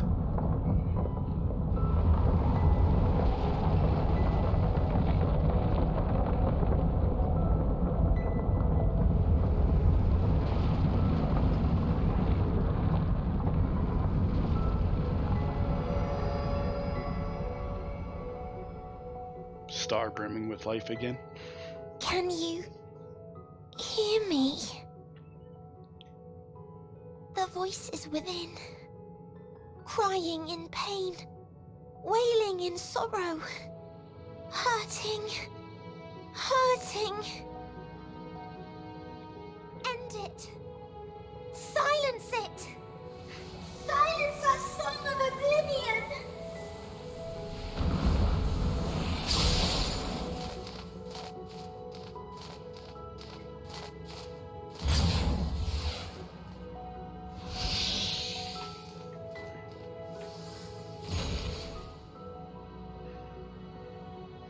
The way is open. They can proceed. So it seems.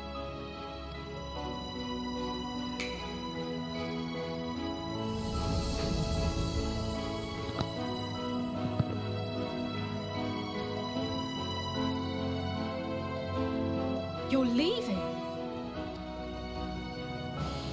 Of course. The Encore is finished, and I will not suffer myself to live again by Heideling's magic.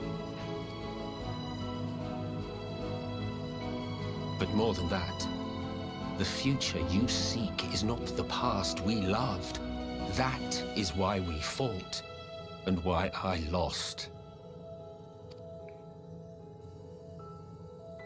But though you defeated me, my ideals are inviolate, invincible.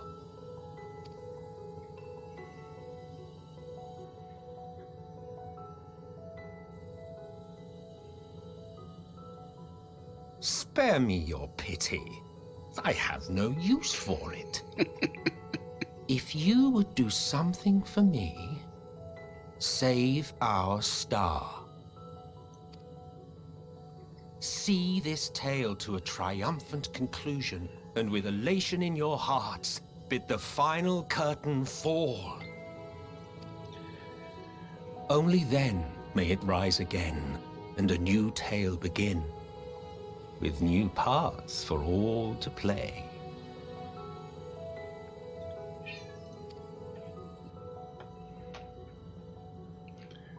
I got you, Emmett.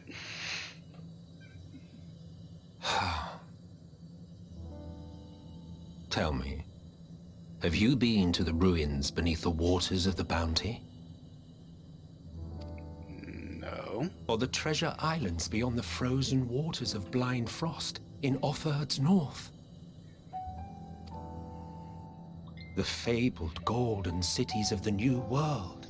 The sacred sites of the forgotten people of the South Sea Isles? What about Mericidia, the southern continent? Do you know aught of its present state of affairs? Are you naming off all the places we're going to go to in 6.1 and beyond? I thought not. Even of your little Eorzea, you know precious little. The true identities of the 12, for instance.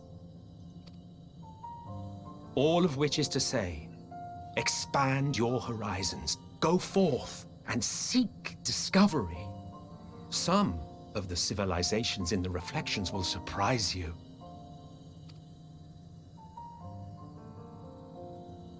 As the bearer of Azem's crystal, you may consider your duty to see at least that much.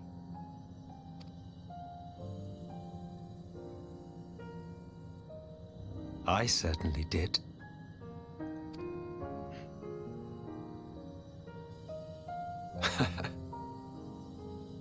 I pray we meet again.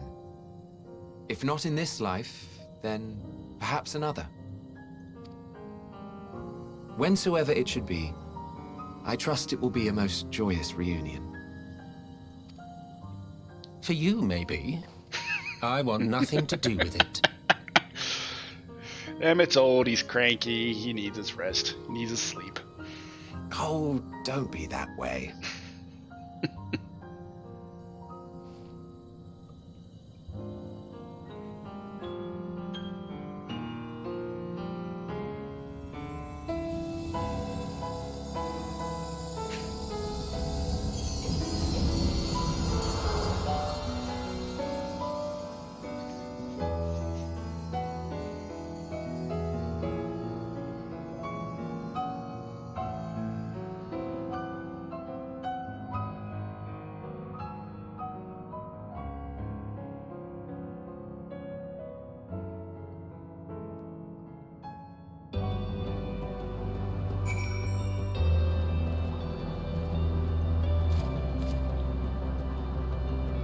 Welcome back, crew.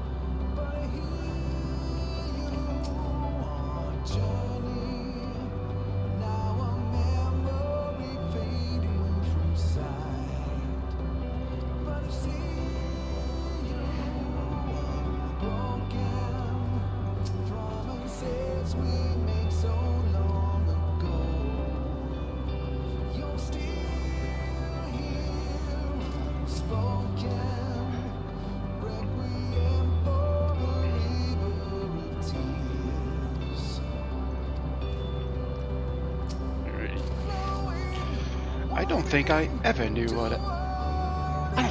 knew what to say to the man. In retrospect, it always felt like the wrong thing. But the past notwithstanding, he came to your aid in your moment of need. We are here, and we will not squander this chance he has given us. We will see this tale to a triumphant conclusion, and bid the final curtain fall. Okay, I can fly. Thanks. Bye. I'm almost certain this is what I think it is. So before we do that, we'll take one more break, refill the water, stretch the legs, drink all the water because I have a feeling I'm going to need it for when my eyes water up. So flip this on, flip this on. Let's take one last break. And let's finish it.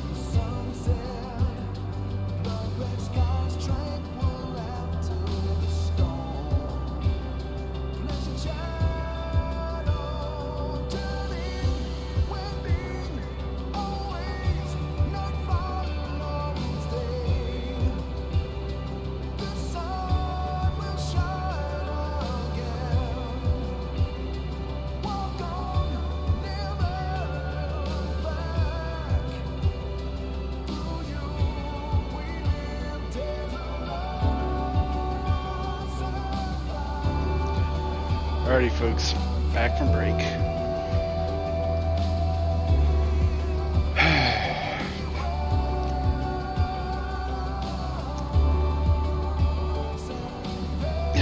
Taking all the size, taking a walk around.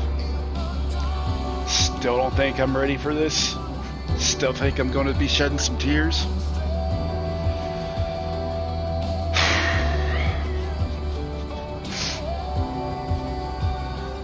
Let's do it. I think I'm as ready as I'm going to be.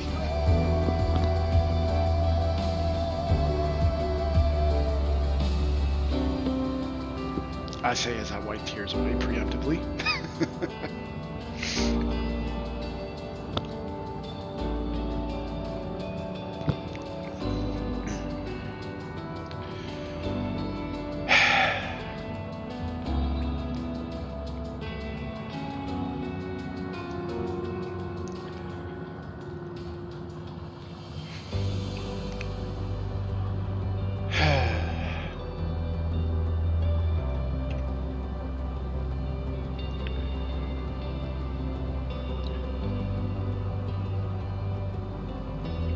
I think I'm ready.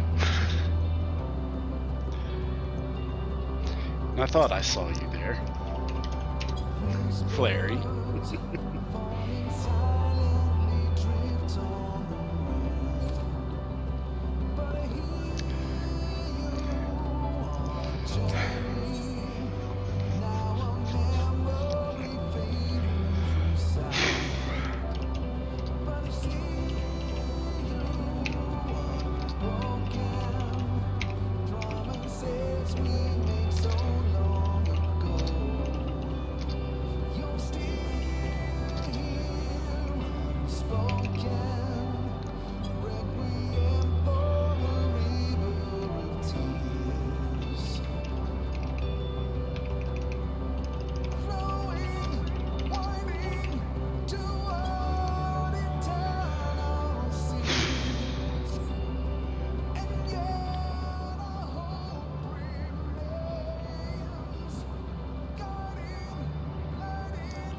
Are you ready, Linkus?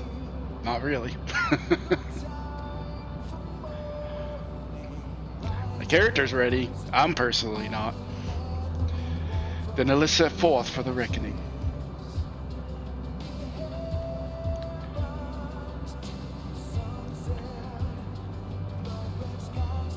Having come this far, I know everyone's resolve is beyond doubt.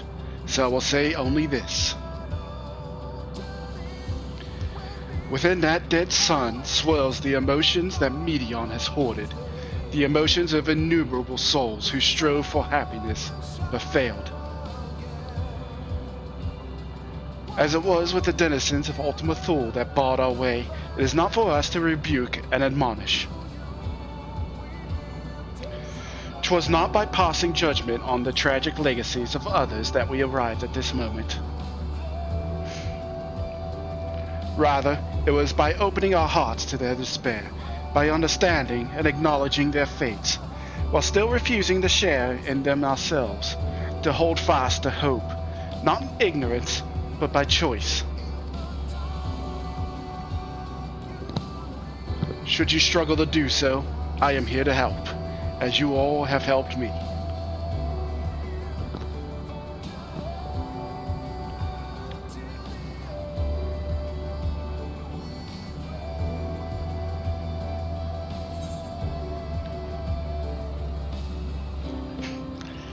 Let's put an end to the end.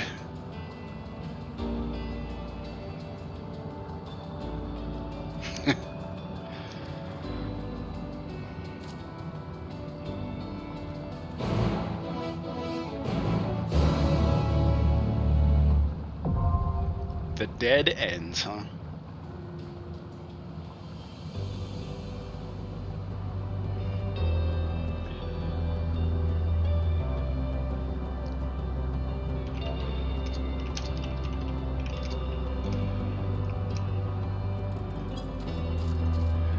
So with you being here, Flary, I take it you want to come in for the final MSQ dungeon, I imagine the final trial.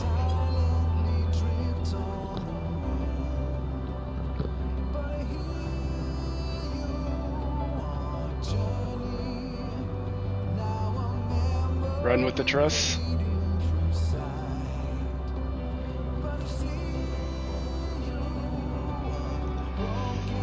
Do I want to run with the truss, or do I want to do what I've been doing, which is run with basically the FC?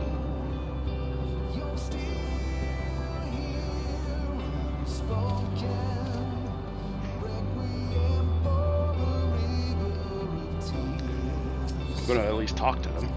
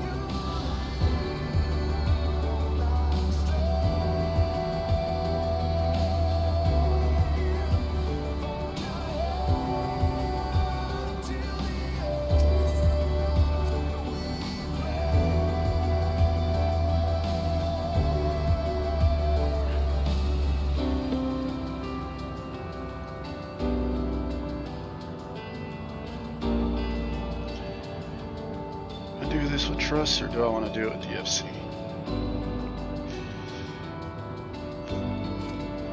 I've been doing it with people, so the dead ends. Here, at the edge of the universe, await as many stories as there are stars in its sea, of rises and falls, of beginnings and ends, of a little bird who left home with hope, yet nested in sorrow. Hearken unto these tales to be told. This is 1, 2, 3, 4, 5, 6.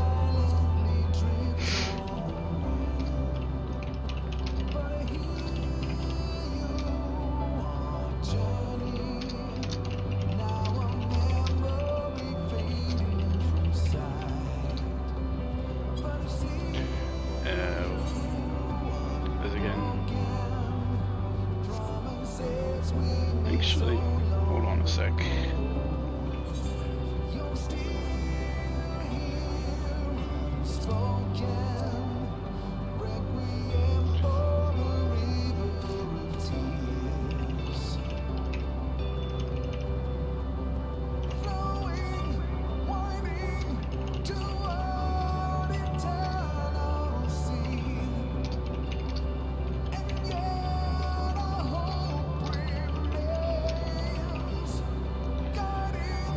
Actually,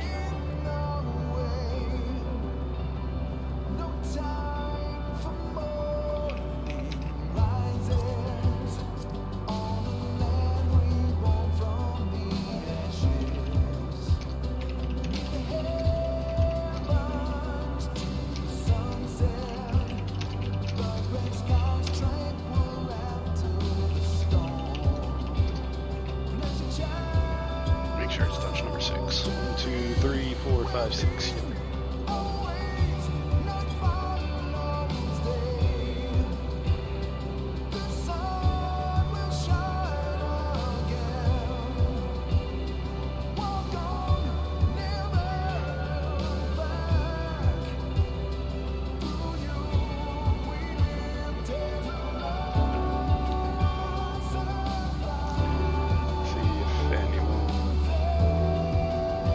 Sure you don't want to come, Flary? I'm taking people.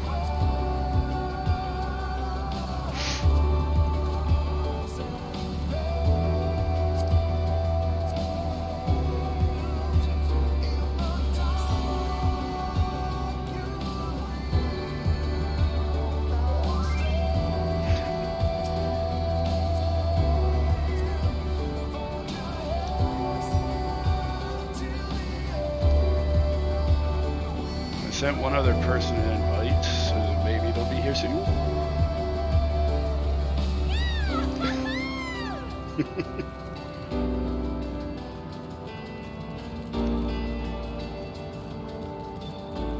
Apologies in advance for any vuln stacks I eat from not knowing what stuff does. There we go. We got me as a tank, got Flary as a healer, we got a red mage, got a Machinist, do a ready check. Everybody's good. Commence with the dead ends.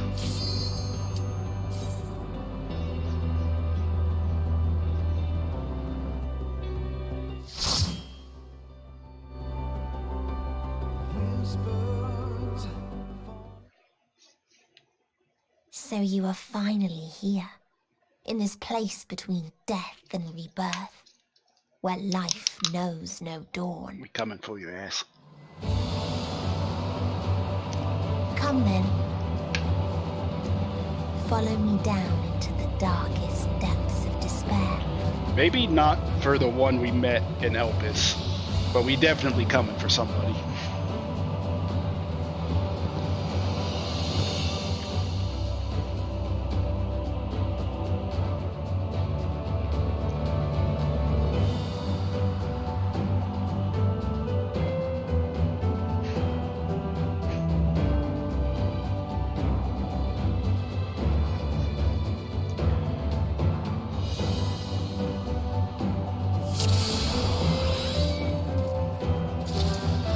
Upon a time, there was a beautiful blue star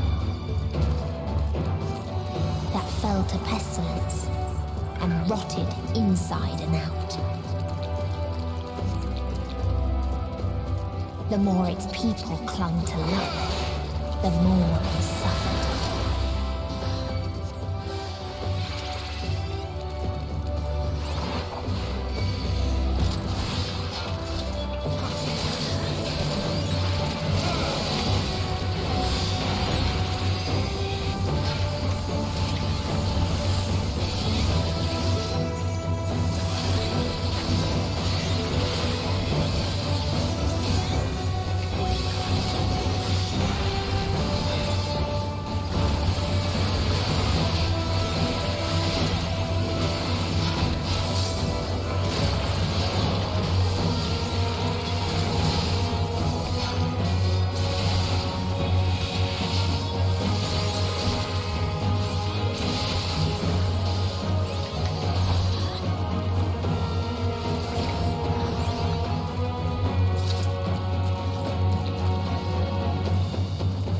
Until they curse not the illness, but their fellow corrupted.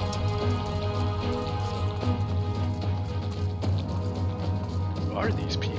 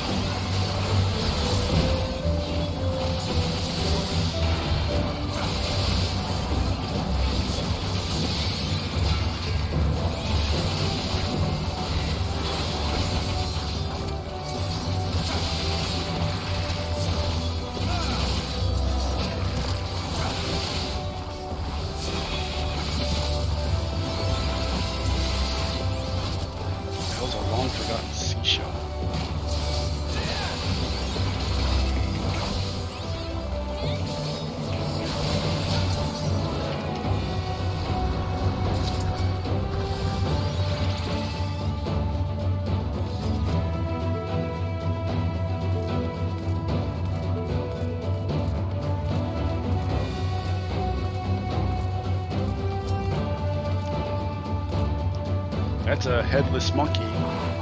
Those Or who kobold. lived and festered. Those who died and decayed.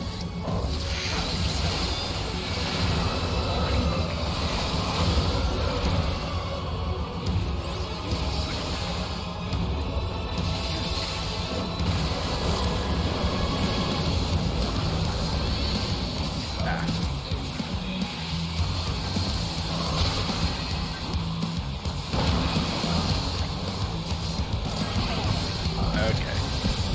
I see what we're doing here. I think.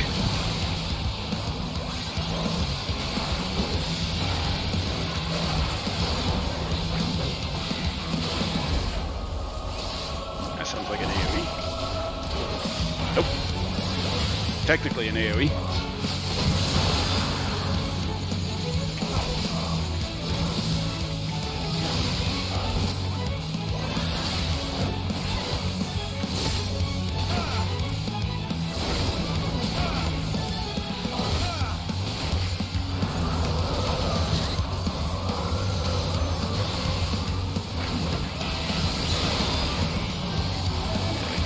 This way.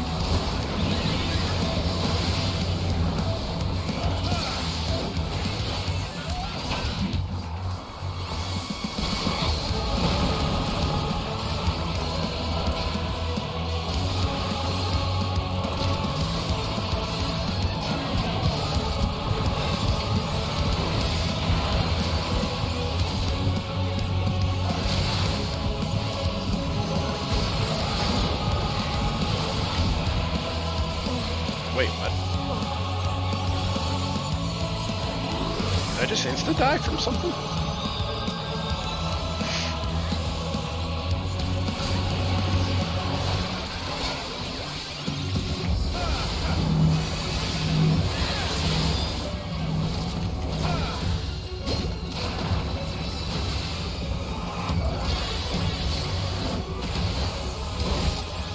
Wait, did I die to a dot or something? Is that just dumb?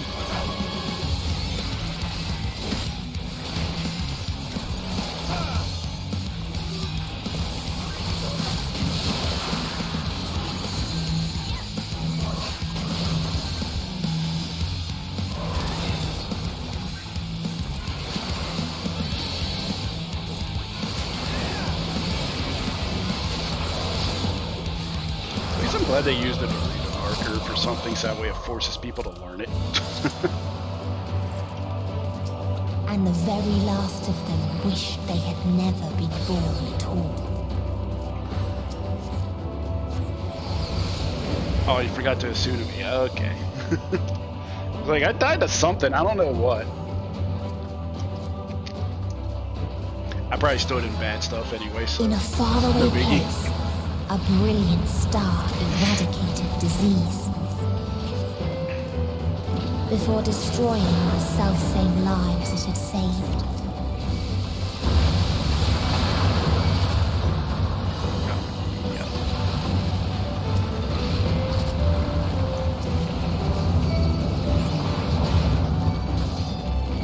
Come on, get over here.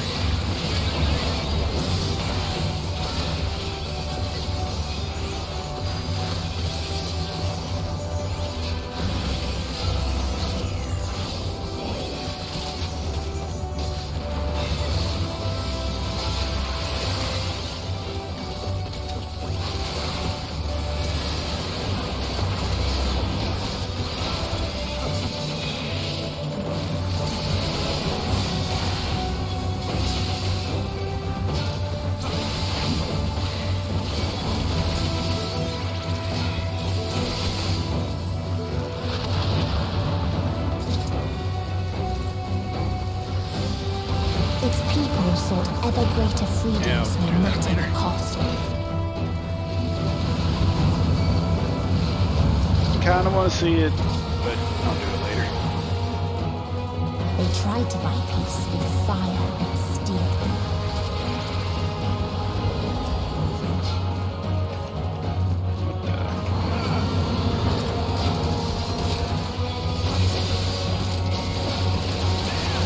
Is this Final Fantasy 15?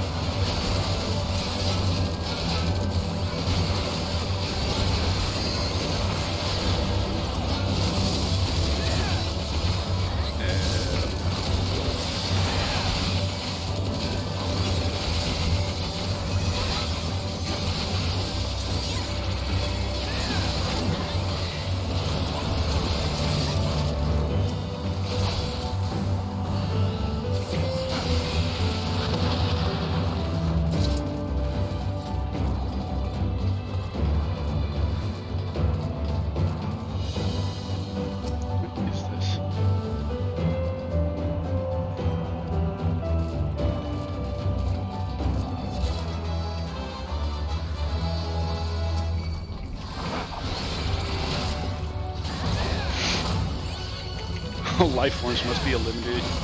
Cheap. Alright, robot.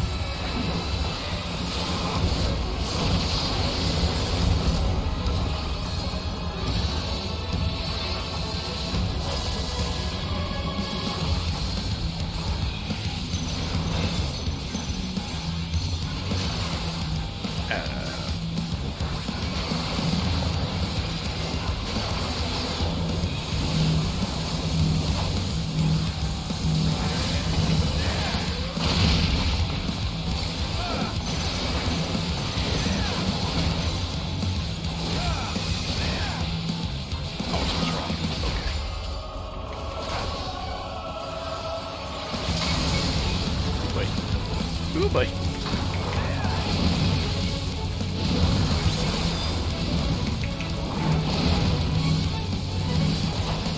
I got so much AoE mitigation.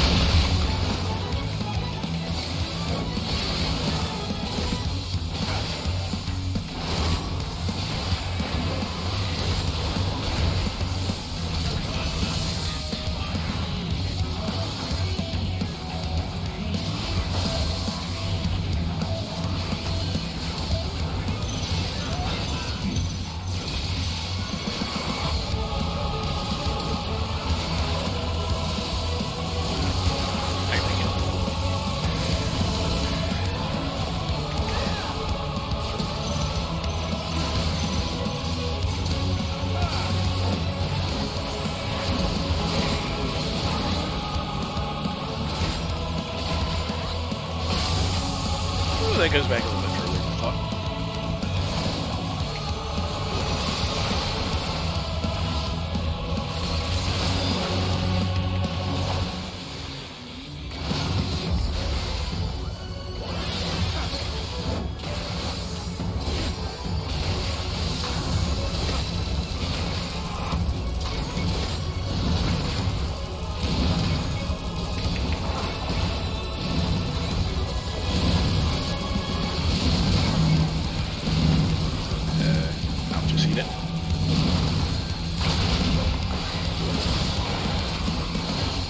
I can take the hit, you can't.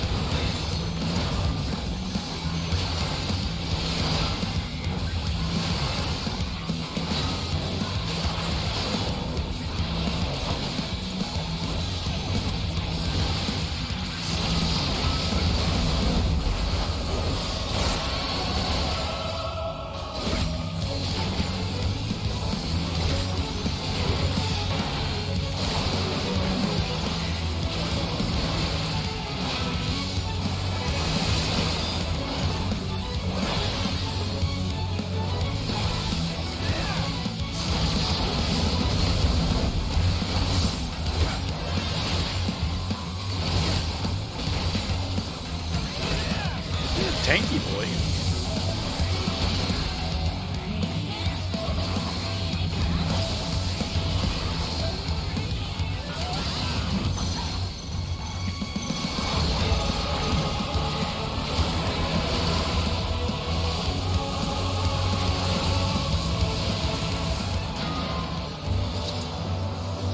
I like it. And when one Last asked, bracelet offending. what is the point? There were none left to answer.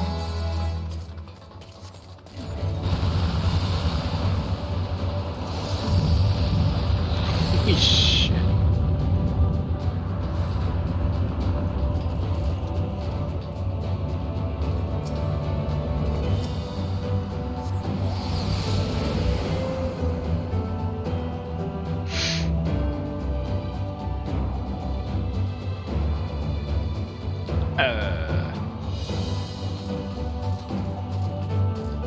Father still existed a star without strife. I'm getting Majora's Mask vibes off of this. Trials, or its joys.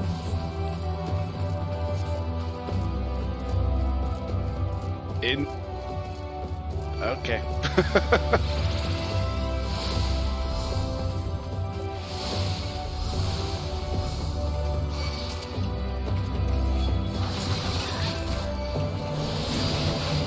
Still move on, or yep, okay.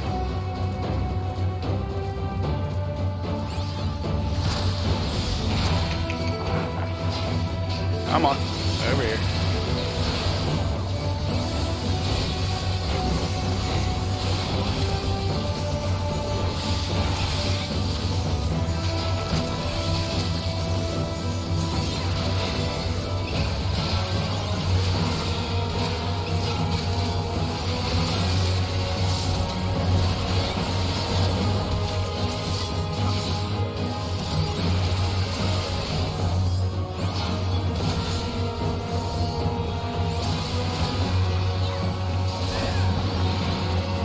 What its people had gained from ease, they lost. Gorgeous.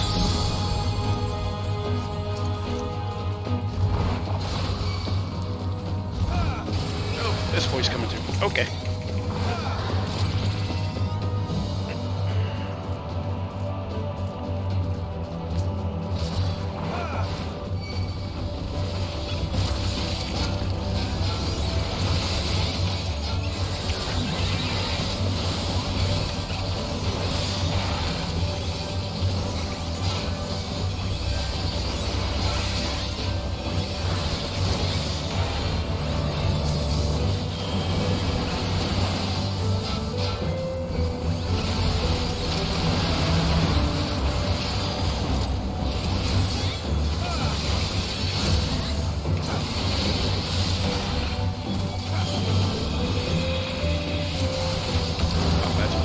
That's what's getting me.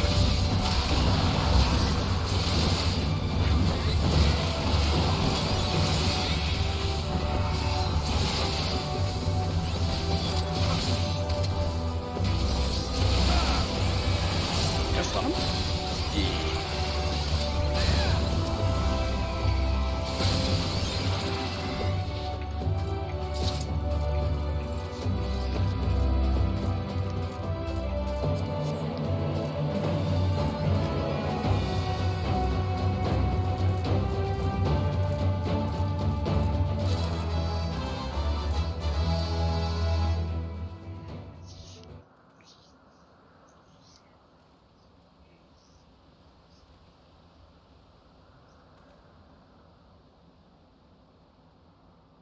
So looks like the spirits from the sages from Twilight Princess.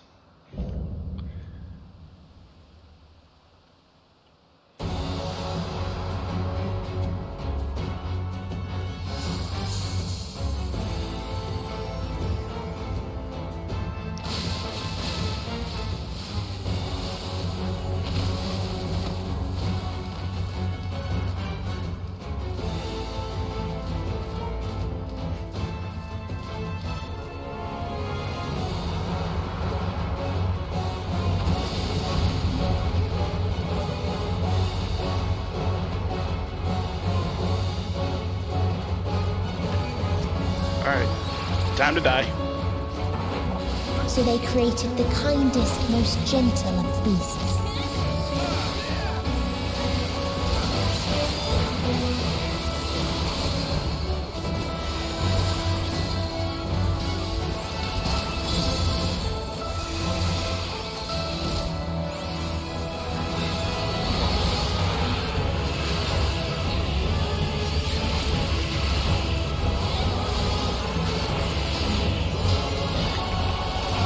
Its steps were light, and its gift was as painless as it was beautiful.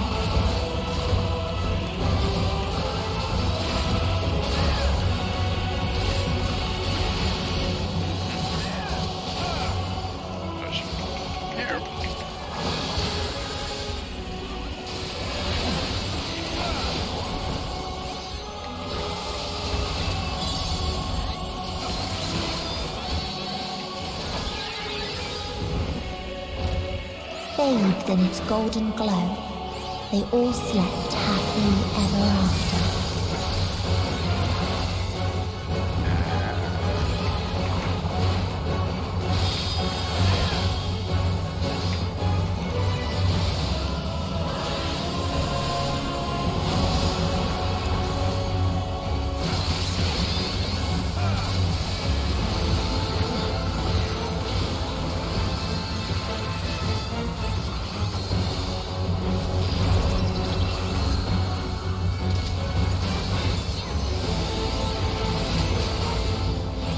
I understand this boss, but I couldn't get the first one.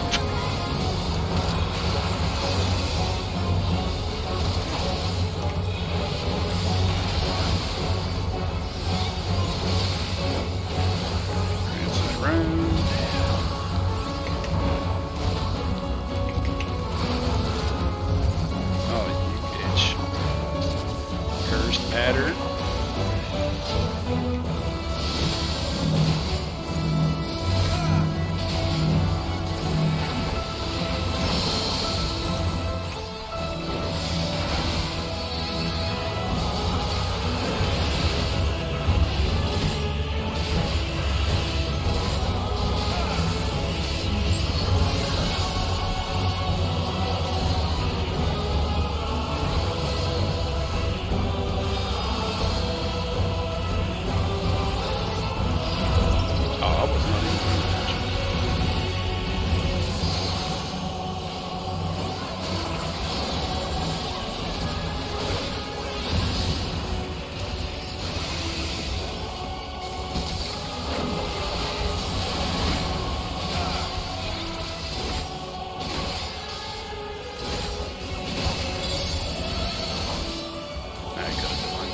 Sorry. Never mind. Redemption.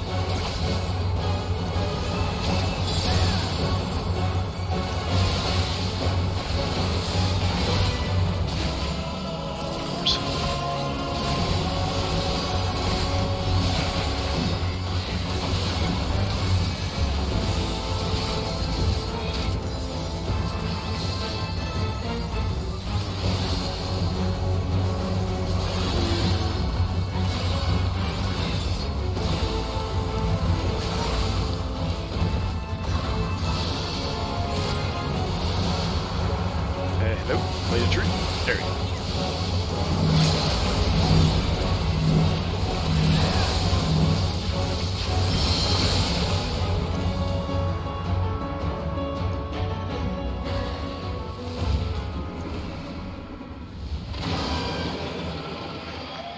This dungeon seems to be a case of the reverse order of difficulty. Third boss is the easiest, second boss is kind of pretty fun, chaotic. First boss, what the hell's going on?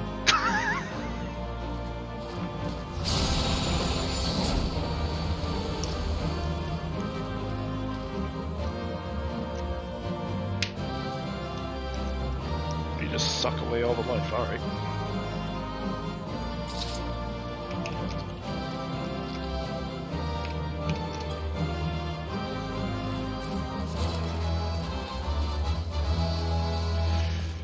Thank you, Silver, Azia, and Flary. Time to enjoy some cutscenes before the inevitable trial.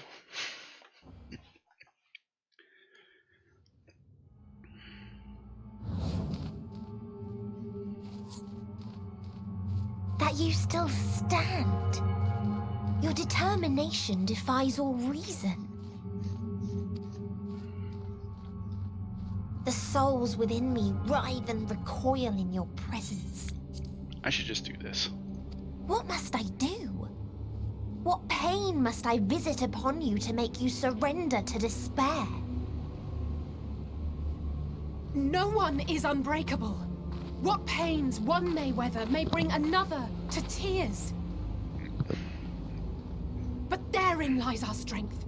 For when we fall, our brothers and sisters are there to raise us up, again and again, without end. I see.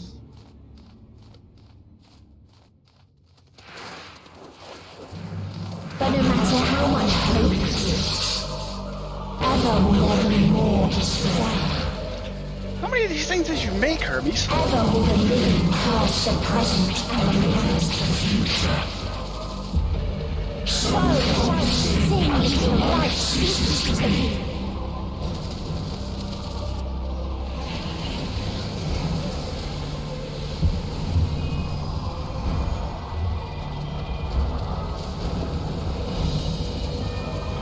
What crazy contraption are you going to be?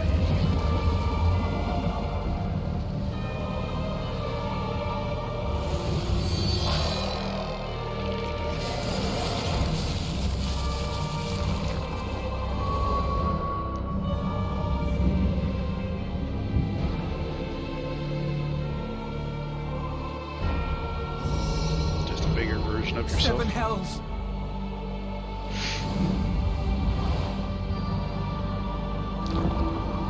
On your guard.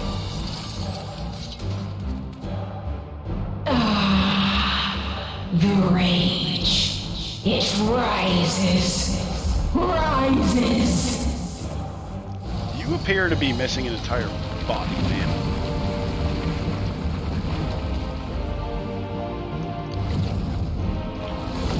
You just threw 2 planets at us? Oh, okay.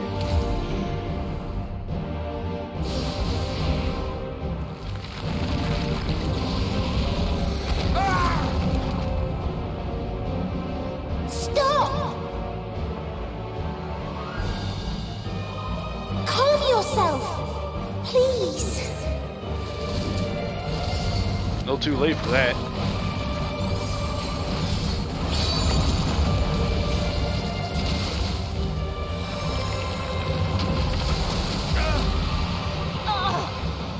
We die in pain. We die in suffering. Who are you to live? Who are you to hope? Hold on, my friends. Oriange, watch out!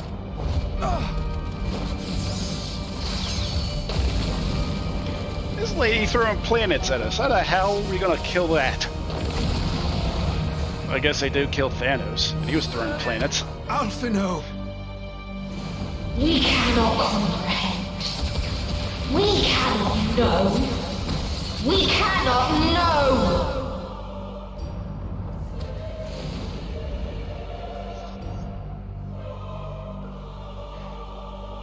Don't, please!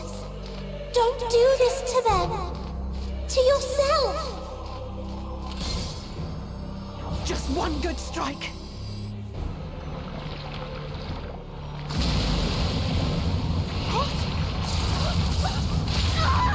Stop!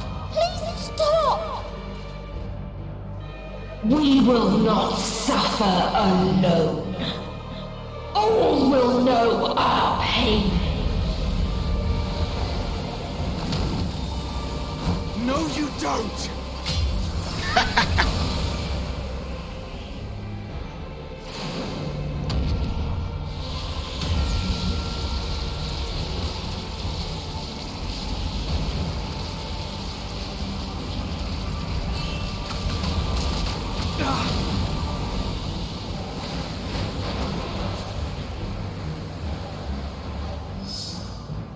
All are washed in ice, a frozen waste, forever silent.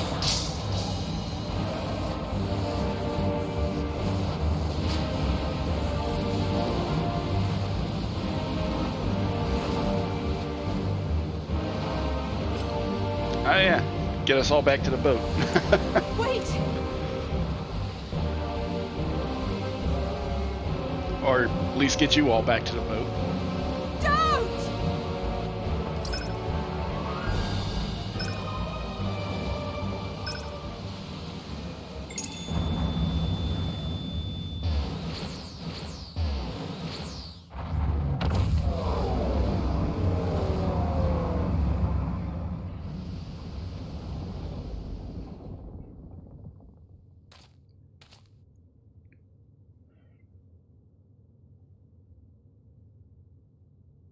You gifted them escape Damn right I did. and rendered yourself powerless. Bereft of the synergy you claim is your strength. Unless you mean to call upon the dead once more. Better.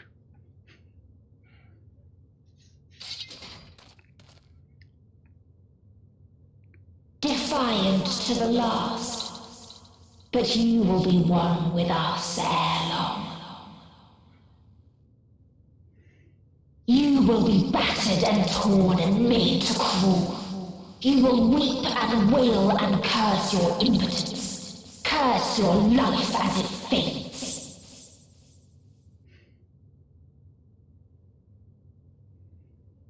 As we did, as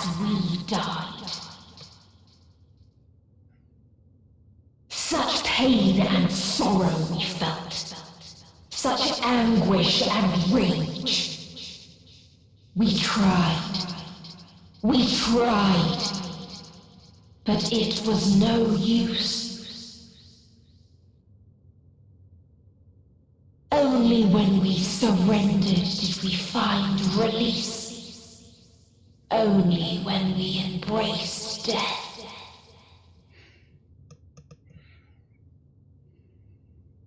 So join us in despair and embrace yours.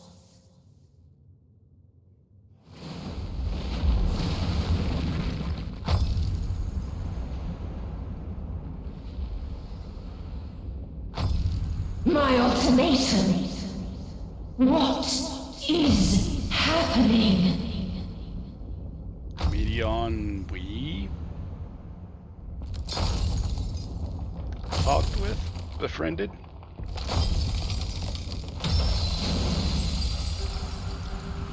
Wait.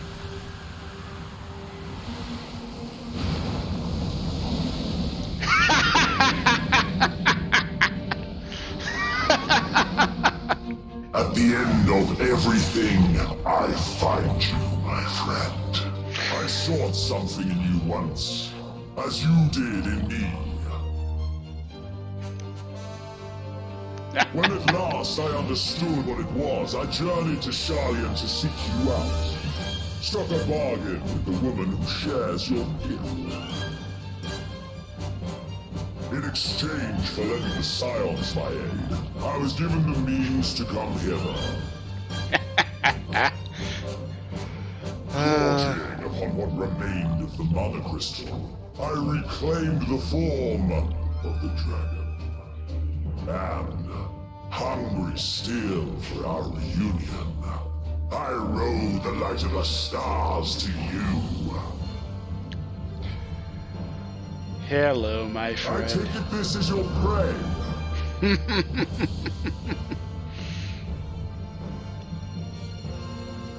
But why does it still live? Surely it is no match for you. Well, you see, it's kind of up in the I air. assumed you would be above something so banal as despair. Am I mistaken?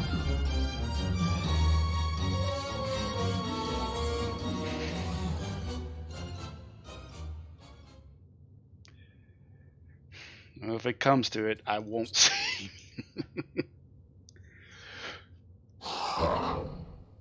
I care not. What I desire of you isn't succor, it is satisfaction.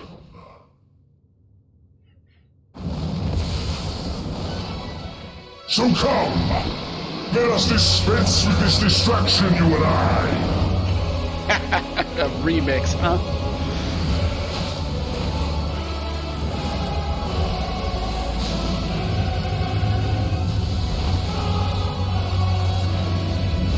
You struggle in vain. You will not silence our song of oblivion.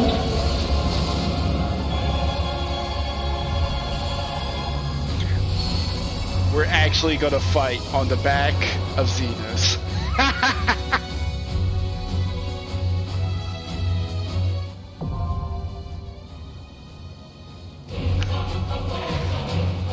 I didn't see this coming.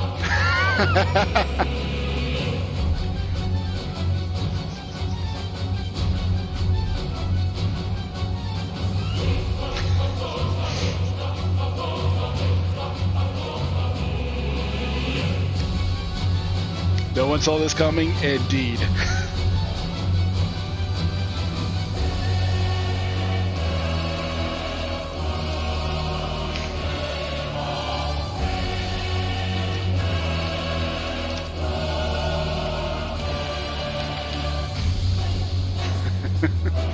Alright, so we still got, alright, so 2 tanks, 1 healer.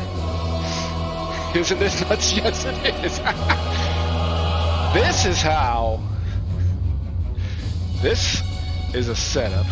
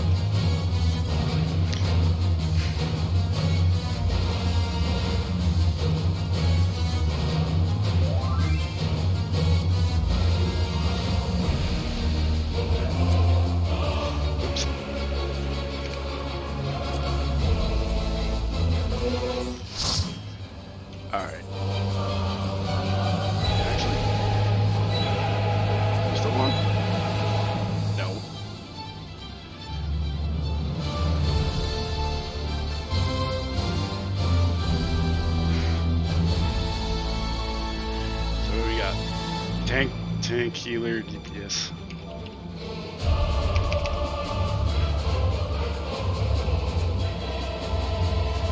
Actually, since I'm effectively here,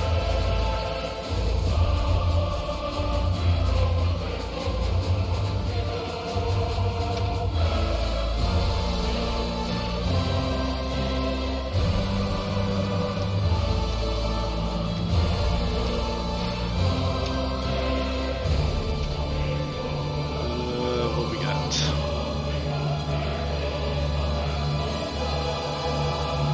Two tanks, so I need one healer, 3 DPS.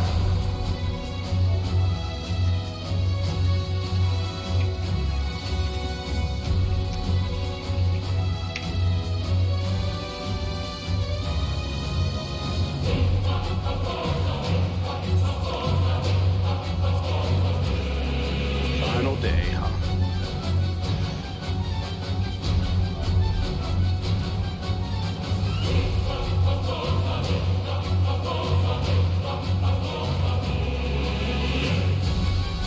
Medion and her sisters took to the stars in search of hope.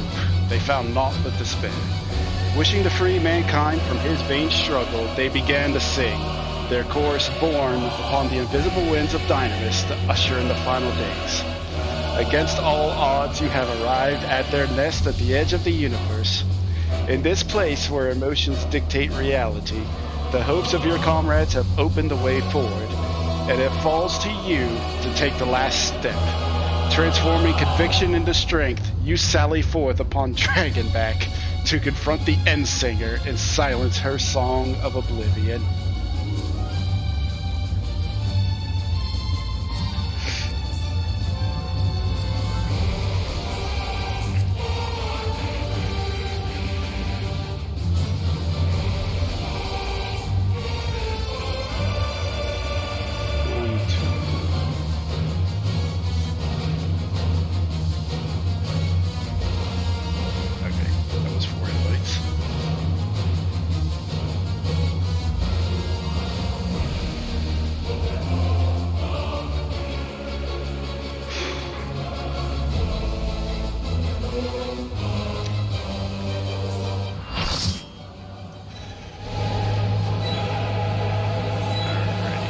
Everybody on their relative jobs.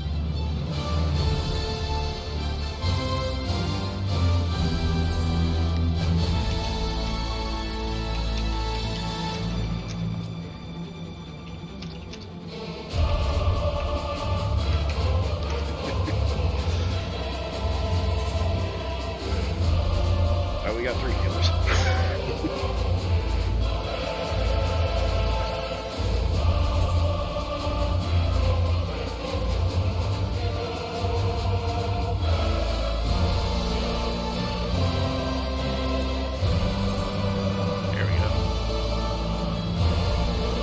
More ready check. Make sure we're all good.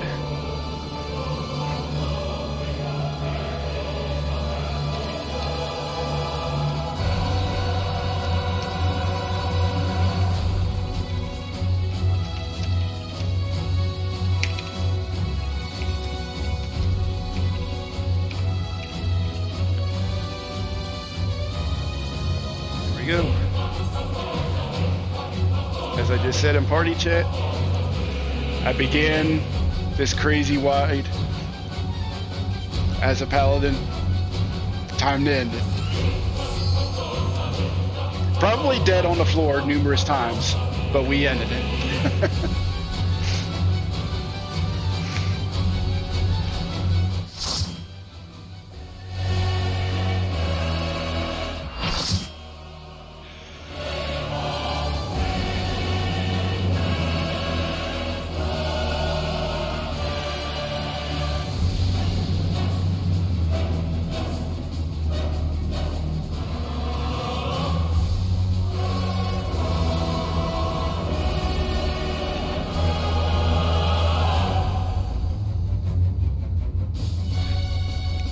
You're gonna kill me about 20 times, but I don't care. You will never reach it. Will never reach the deliverance you seek.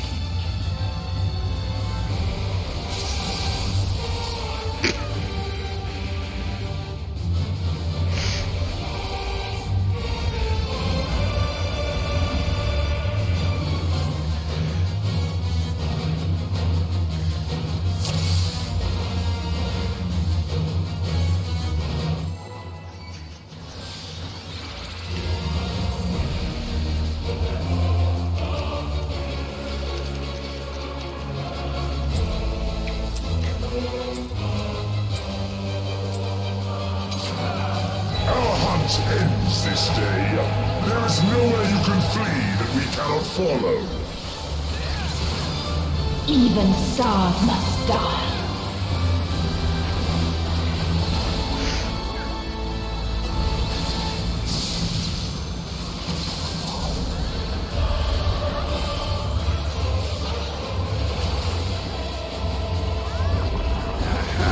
It rotates.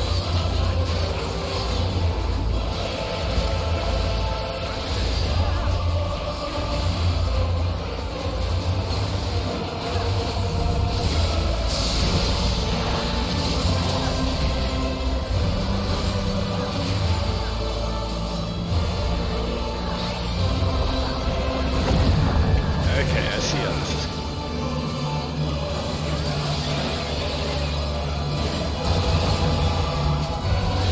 You can get knocked off. Okay. Utterly futile. Yep. Your suffering is at an end. Tears.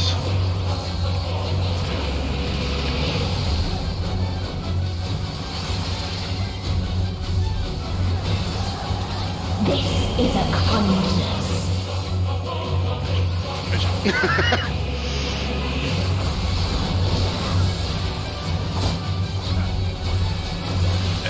Feathers. Ah, thanks. All of us have known despair.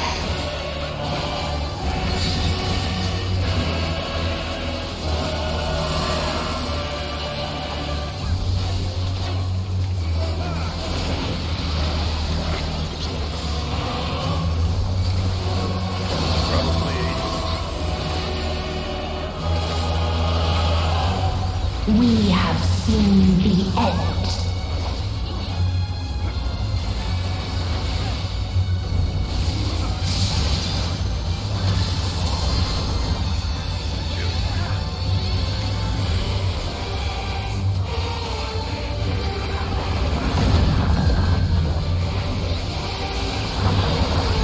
Oh, it's not done. The same end. Again and again.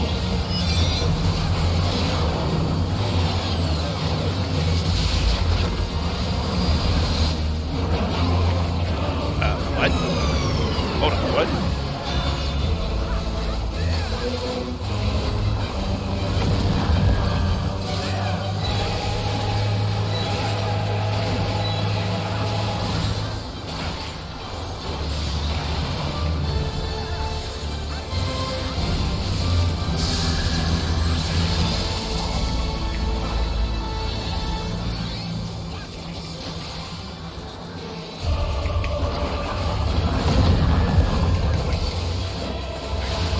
No, it's not.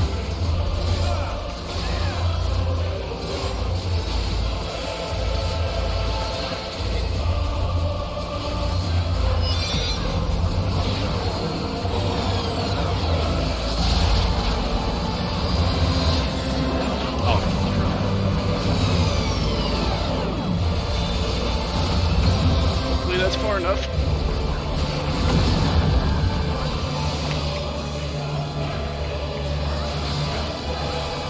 A sorrow so deep only emptiness remains.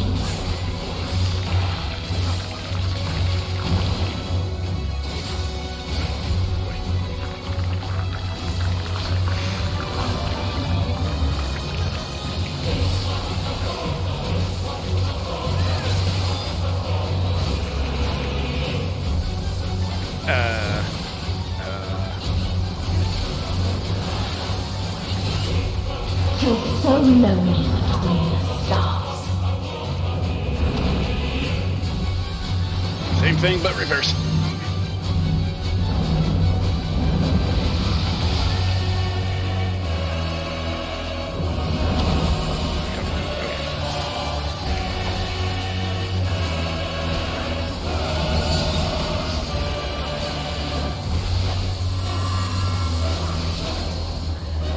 Finding anything else? Now you are.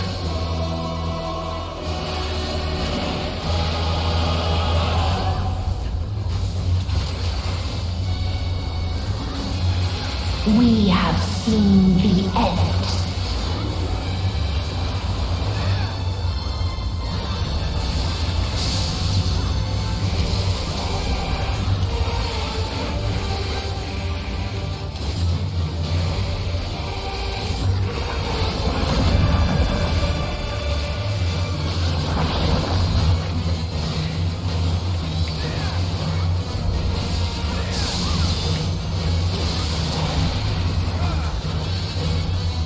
Oh shit. Yeah, fucking what?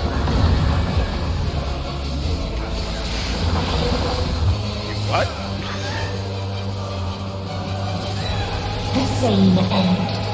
Again and again. Going to assume it's that one gonna go first. Yes. Shit.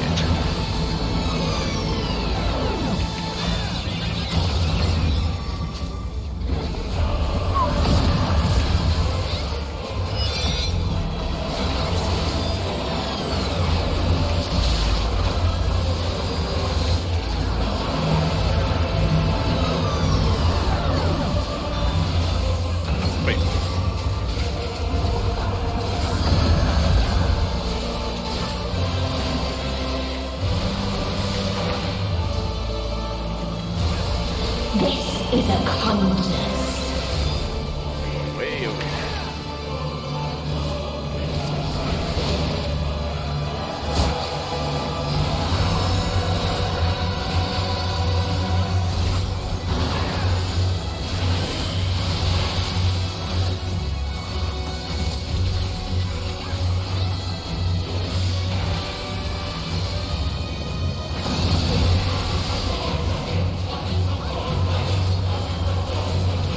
All of us have known despair.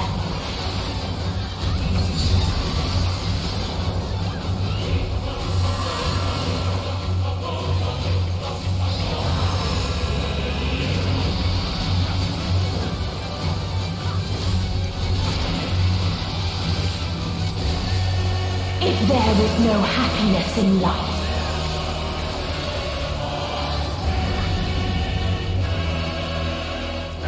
there is only one place it may be found.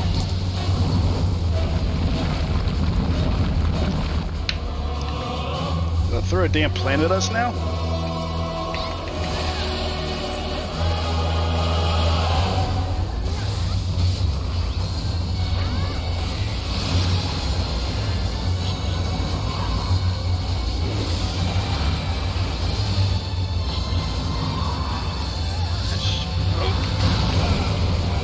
You were literally throwing planets. Okay. Okay.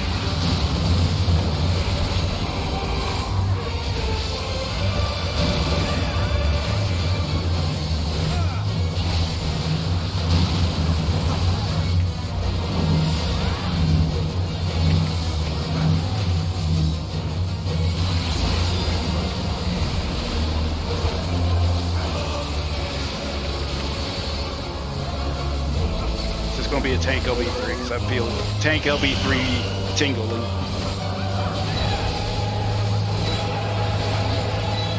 Oblivion.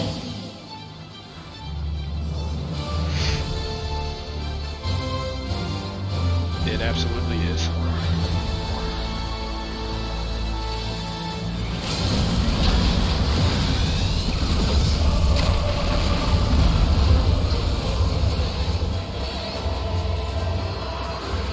Dynamis.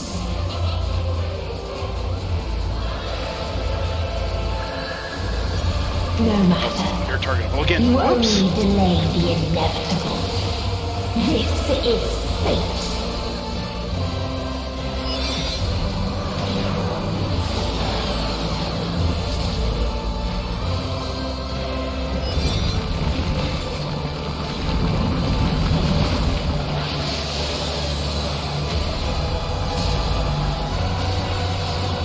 Your time has come.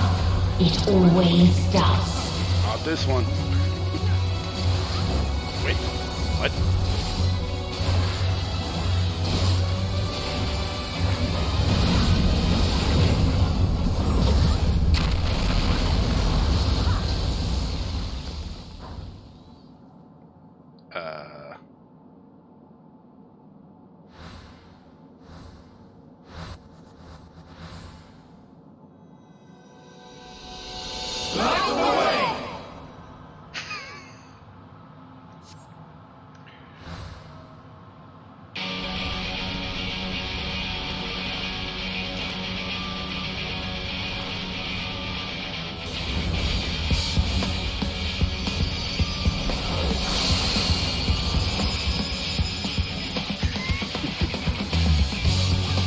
What is this defiance?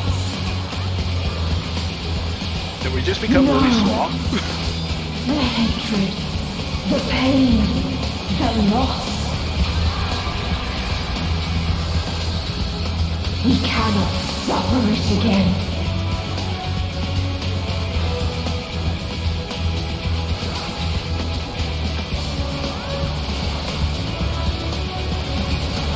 We will stand against fate. No matter the cost. We've been here before. Many a time. Thus do we know. To never give up. The hope will shine again.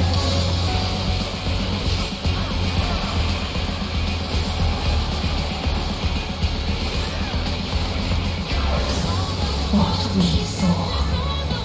What I saw.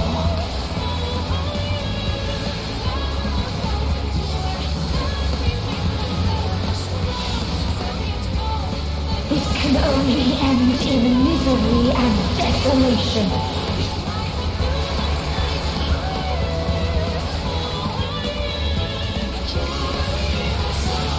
No life, no star, nor the universe itself.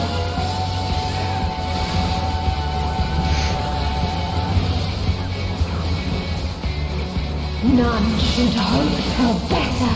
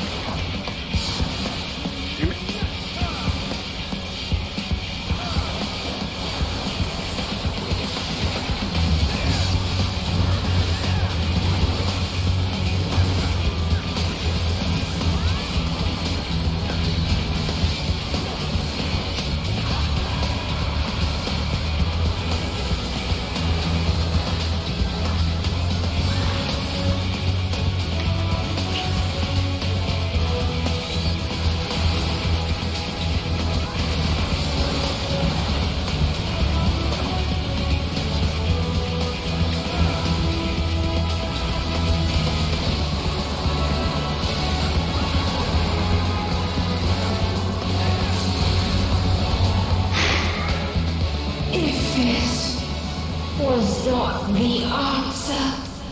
Then what is it?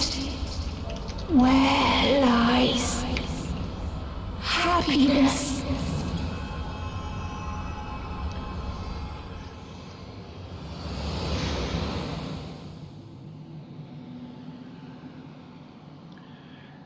What a hell of a boss fight.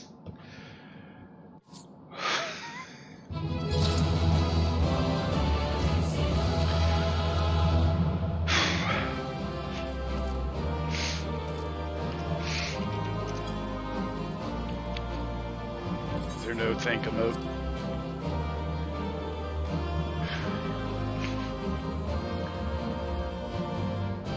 You know what? There is that. And that. And then.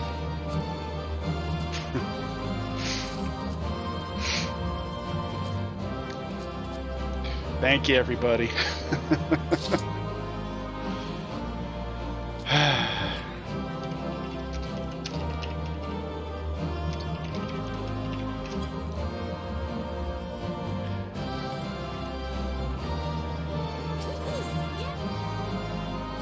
Time to end it.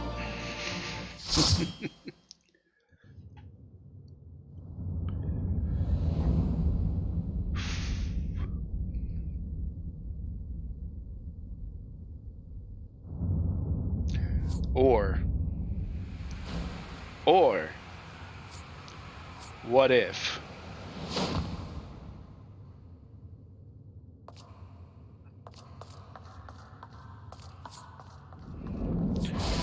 What if?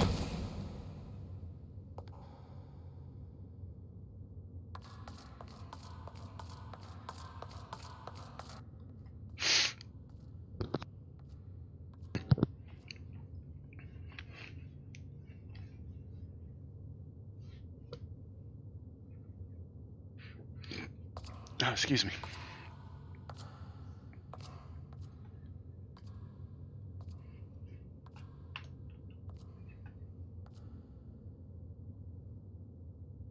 No matter where we flew, there was only darkness and loneliness and pain. We couldn't find the answers Hermes yearned for. The answers he deserved.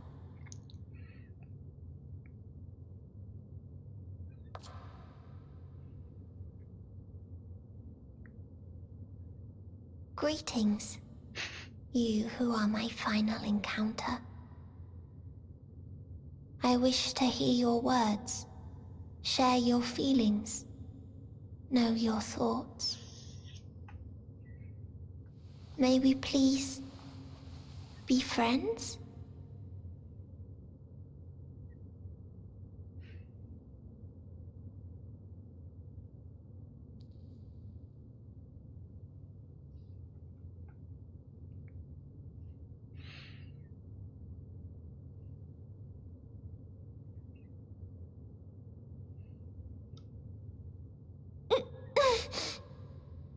Yes, I can see them. The memories of a long, long journey. Not letting her see her memories. So many people. The thoughts of them overflowing in your heart.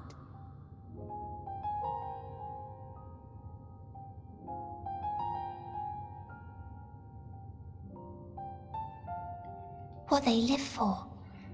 What gives their lives meaning. There was never a single answer.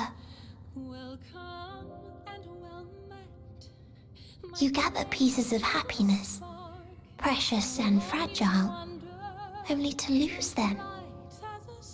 Then start again.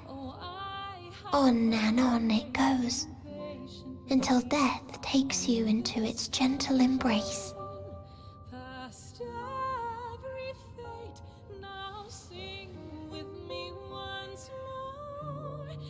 That which Hermes sent us to find was there all this time,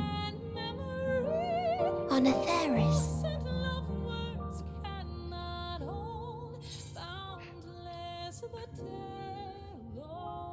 We created it together.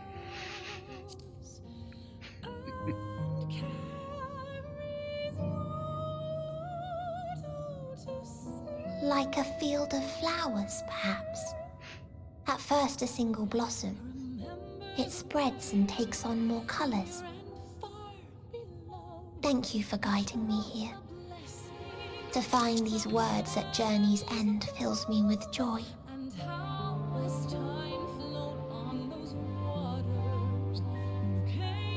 And so, before I fall forever silent, there is one thing I must do.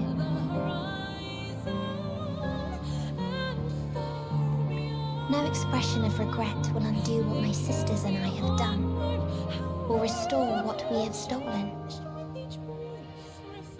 But if you would allow it, I would sing one last song. A song of the newfound joy that swells in my heart. As long as you don't kill me. Of the beauty of light when it shines across a dark and starless sea.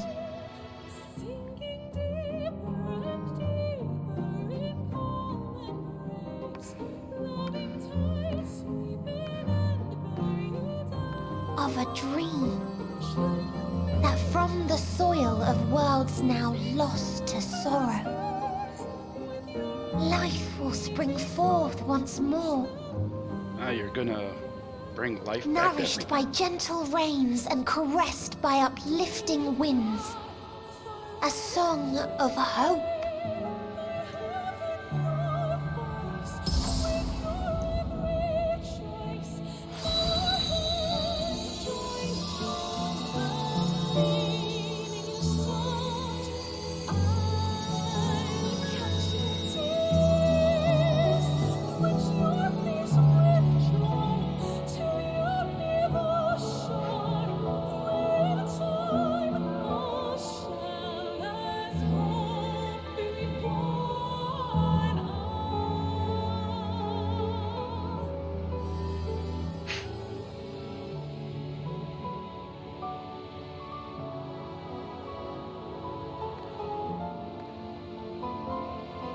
One day, life will fill the universe again.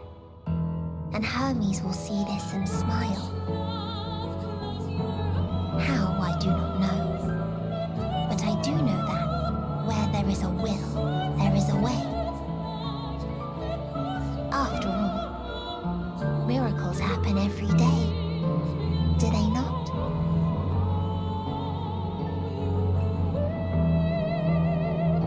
You can say that, Tifu.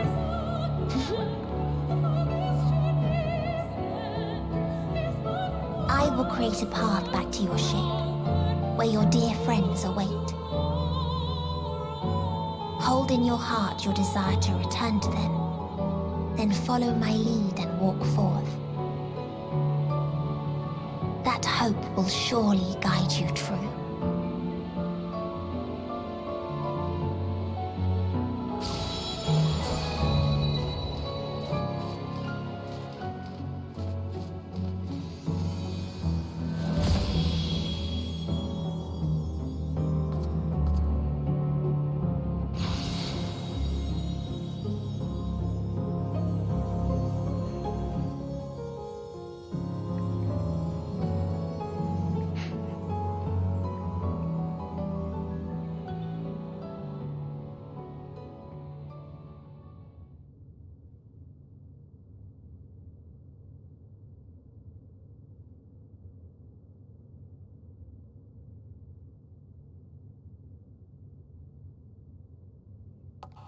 You mean to return to the world where you are hailed as a hero.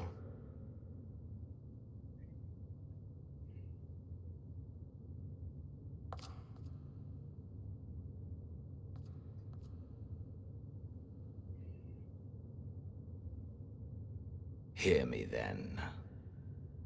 Not as a hero, but as simply you. As I learned in Alamigo, you are a formidable foe. Stronger than any I have faced. Against you, I need bring my all to bear. I need burn through the candle of my life. This is the sole pleasure I know, and it is the sole pleasure I have to share.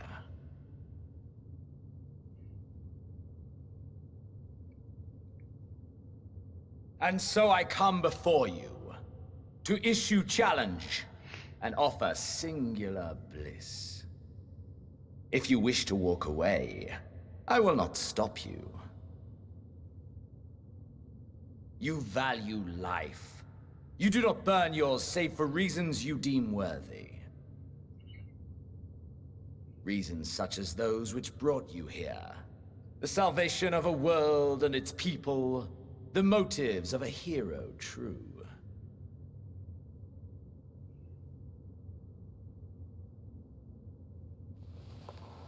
But there is more to you than that. You know this to be true. As surely as you know the thrill of pushing your body and soul to their limits. Of confronting ever mightier foes, dancing ever closer to the precipice, wondering if this will be the one to finally fill the void. Such pleasures you seek for their own sake, and no other reason. Is this not so, adventurer?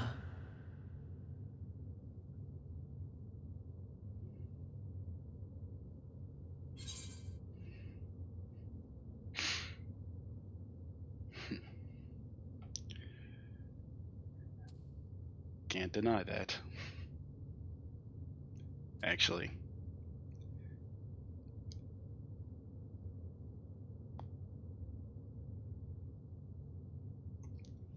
Does choice number 3 let me fight him?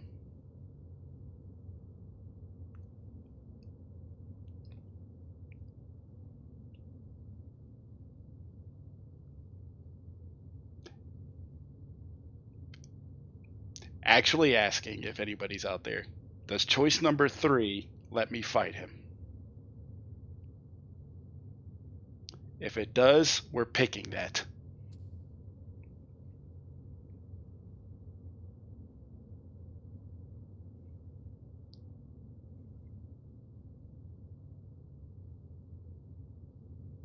Any of them work? Okay. Then I'll get with my gut instinct on that I can't deny.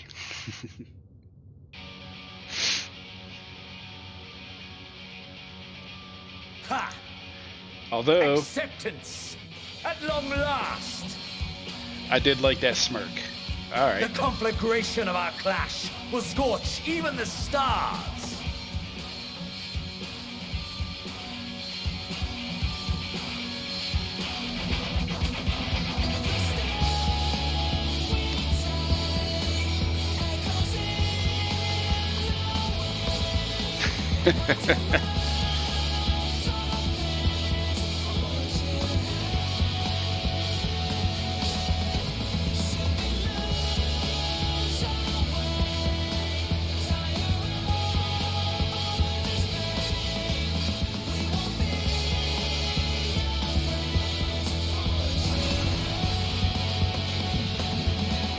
We'll laugh if you're still level 70.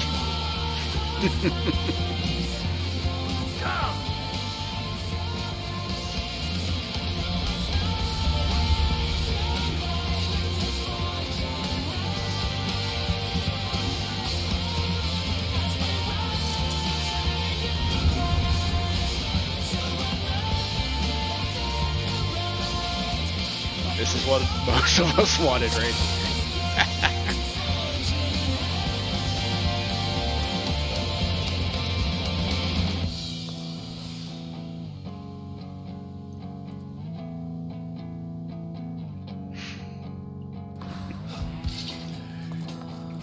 Let's do this. Hold nothing back.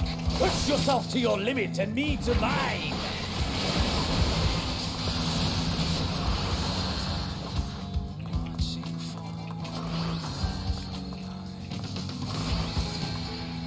I'm gonna laugh so hard at this is yeah. Ha! Still fighting you, I see.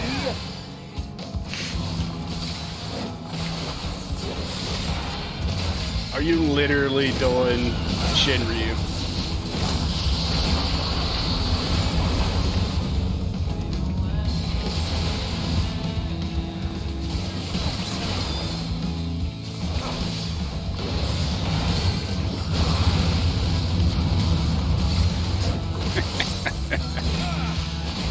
Show me your vaunted fortitude.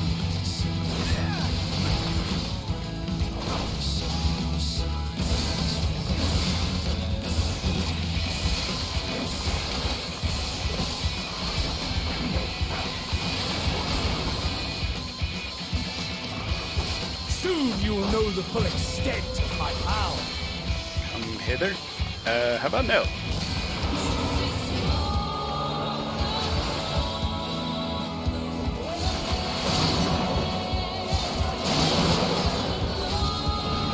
Mine for the taking. Oh.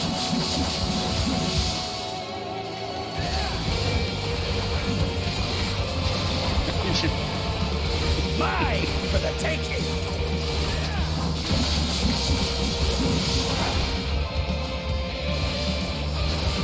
Literally fighting into the thing, too.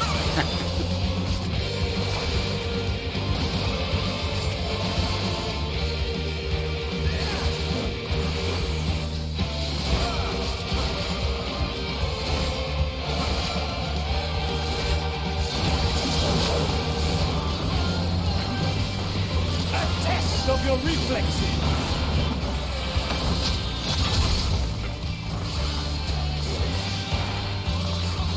Ah, damn it, messed it up. A test of your reflexes. Now I'm on your shit.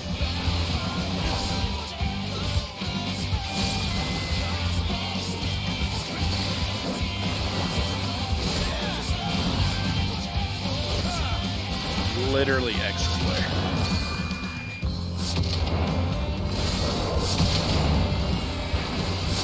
Mine for the taking!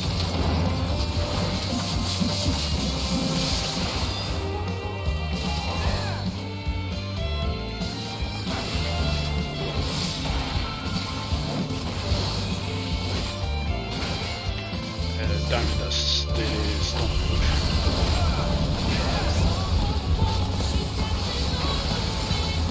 Oh, in this case, move.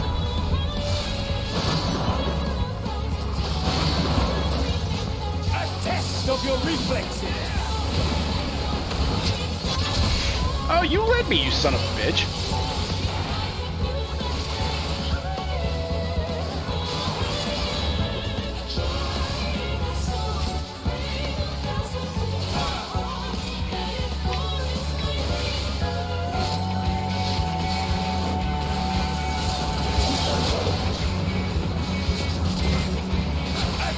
Of your reflexes.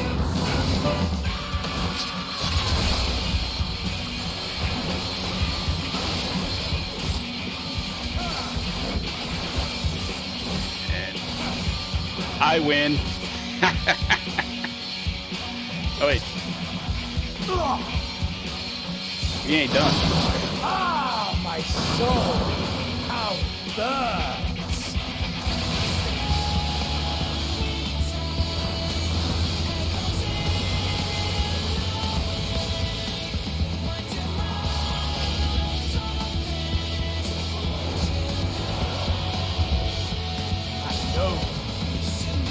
The inferno swelling within.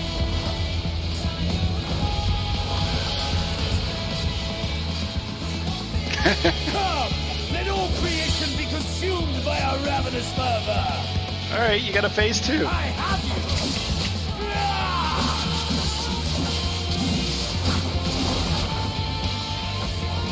Do not tell me your life's fire is already spent. I got 6 stacks. I'm good.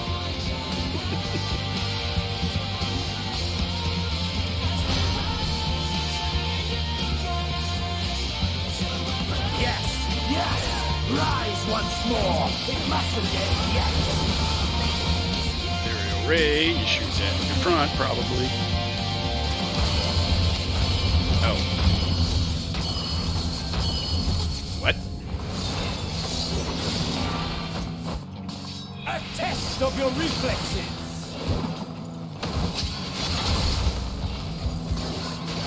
I have you!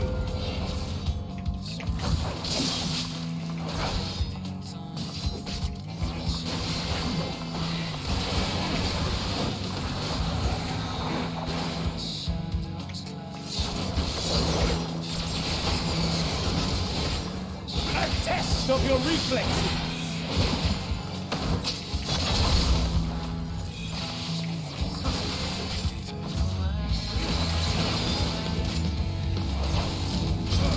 Show me your vaunted fortitude.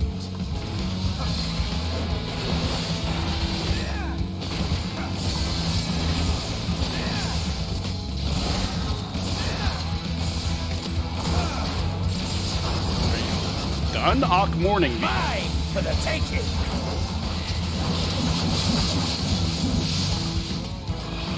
I have you.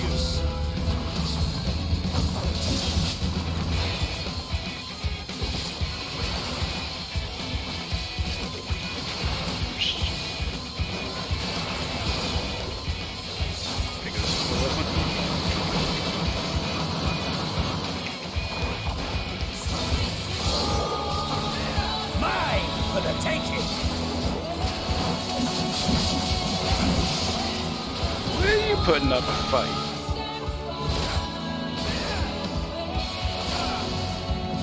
Alright, this one I don't get now. So I'm just going to hollow ground it until I figure it out.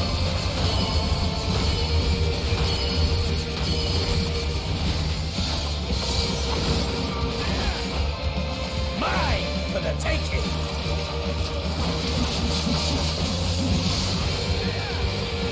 I have you!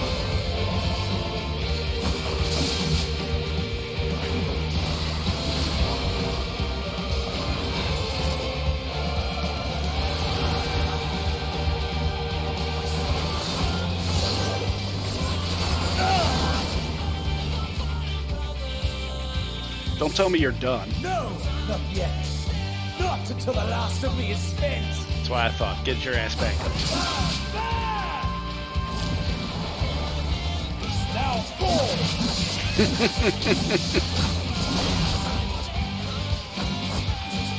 This is my moment. Our moment.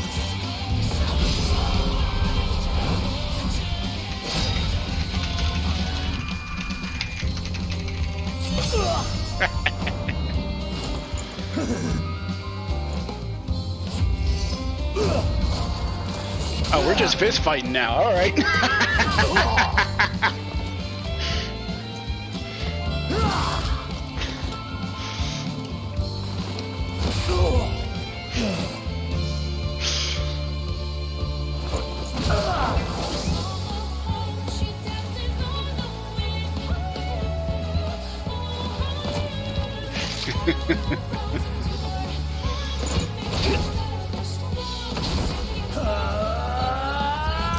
I missed it.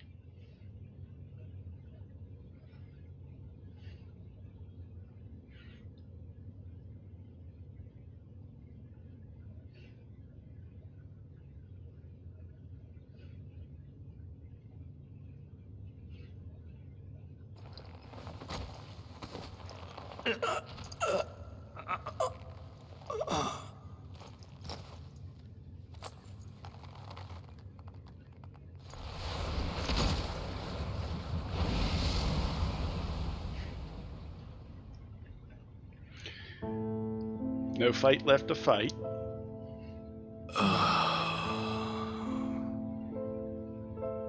That I should lose again.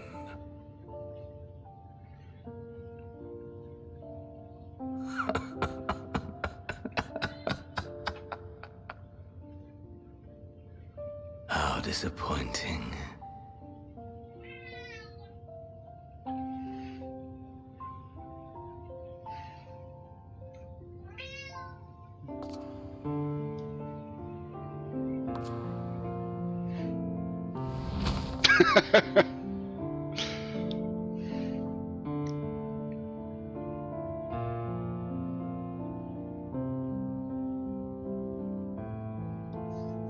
Never have I understood those around me. Understood their obsessions.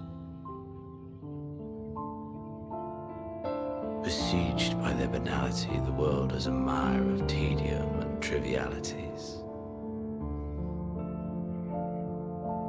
But in these fleeting moments, there is a spark, blinding, brilliant. Gone too soon.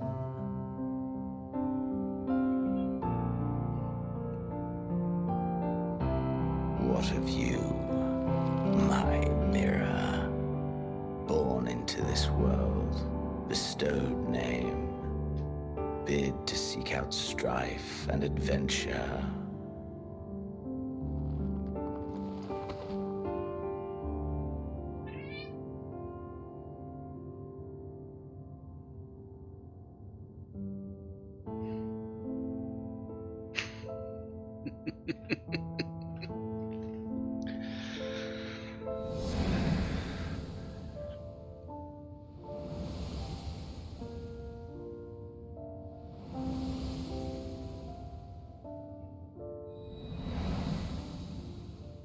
Was this life a gift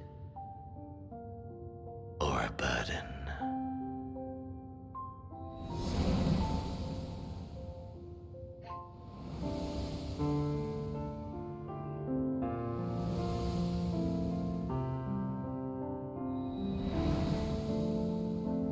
Did you find fulfillment?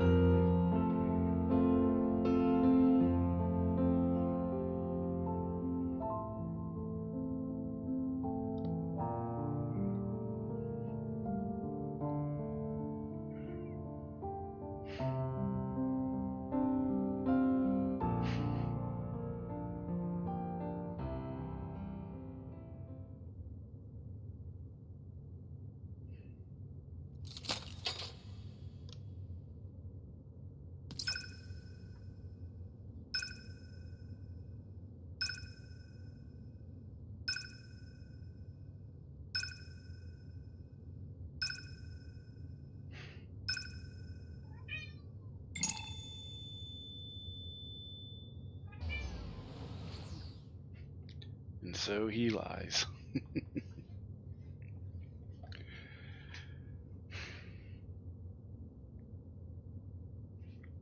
One sec.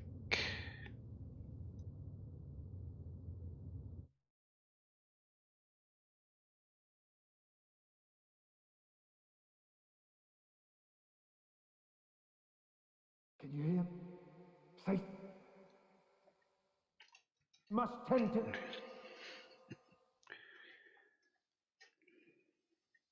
Open your. Please. Someone, and please.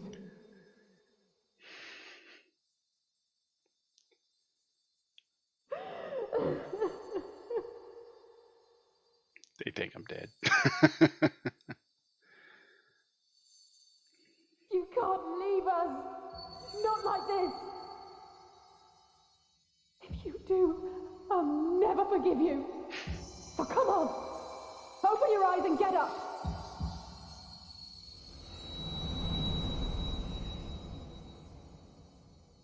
Too late, I'm going towards the light.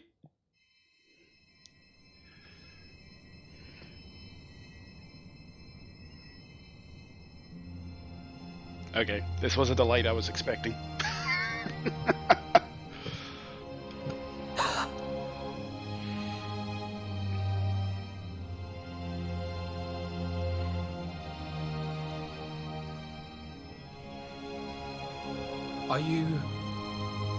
Are you with us? Yeah. You could say that. Oh, thank the heavens. For a moment we thought...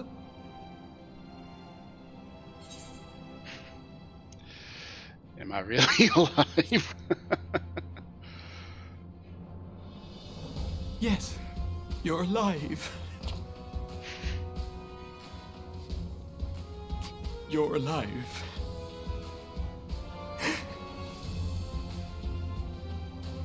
You... How can you keep your promise if you're not here?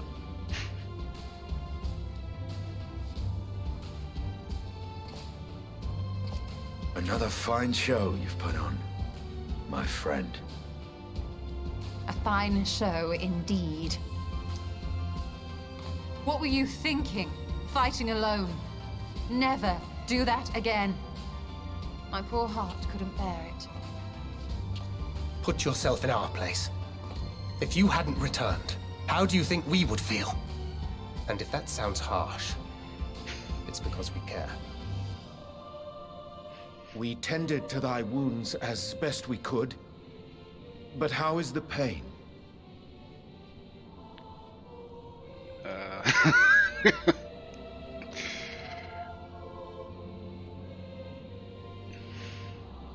That is gladdening. Grievous as thine injuries were, however, I would counsel repose for a time. Gladdening! There's nothing gladdening about this. When Meteion appeared in here and told us that you were right behind her, we all got our hopes up. But you never came. And when you finally deign to appear, you're within an ilm of your life. Damn you! Damn you for making us worry! I had to fight my best friend.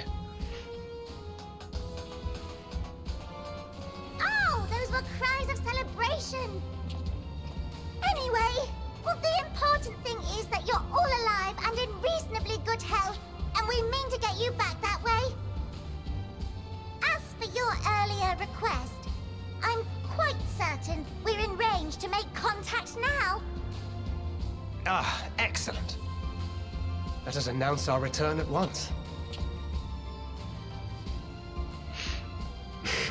I hope you're ready.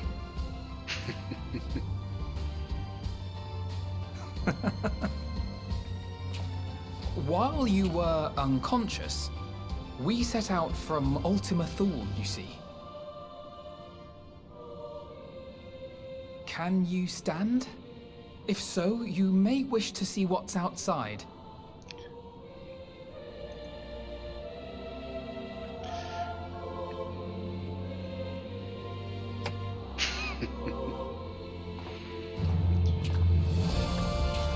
A celebration for the ages.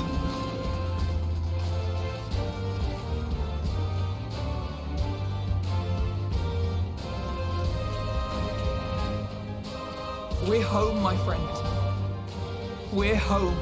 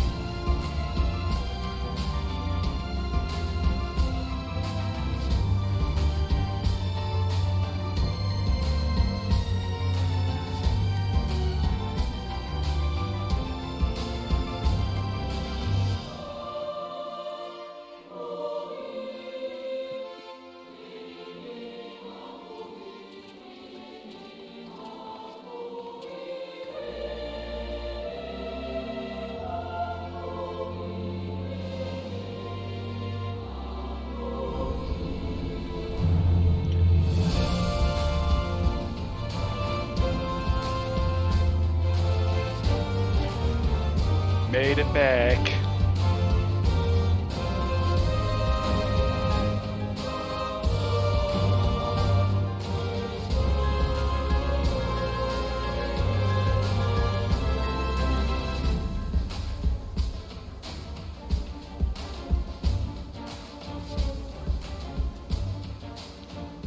Is that?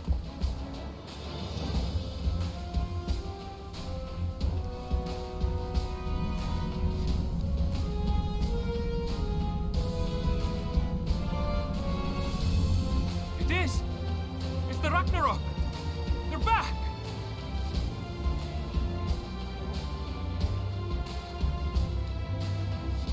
Thank heavens. Truly. They've done it! Welcome home.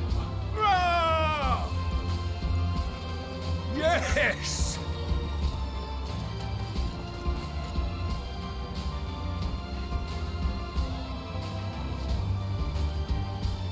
Ah.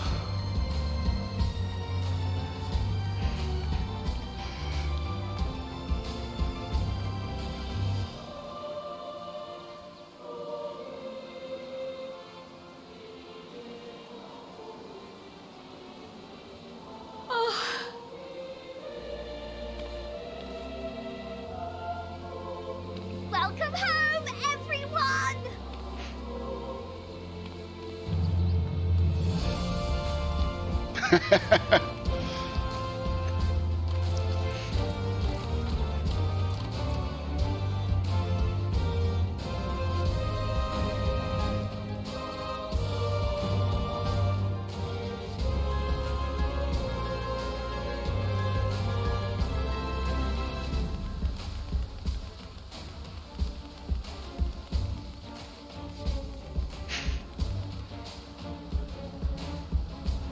Where are we going to land?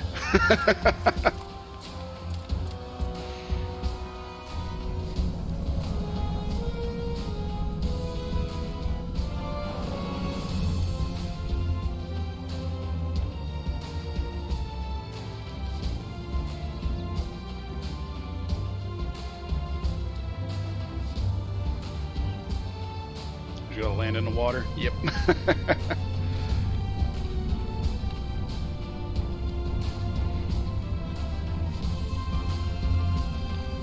Welcome home!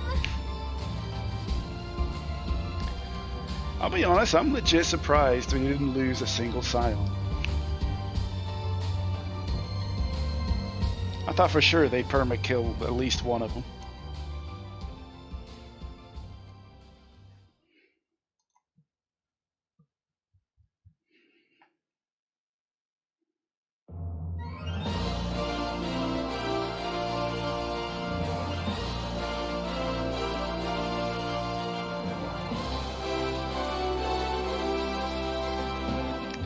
Too many death flags at us. Yeah, they did.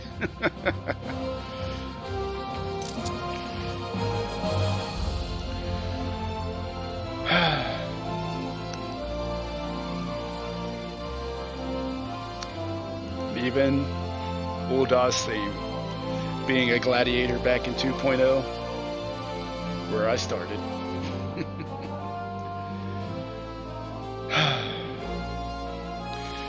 Well, I need to use the bathroom before I do anything.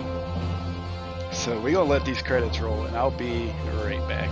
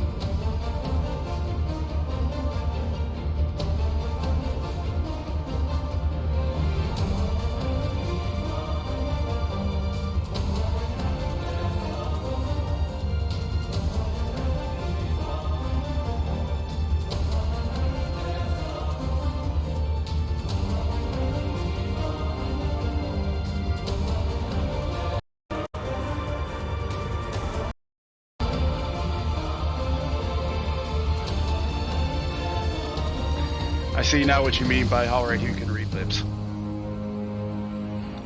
I forgot my headset does this weird thing.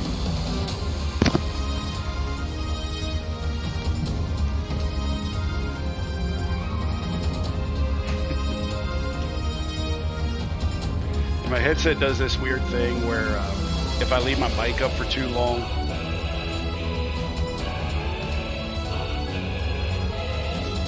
no, it's on a phone call. I'm just here talking to myself.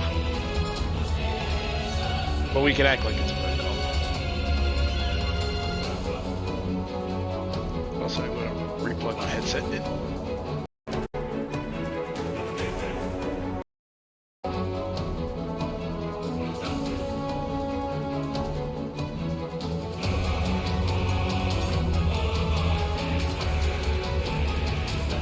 There we go.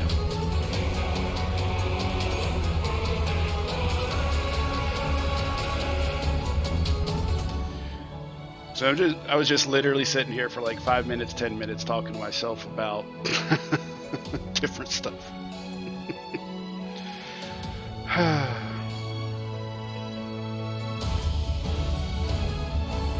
Pro streamer, by the way.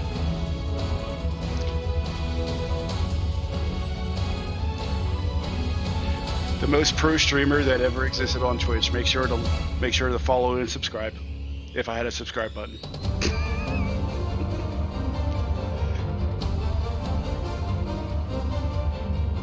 I can't even say use your Twitch Prime on me because I don't even have a sub button yet.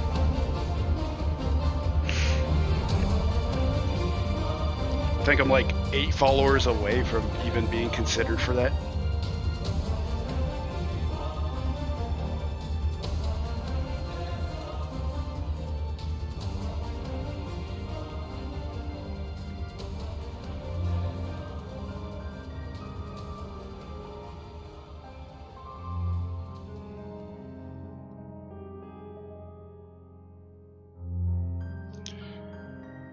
Stormblood. You're effectively the Dark Souls 2 of Final Fantasy 14. By yourself, you would have been fine, but everybody compares you to Heaven's Ward, Shadows Bringers, and now Endwalker, so you're garbage.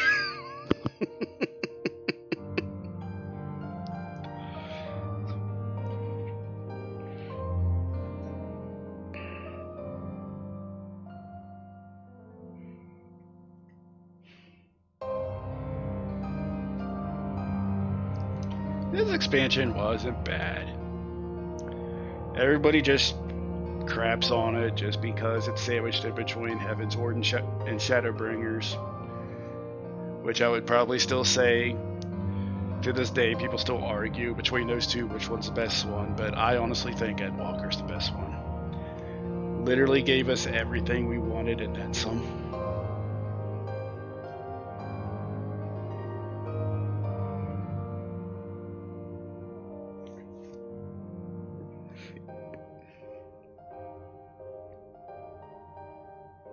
Probably because it's still super fresh in my memory, but definitely say Endwalker, and then it's a fight between Shadowbringers and Heaven's Ward. Which one's number 2?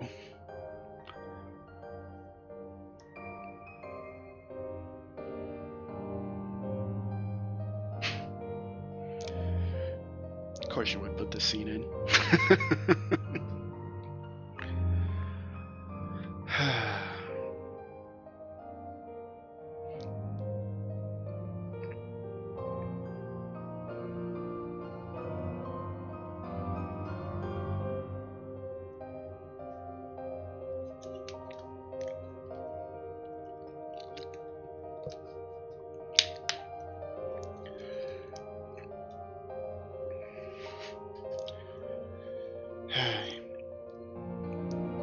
I'm enjoying just sitting here reminiscing over how long has it been since ARR? 10 years?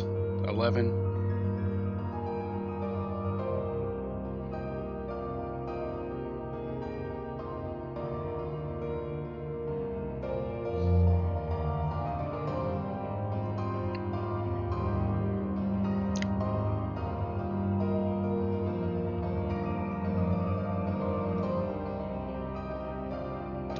But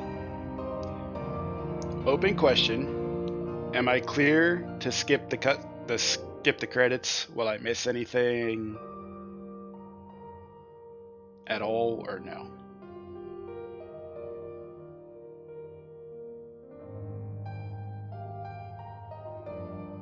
Or is this a MCU situation where you sit down?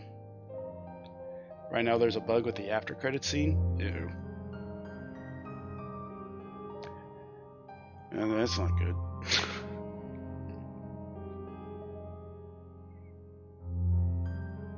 If you skip, you'll keep whatever music is playing at this moment.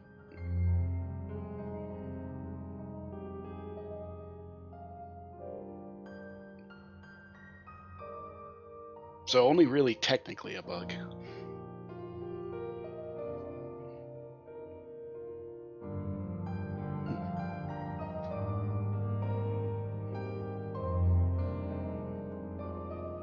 I thought it was going to be like a game-breaking thing where it's like, well, you can't do it, so GG. Not the worst, but it's obviously not. Yeah. Bug be bug.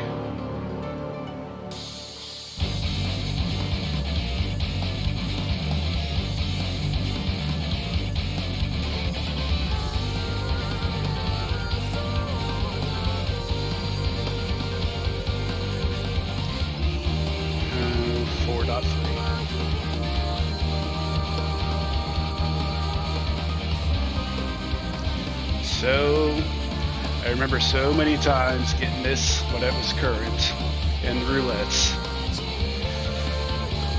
and me inadvertently cleaving the two healers and wiping the group because I would literally plant my feet in one spot and say, I ain't moving, don't stand near me. And lo and behold, somehow, two healers would always stand next to me. After I would explicitly say, do not stand next to me, she has a cleave, you will die. Then they just go squish. Had a marker on me and everything.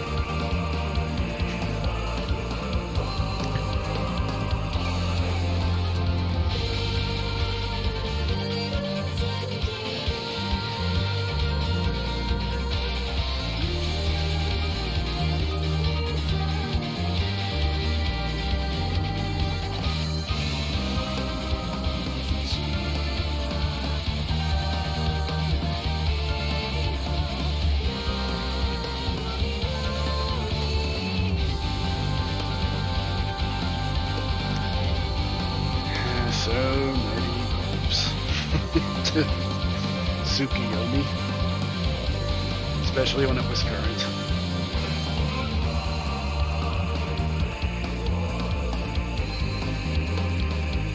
Item level sync still puts off a hell of a fight, especially when it's one tank, two. I think I did it one tank, one healer, me as a samurai, and then everybody else is a blue mage because he wanted their spell. Night Blossom, Night Bloom.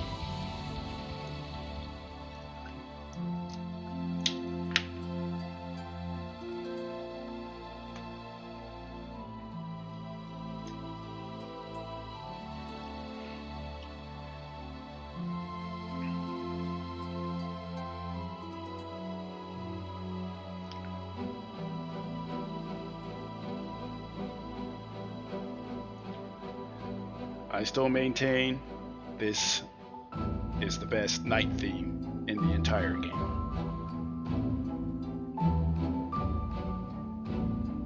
And I will die on that hill and fight anybody who challenges that.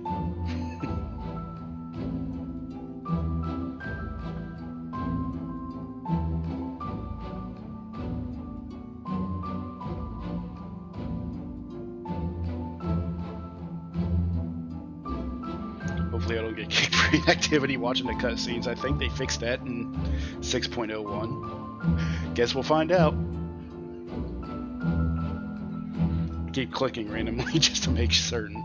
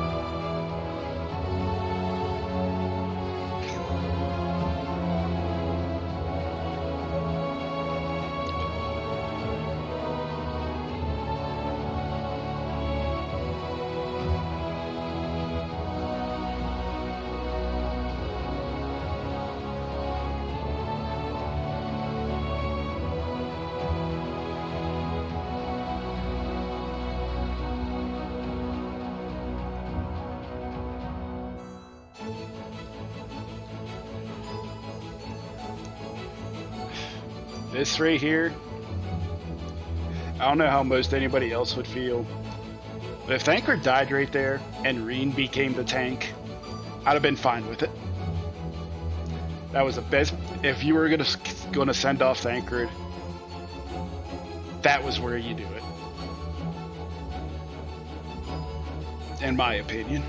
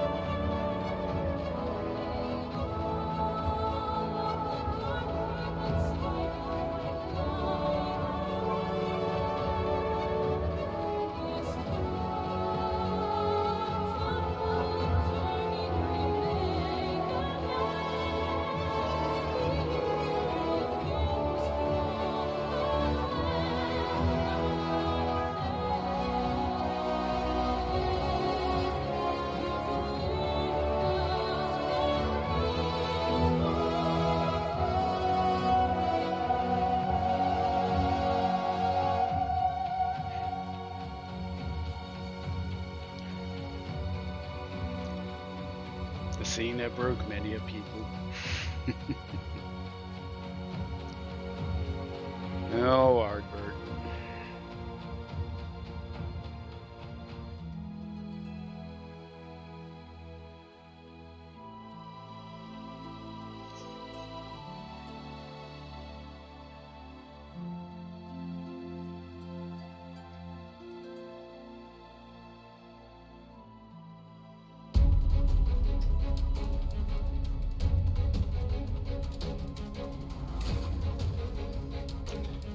Hey, look, Reese. I don't know if you're still here.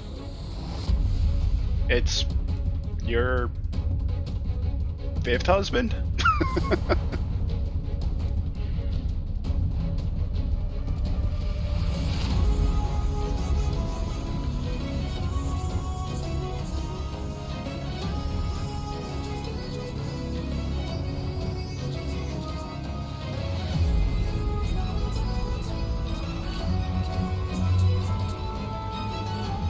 Cat baby.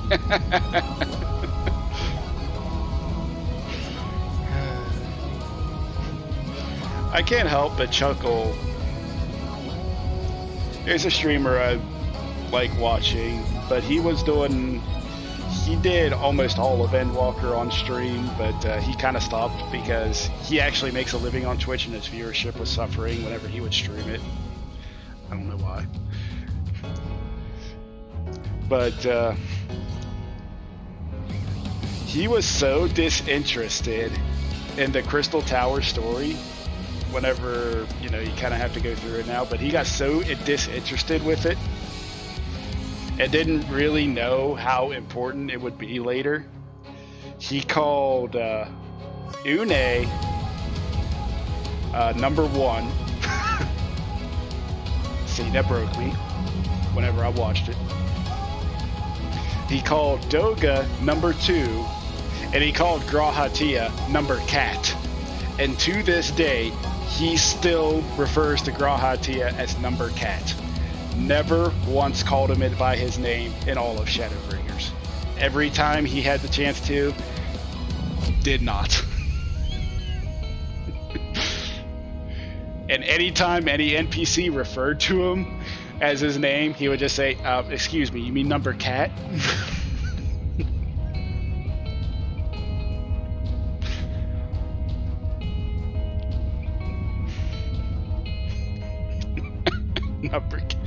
Number cat. To that streamer, that's Graha's name, number cat. And it will not change.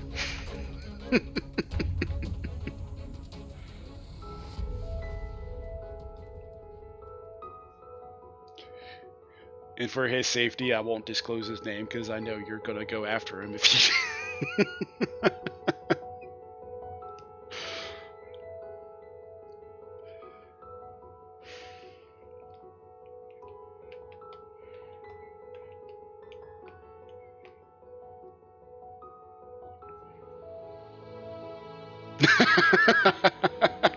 I see that. Let's see the actual GIF.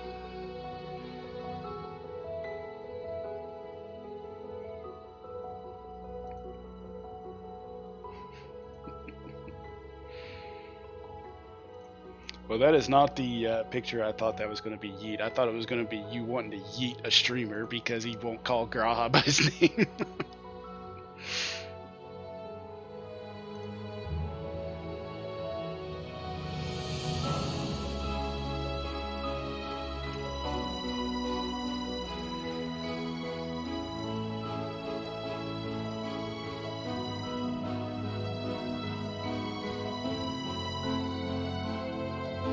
He took the same cafeteria.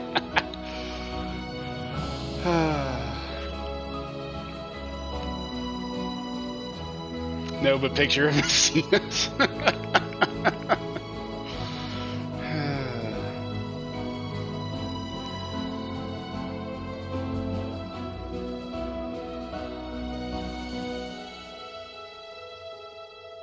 Mirror concept and translation, huh?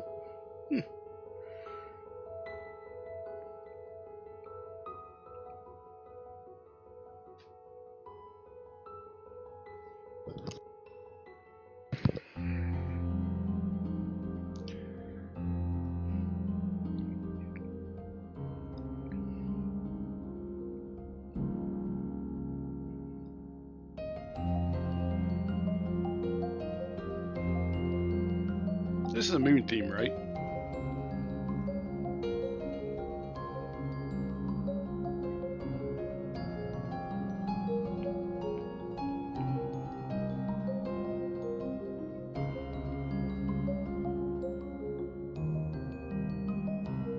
No, this ain't the moon theme.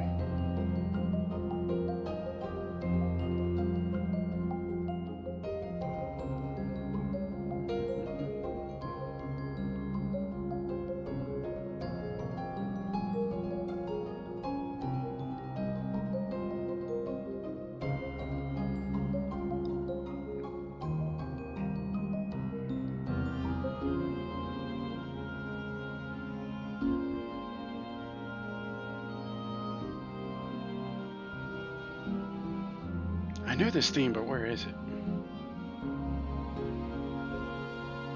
You have sent your gems?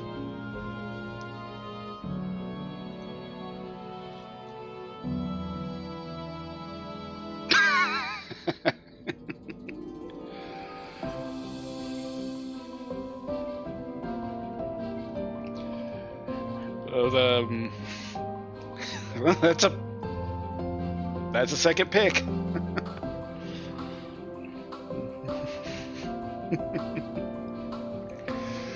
Oh, these two dorks.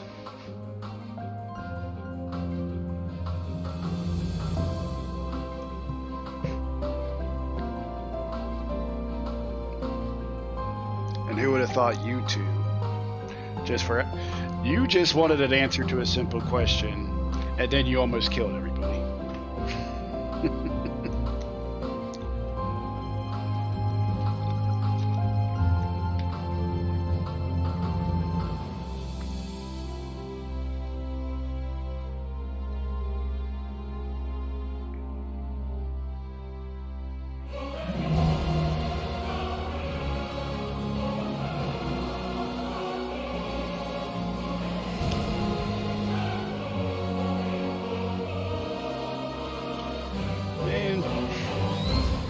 There's a part of me that wishes I could have gone back and done Zodiark before someone in my FC, by complete 500% accident, dropped the name as I hit it that day. It's only technically a spoiler because I knew that we were going to fight him eventually, but I just didn't figure he'd be the very first trial. I thought he'd be the last boss. Not the first, second trial, yeah. Someone by complete accident was looking for a group for the EX, accidentally dropped it in the FC chat. Yeah, not a very good time. Jesse's reaction was like, yeah. He got Jesse Cox, in case you're wondering who, was completely taken off guard. He did not expect Zodiark at all.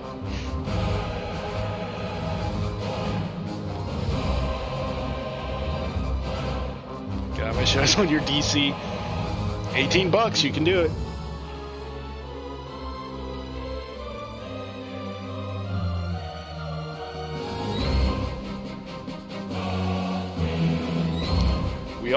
I am on Genova's server in the FC Crown of Thorn, COT.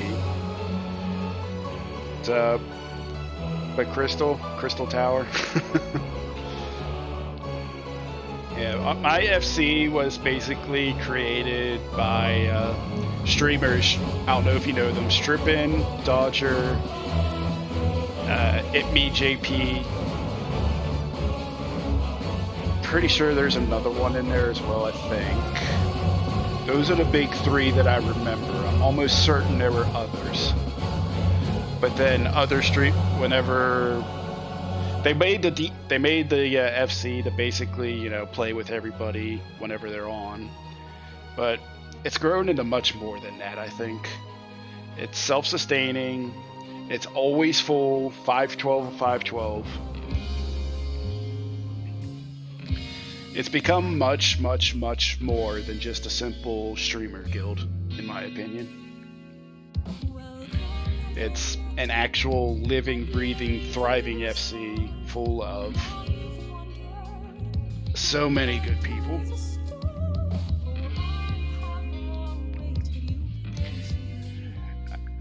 I think of it now as an FC that happens to have streamers in it now,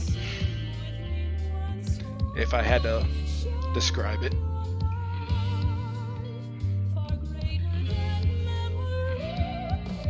I mean, it's always nice to go with them whenever they do stuff, but as you see, there's just so many people that are just willing to step up and help anybody.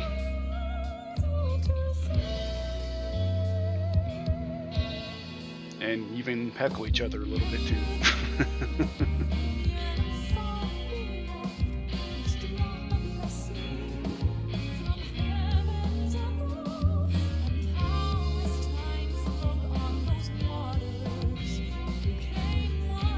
Excuse me.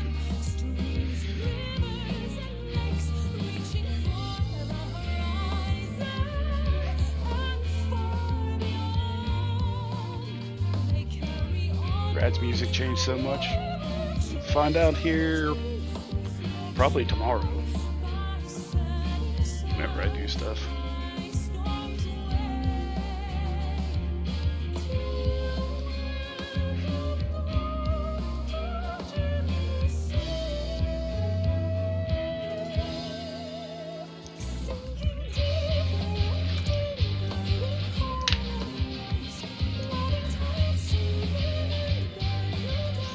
Look at Tetsuya Nomura getting his own line.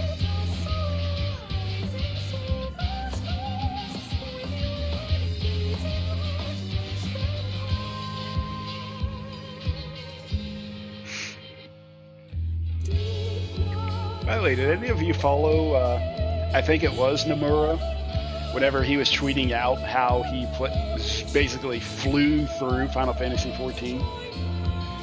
And he wound up doing Crystal Tower enough to get, I think it was, if I remember right, his character's Warrior of Light armor from the Crystal Tower.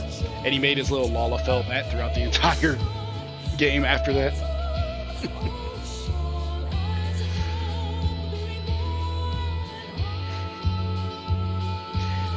And he also got super giddy when he found out Warrior of Light was an actual boss fight in 5.3.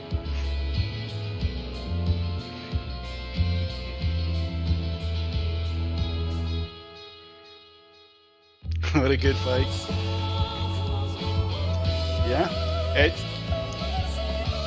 out of all the Shadowbringers extremes, that one was my favorite. Followed very closely by Diamond Weapon.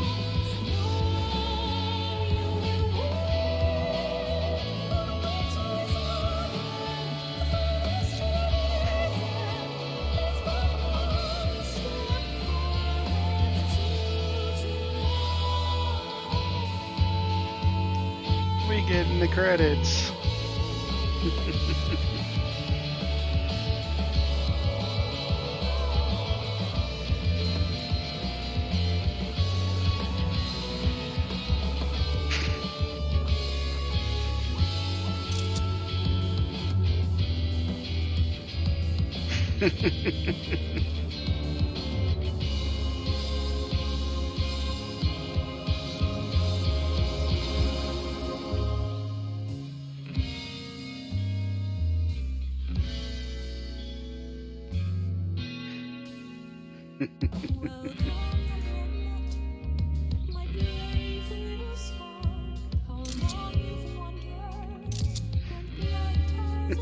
That's neat.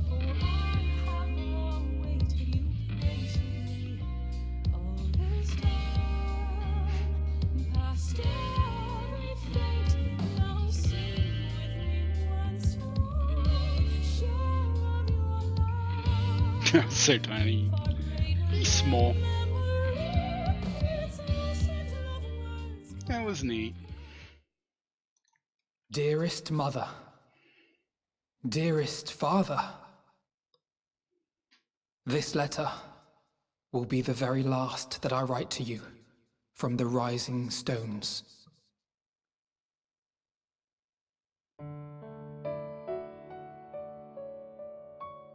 As I commit these words to parchment, I fondly recall my journey as a scion.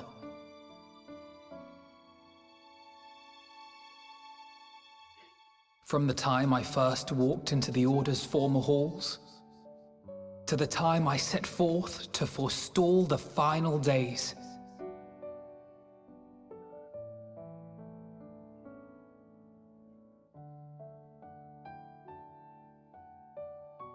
At the farthest reaches of the Sea of Stars, we fought the battle of our lives. Fought against despair itself. A veritable maelstrom of it, fed by the resignation that dwelled in the hearts of beings not so unlike ourselves.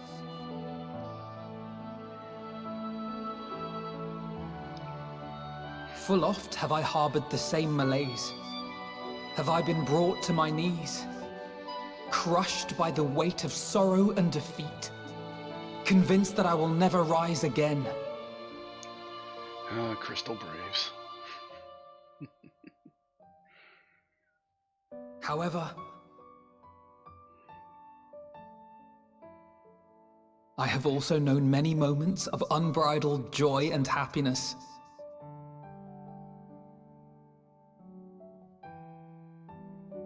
By this truth do I find hope within, blooming resplendent, like the Elpis flower.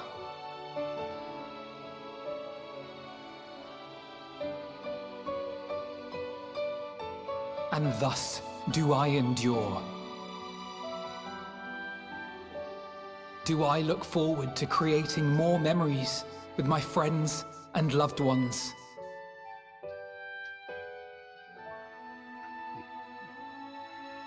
For from these fertile seeds, yet more hope shall spring forth. And they will grow to become shining lights that illuminate the dark.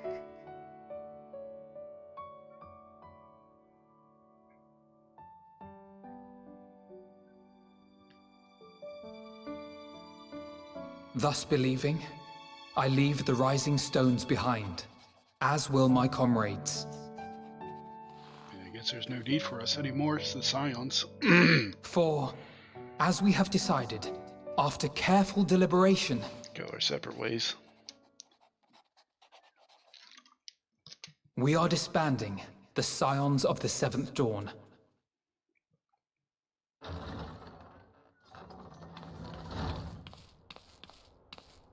you are, Alphino.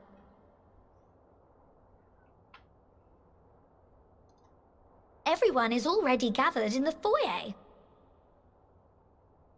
My apologies. I'll be right there.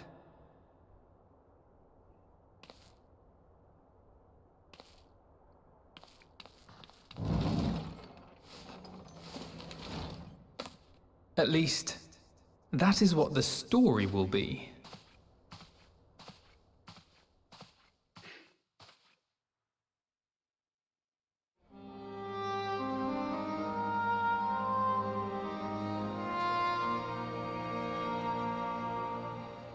So we're disbanding, but not disbanding.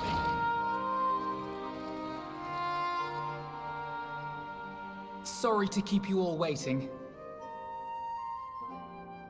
What could you possibly have left to do now? Oh, just a letter.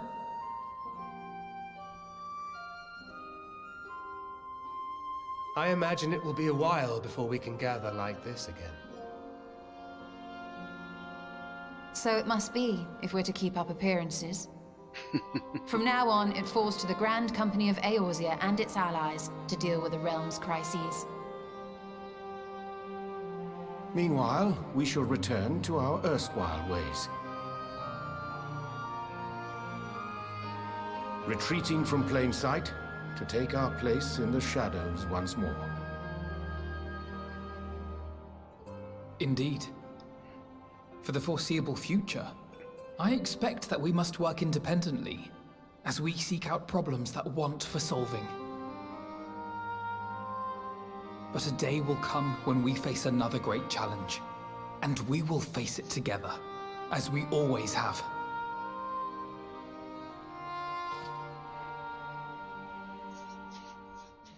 As much as I look forward to that day, I do hope it doesn't come anytime soon. Well, formal association or no, if any of you should require my services, you need but ask. I'll be glad to keep my lance arm honed. I'll hold you to that. So you had better keep your link pearl on hand. You lost it already.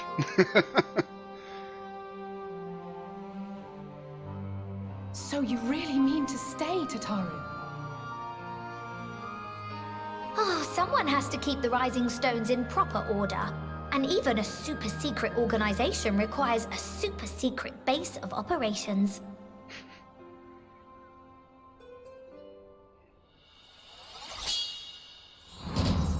To the rest of the world, it will be naught more than a workshop for Eorzea's foremost up-and-coming artisan. If you thought our coffers were full to bursting before, just wait till I can devote myself wholly to the crafts.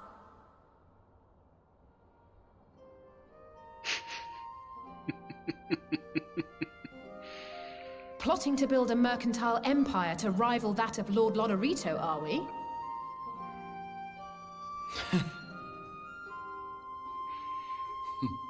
I, for one, look forward to your future successes, Tataru, as do I our next meeting.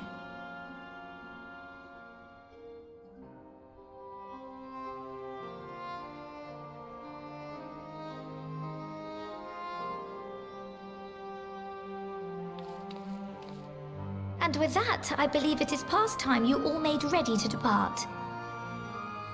Leave no preparations undone or words unsaid, all right? Now, off with you.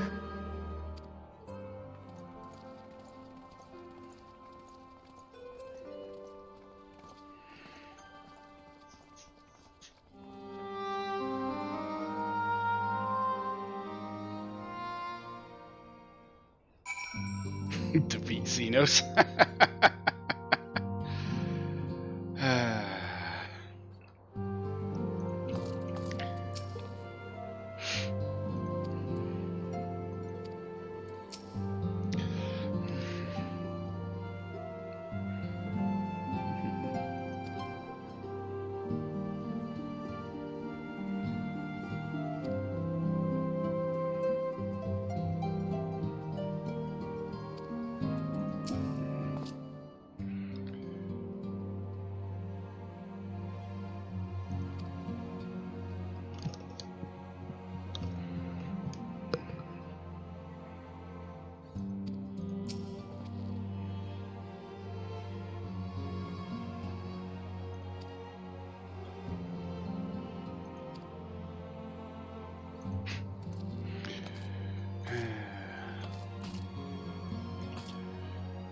Alright, I'm out. See you in game. See you later, Mutant Potato. Thanks for hanging out.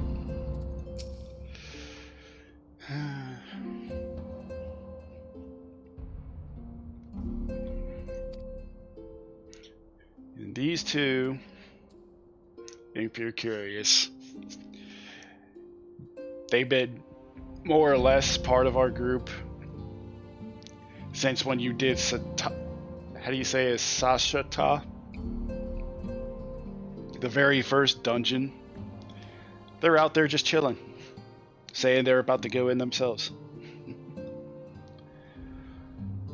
The first 3 dungeons, in fact, they kind of just hang out and chill with you, and then they kind of just wind up joining the Scions.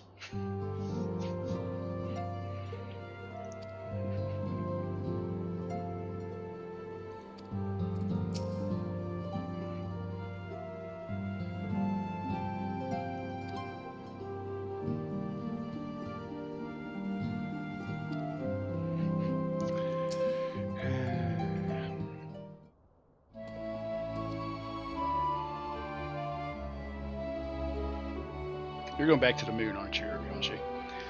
Linkus, thou hast spoken with thy comrades. Though this parting be not forevermore, 'tis nonetheless occasion for sorrow. Akin to a pixie's path, the navigation of such farewells is a perilous endeavor indeed. For their part, however, the Loporrits embark upon a new beginning. Though bereft of its purpose as a vessel, the moon yet remaineth hospitable for the creatures of Aetheris. You're gonna go back up there, aren't you? Thus do our lunar visitors convene with the Forum, intent upon assigning some new and beneficial role to our solitary satellite.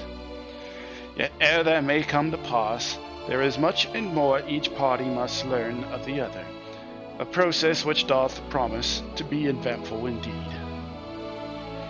To that end, a cadre of Loporrits hath gleefully dispersed across our lands in the name of mutual understanding.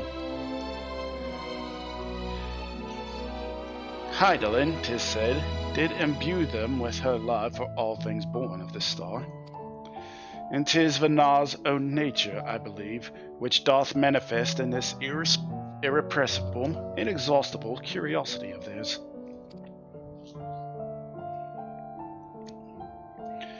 Having witnessed that which they strove to achieve, I wish most keenly for their long labors to be rewarded, that their abiding affection for man result in a boon for all.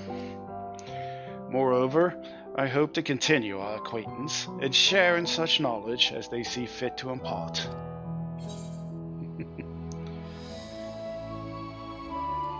You are the first to truly understand them.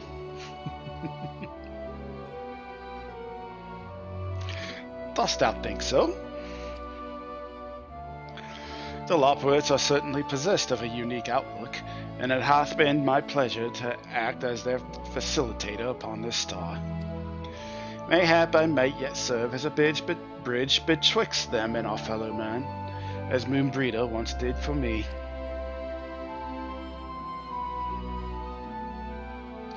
But I shall digress no further. This day should belong to the Scions of the Seventh Dawn, to mine incomparable companions. Oft times hath mine reticence caused thee grief, and mine action spurred allies to suspect betrayal. And yet, here amongst you I still stand. No amount of words could express my gratitude for thine acceptance and forgiveness. Thus instead, I too proffer my humble support. Be it unto the deepest abyss or the highest heavens, even if I must needs founder cross stormy seas, ever shall I answer thy summons.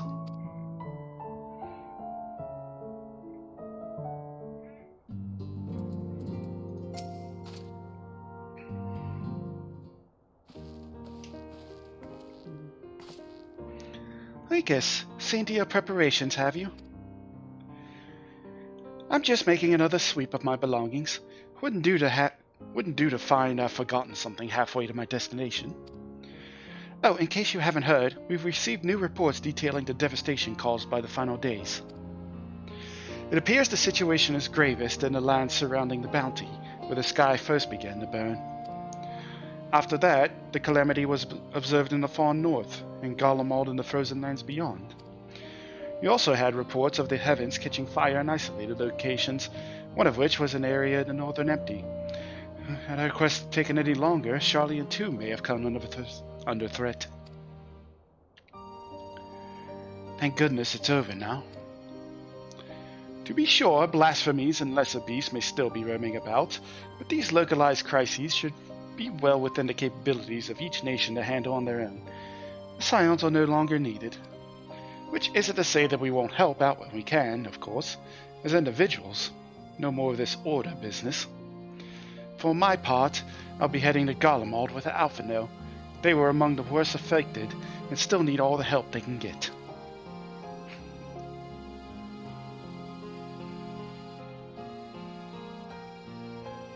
It won't be easy.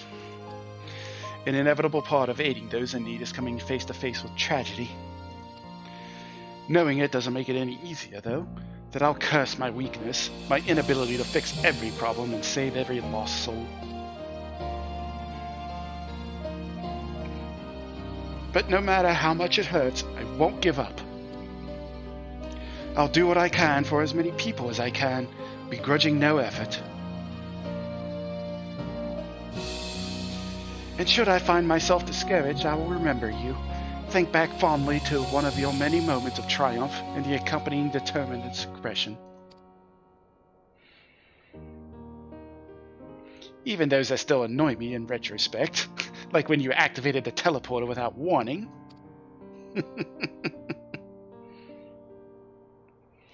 And should you hear about me, I want you to remember too. Remember that I'm out there somewhere, trying my very best.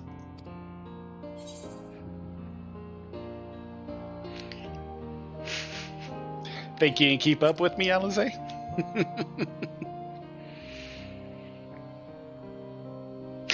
You asked for it, so you had better watch out. Oh yes.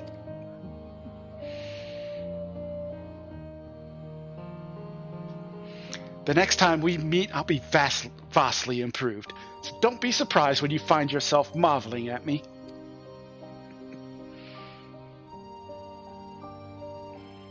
I'll light a fire under her.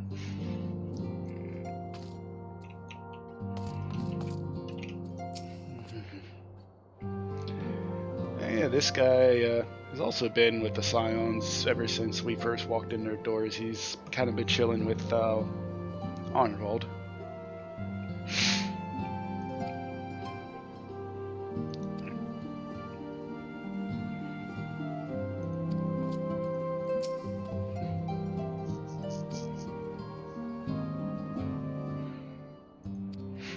Go get him real.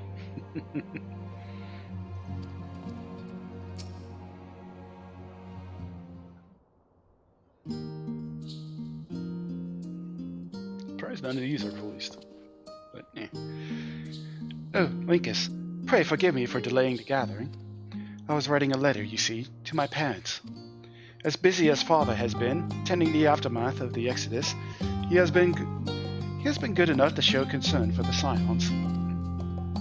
And besides, I've made them worry enough for a lifetime. Henceforth, I will endeavor to write as often as I am able. A little effort to set their minds at ease while we continue to be away from Charlian.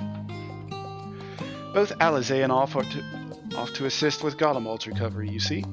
Though uncertainty remains over what will become of the nation, we cannot well leave the capital in its present state.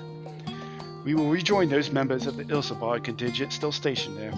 Lucia and Maxima helm the relief effort, with support from our allies, the people of Garlemald among them. They will gradually be joined by those who have finished treating the Tempered across the lands. Unless you misunderstand, we do not seek redemption for failing Lucina and her sister. That is a burden we must always bear. Nay, we go because of the truth in Lord Quintus's words. The truth that, whatever ideals individuals may espouse, nations are not moved to action unless they stand to benefit. For the foreseeable future, the fallen empire will be at the mercy of both internal and external forces. And though I do not doubt the intentions of the contingent, with greater powers involved in the relief effort, our allies may well find themselves drawn into a political agenda. In going, we seek to ensure that the needs of the people come first, to understand their hearts that we might better help them to begin anew.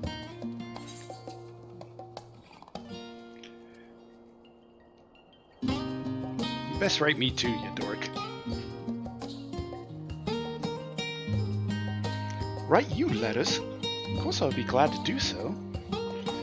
But I would be gladder still were you to come and visit, and I believe I speak for Alizé as well.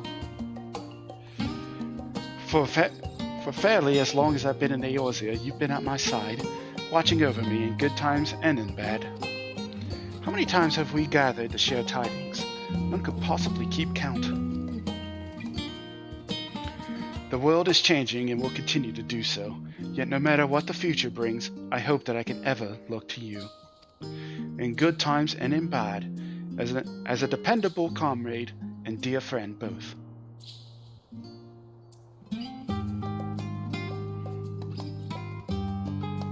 Thank you, Linkus, from the bottom of my heart.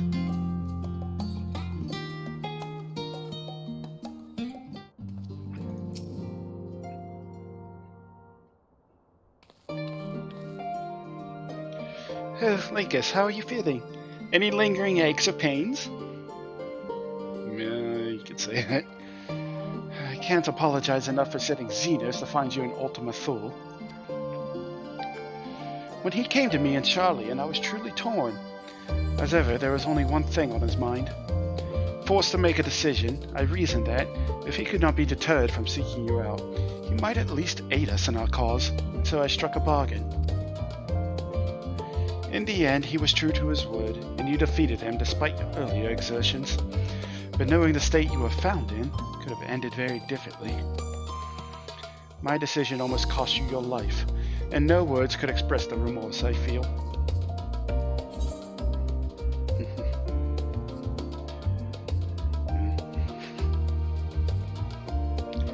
Thought that was it. Thought I was DED.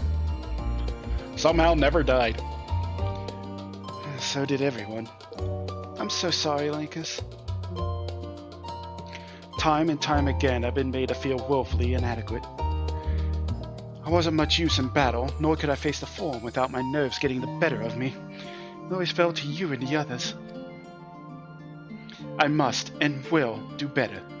And I shall begin with the restoration of the students of Baldessian. Through our work, Charlian will strengthen its ties with other nations, that we may be better prepared to face whatever threats arise in the future. Of course, this isn't something I can accomplish alone, but thankfully I have the staunchest of help in Raha and Ajika and our other remaining members. Together, we'll continue Grandfather's work. As before, certain commissions will take us to dangerous locales, and we may need to call upon seasoned adventurers. In such times, might you be willing to assist us? Not because you feel obliged, mind you, but because you feel allured for the task itself.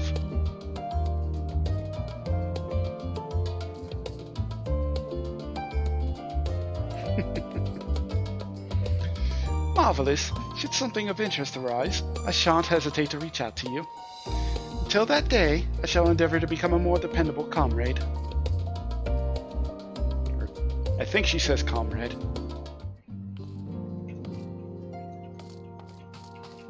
Oh, Fleming.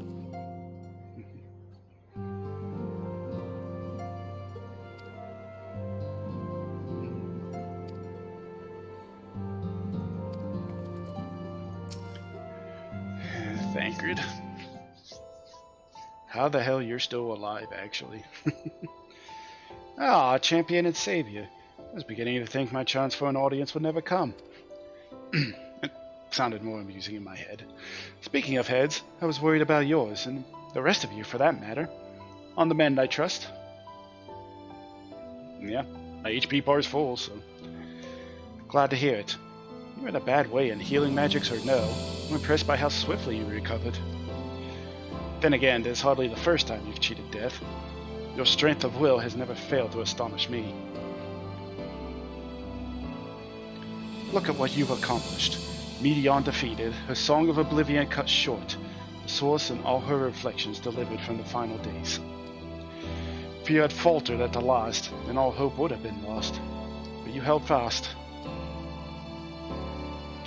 Now Reen has a tomorrow to look forward to, and I could ask for no greater gift than that.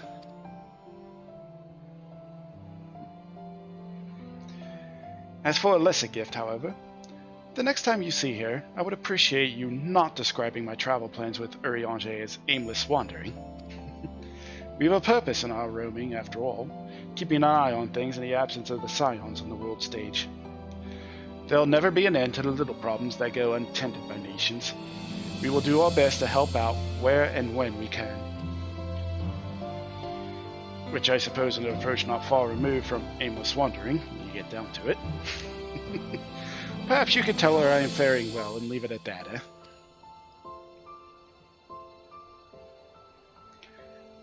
No need to mention this feeling of being uprooted. I've never been one to stand still for long, but when I think of home, 'tis the rising stones which come to mind. How many times have we set out from this base, thence to return when our work was done? On the day the Scions came together, I only hoped for Minfilia to find a place where she belonged. But never did I expect to find one here for myself. Indulge me, Linkus. I have a question for you, and imagine Minfilia herself is asking. Are you glad you joined the Scions? Best decision I ever made.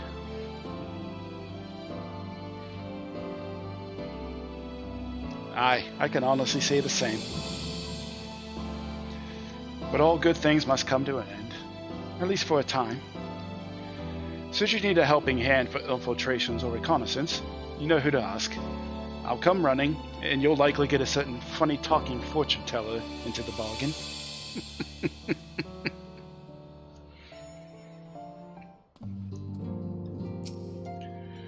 Justinian, what the hell do you have to say?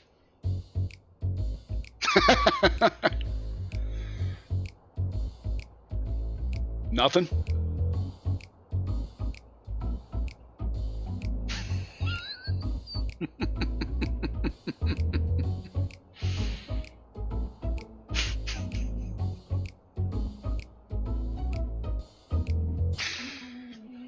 If you have something to say, then out with it.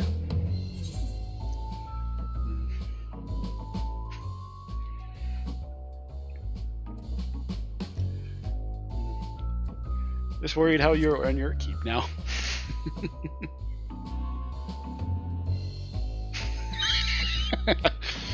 You talk as if the Scion's disillusion was more than mere pretense. There may be fewer calls to action, but we should be compensated as before. Why are you so concerned for me, anyway? In any case, I do not want for options, even if some are worse than others.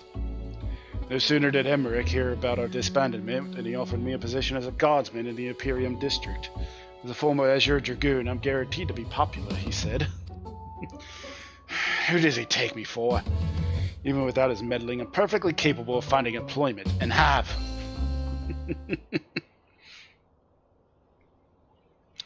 Some days ago, a Hanish envoy arrived with word from Vitra.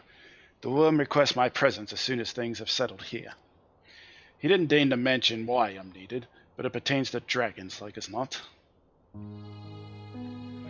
In Thavnir, like elsewhere, the phenomena caused by the final dames abated when you defeated Medion. Though it was too late for those who had already transformed, life is beginning to return to normal for the survivors. Of those who sought refuge in Charlian, most have already returned home. But many do not have a home to return to, nor loved ones. By an arrangement between Vitra and the Forum, such souls may remain in Charlian if they wish, to work and study. Vitra was always the satrap in truth. It's gratifying to see him become one in name as well, one who has the complete confidence of his people, if the envoy's tone was any indication. I often find myself speaking favorably of the dragons of late. Not so long ago, I would have assumed his benevolence hid ulterior motives. But 'tis clear he cares for his people, and they in turn revere him.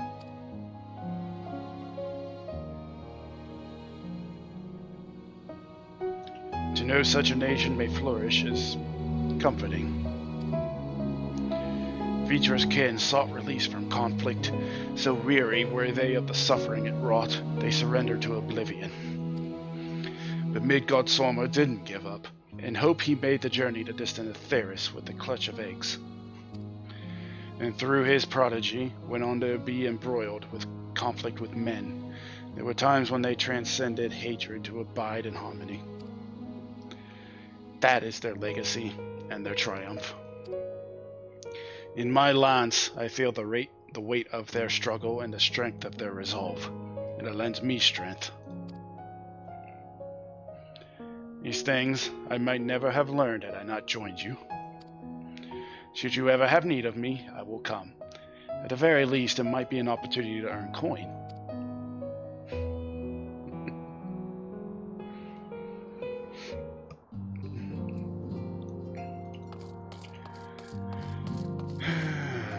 These two still fighting over who bangs who.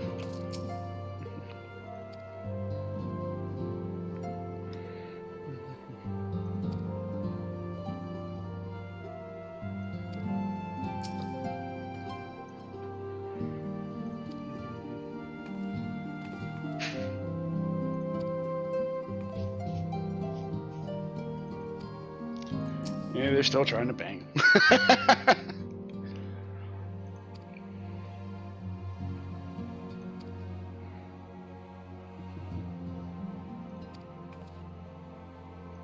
I forget. She wants to bang him, she wants to bang him, I forget.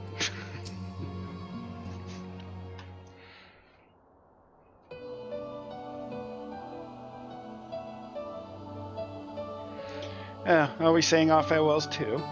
I hadn't, at present, planned on a journey of any great length. Not that I am adverse to a moment or two of quiet reminiscence.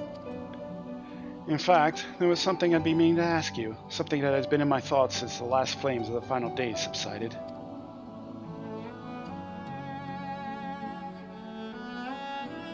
During our travels, we have witnessed more than a lifetime's worth of oddities and spectacles, more than could be easily recalled or remembered. And nestled amongst those memories are certain essential facts. The history of Aetheris and the ancients, glimpses of the Ea, of their culture and philosophy.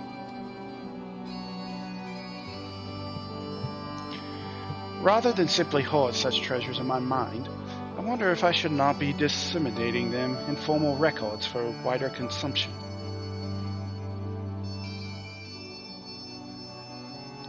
When needed, I have penned reports and prepared briefings, but ever have I balked at the idea of binding the subject of my studies in a book or tablet.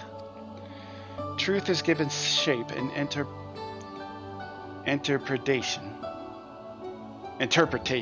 God, I'm stupid. When we seek to capture it with our words, it is invariably molded to fit a narrative, no matter how well intended the rendering. An event is described as sad, a summonation which fails to express the emotional complexity, yet the words on the page is what endures, a pale shadow of reality. Throughout history, some have deliberately embellished the truth, but I believe many, if not most, deviations are the result of similar linguistic shortcomings, piling one upon the other, until the end result is unrecognizable from its origin. Which is why I fear that writing an account in my own words would be akin to diluting fine wine with water. Yet even with the potential for corrupted meaning, I do of course realize the importance of keeping written records. Without them, my search for wisdom would be a painful fare indeed. But what say you on this matter? Should I take up the quill? Reflect upon those experiences only we have shared, to seek to preserve them for posterity? I don't see why not. Yeah, sure. Let them be read and remembered.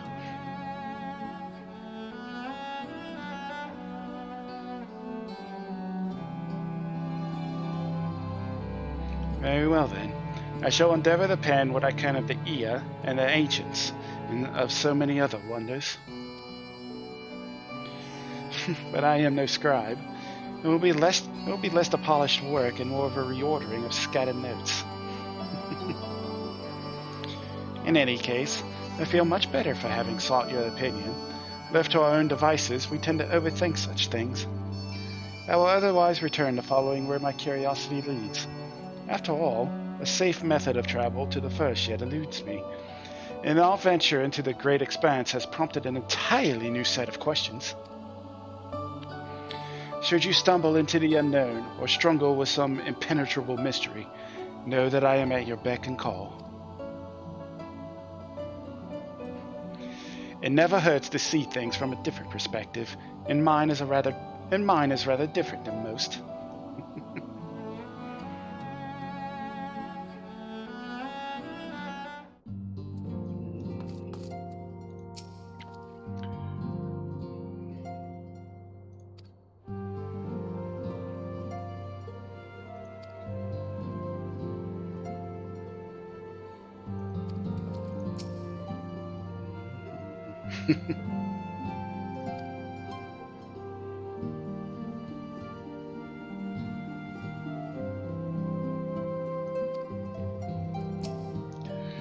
Alrighty.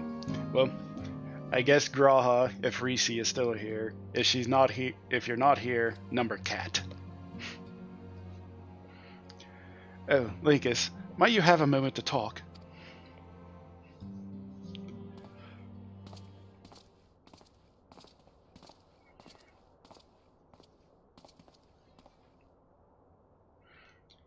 With a sigh on stepping away from the public eye, I've been left to consider what new endeavors I might pursue.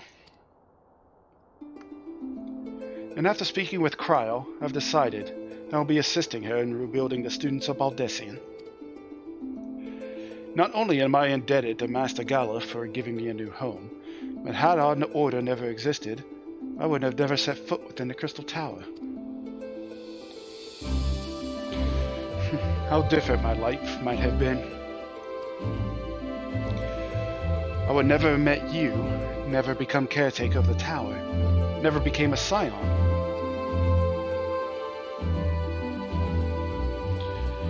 You gave me the chance to do so much good. Rosabee, thank you for the follow. How are you doing this evening?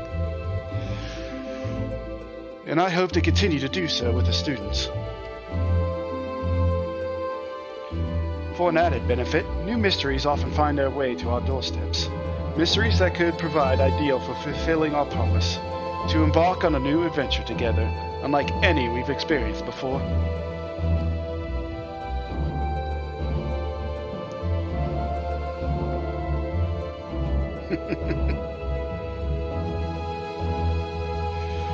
Whenever you have the time and inclination, my friend, I stand ready to accompany you into the unknown. Do you recall in the realm of the Omnicrons, when I asked if you thought I may someday be mentioned in your epic? Well, 'tis true that to earn a place at your side would be the stuff of dreams.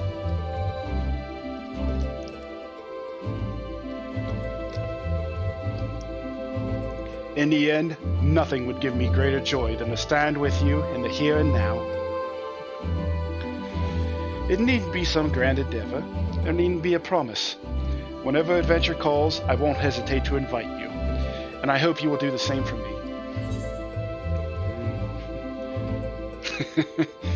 As long as you don't overexert yourself, keep Lena and Reen in your mind. I know. I can all but hear Lena and Beglug's voices each time you remind me.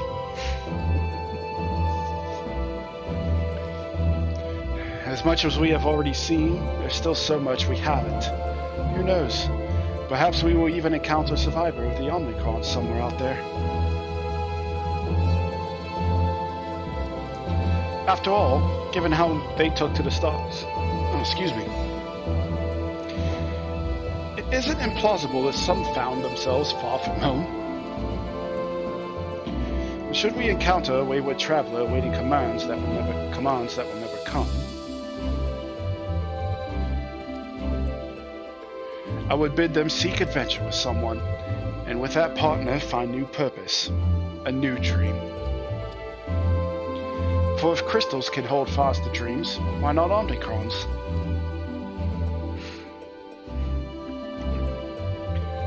Wherever your plans may lead, do not hesitate to send word. And should a commission of interest come my way, you will be the first to know.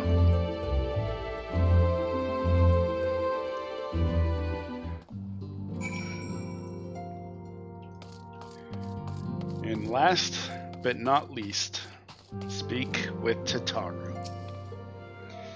Spoken your fill, have you? If so, I'm thinking to send everyone off.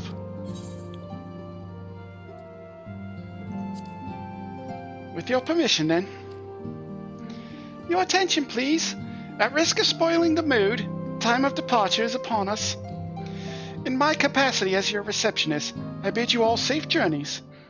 Till next we meet, be well.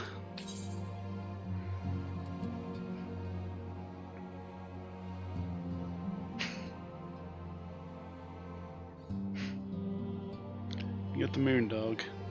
And, guessing Vana? Or is that us?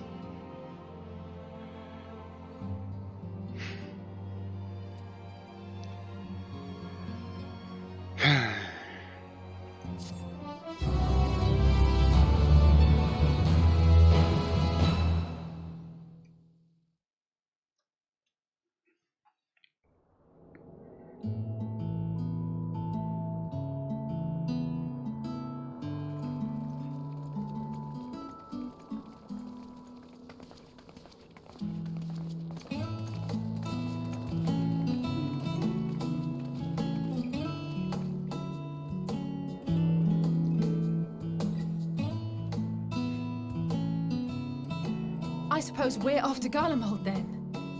Though we ought to speak with Lord Emmerich first. If he's received word of any recent developments, we need to know. 'Twould be prudent to purchase some warmer clothes at least. Mayhap we can pick up a few souvenirs for Euless and the others while we're at it. Where will you all be heading next? Dravania, there is a book I've been meaning to borrow from the Great Google Library. And I can think of at least one person who will be most displeased should I fail to visit before leaving. We've no particular destination in mind, but we do intend to stop in Sharlayan before we set off. We had thought to ask after the Loporrits. I am curious as to how well those who chose to remain are adapting to their changed circumstances. Might we accompany you then? Raha and I were planning to return to the Baldessian Annex. Commissions have been piling up in our absence, and they must be dealt with ere we begin our work in earnest. Estinian, you will return to Rads at Han, will you not? Aye. For Vritra's benefit, though I've yet to hear the details. I may not stay long. I see. Then it is here the Scions at last part ways, each to some far-flung corner of the realm.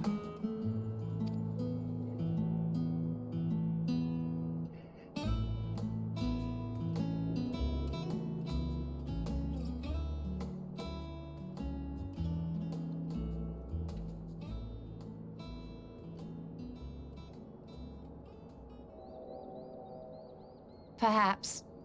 But I believe one of our number, a rather important one at that, has yet to divulge his plans.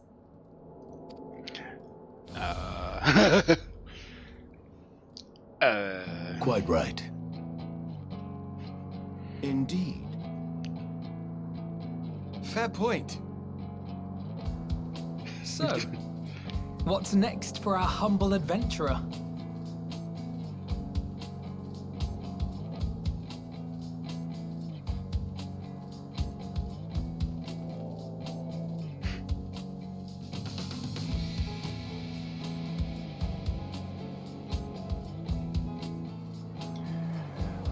Whatever patch 6.1 holds in store for us.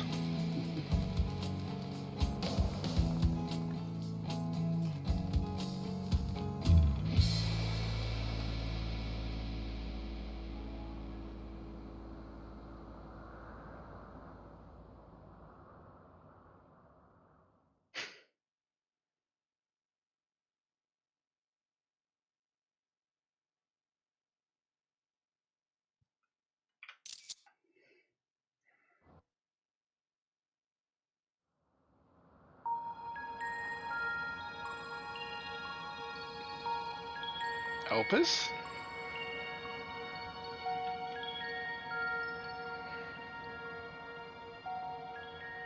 The constancy of this place never ceases to amaze me. An ocean of souls, shimmering and eternal. That's a Zem. No, or is that a Litibus?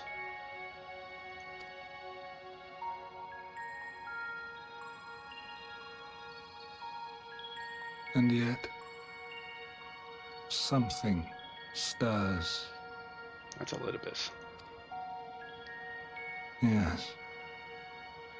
Steeped in darkness, deep as starless night. The beast hungers. Alas, I dare not investigate in earnest before the coming of my guiding star, as he foretold.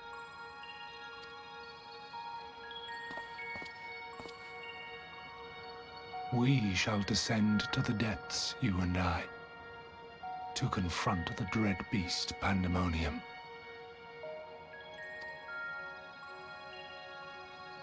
Oh, the sights we shall see. The sights we shall see. Guess I know where I gotta pick up Pandemonium then.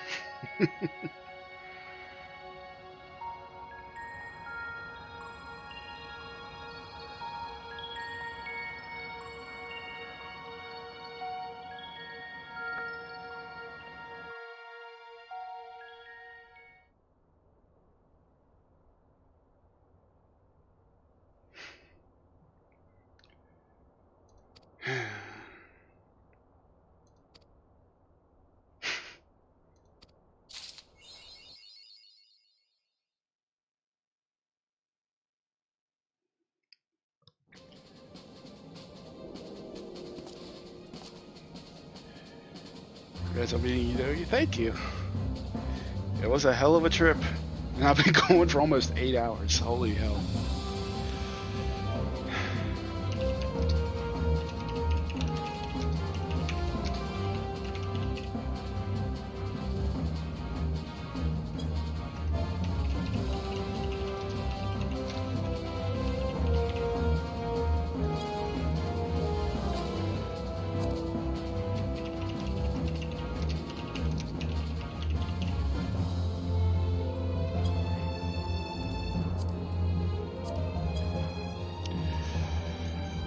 What a hell of a trip it was.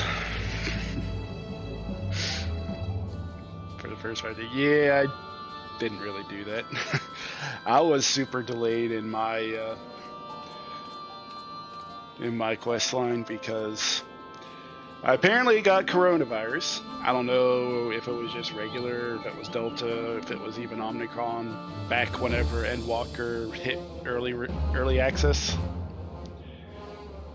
So I had to suffer through that while trying to get Sage and Reaper to 80. And then, after I got over that, I decided to get my booster shot, which basically gave me a second dose of coronavirus. So I dealt with that for about 4 days. And then I finally got started.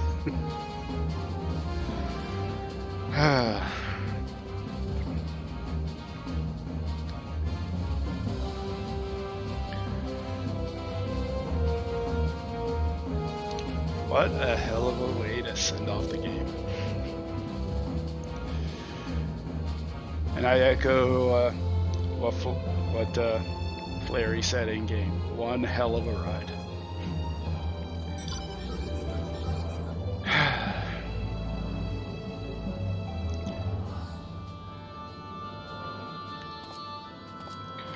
Well, I'm going to be done for the night. I don't know. You is incredible. I can't wait to see it, y'all. Yeah. Hey, door's wide open. We can go wherever the hell we want to. Wherever 6.1 sends us, I'm ready.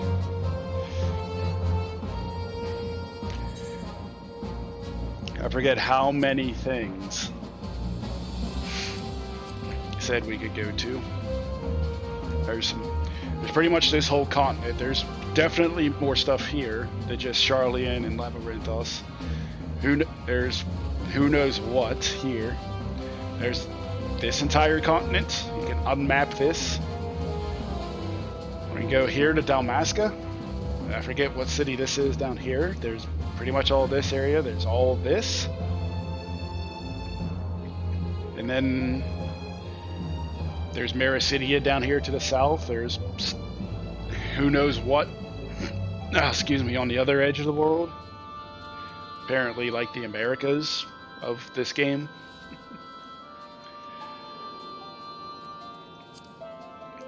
Hell, technically there's stuff in here we never saw. We can go back to and visit.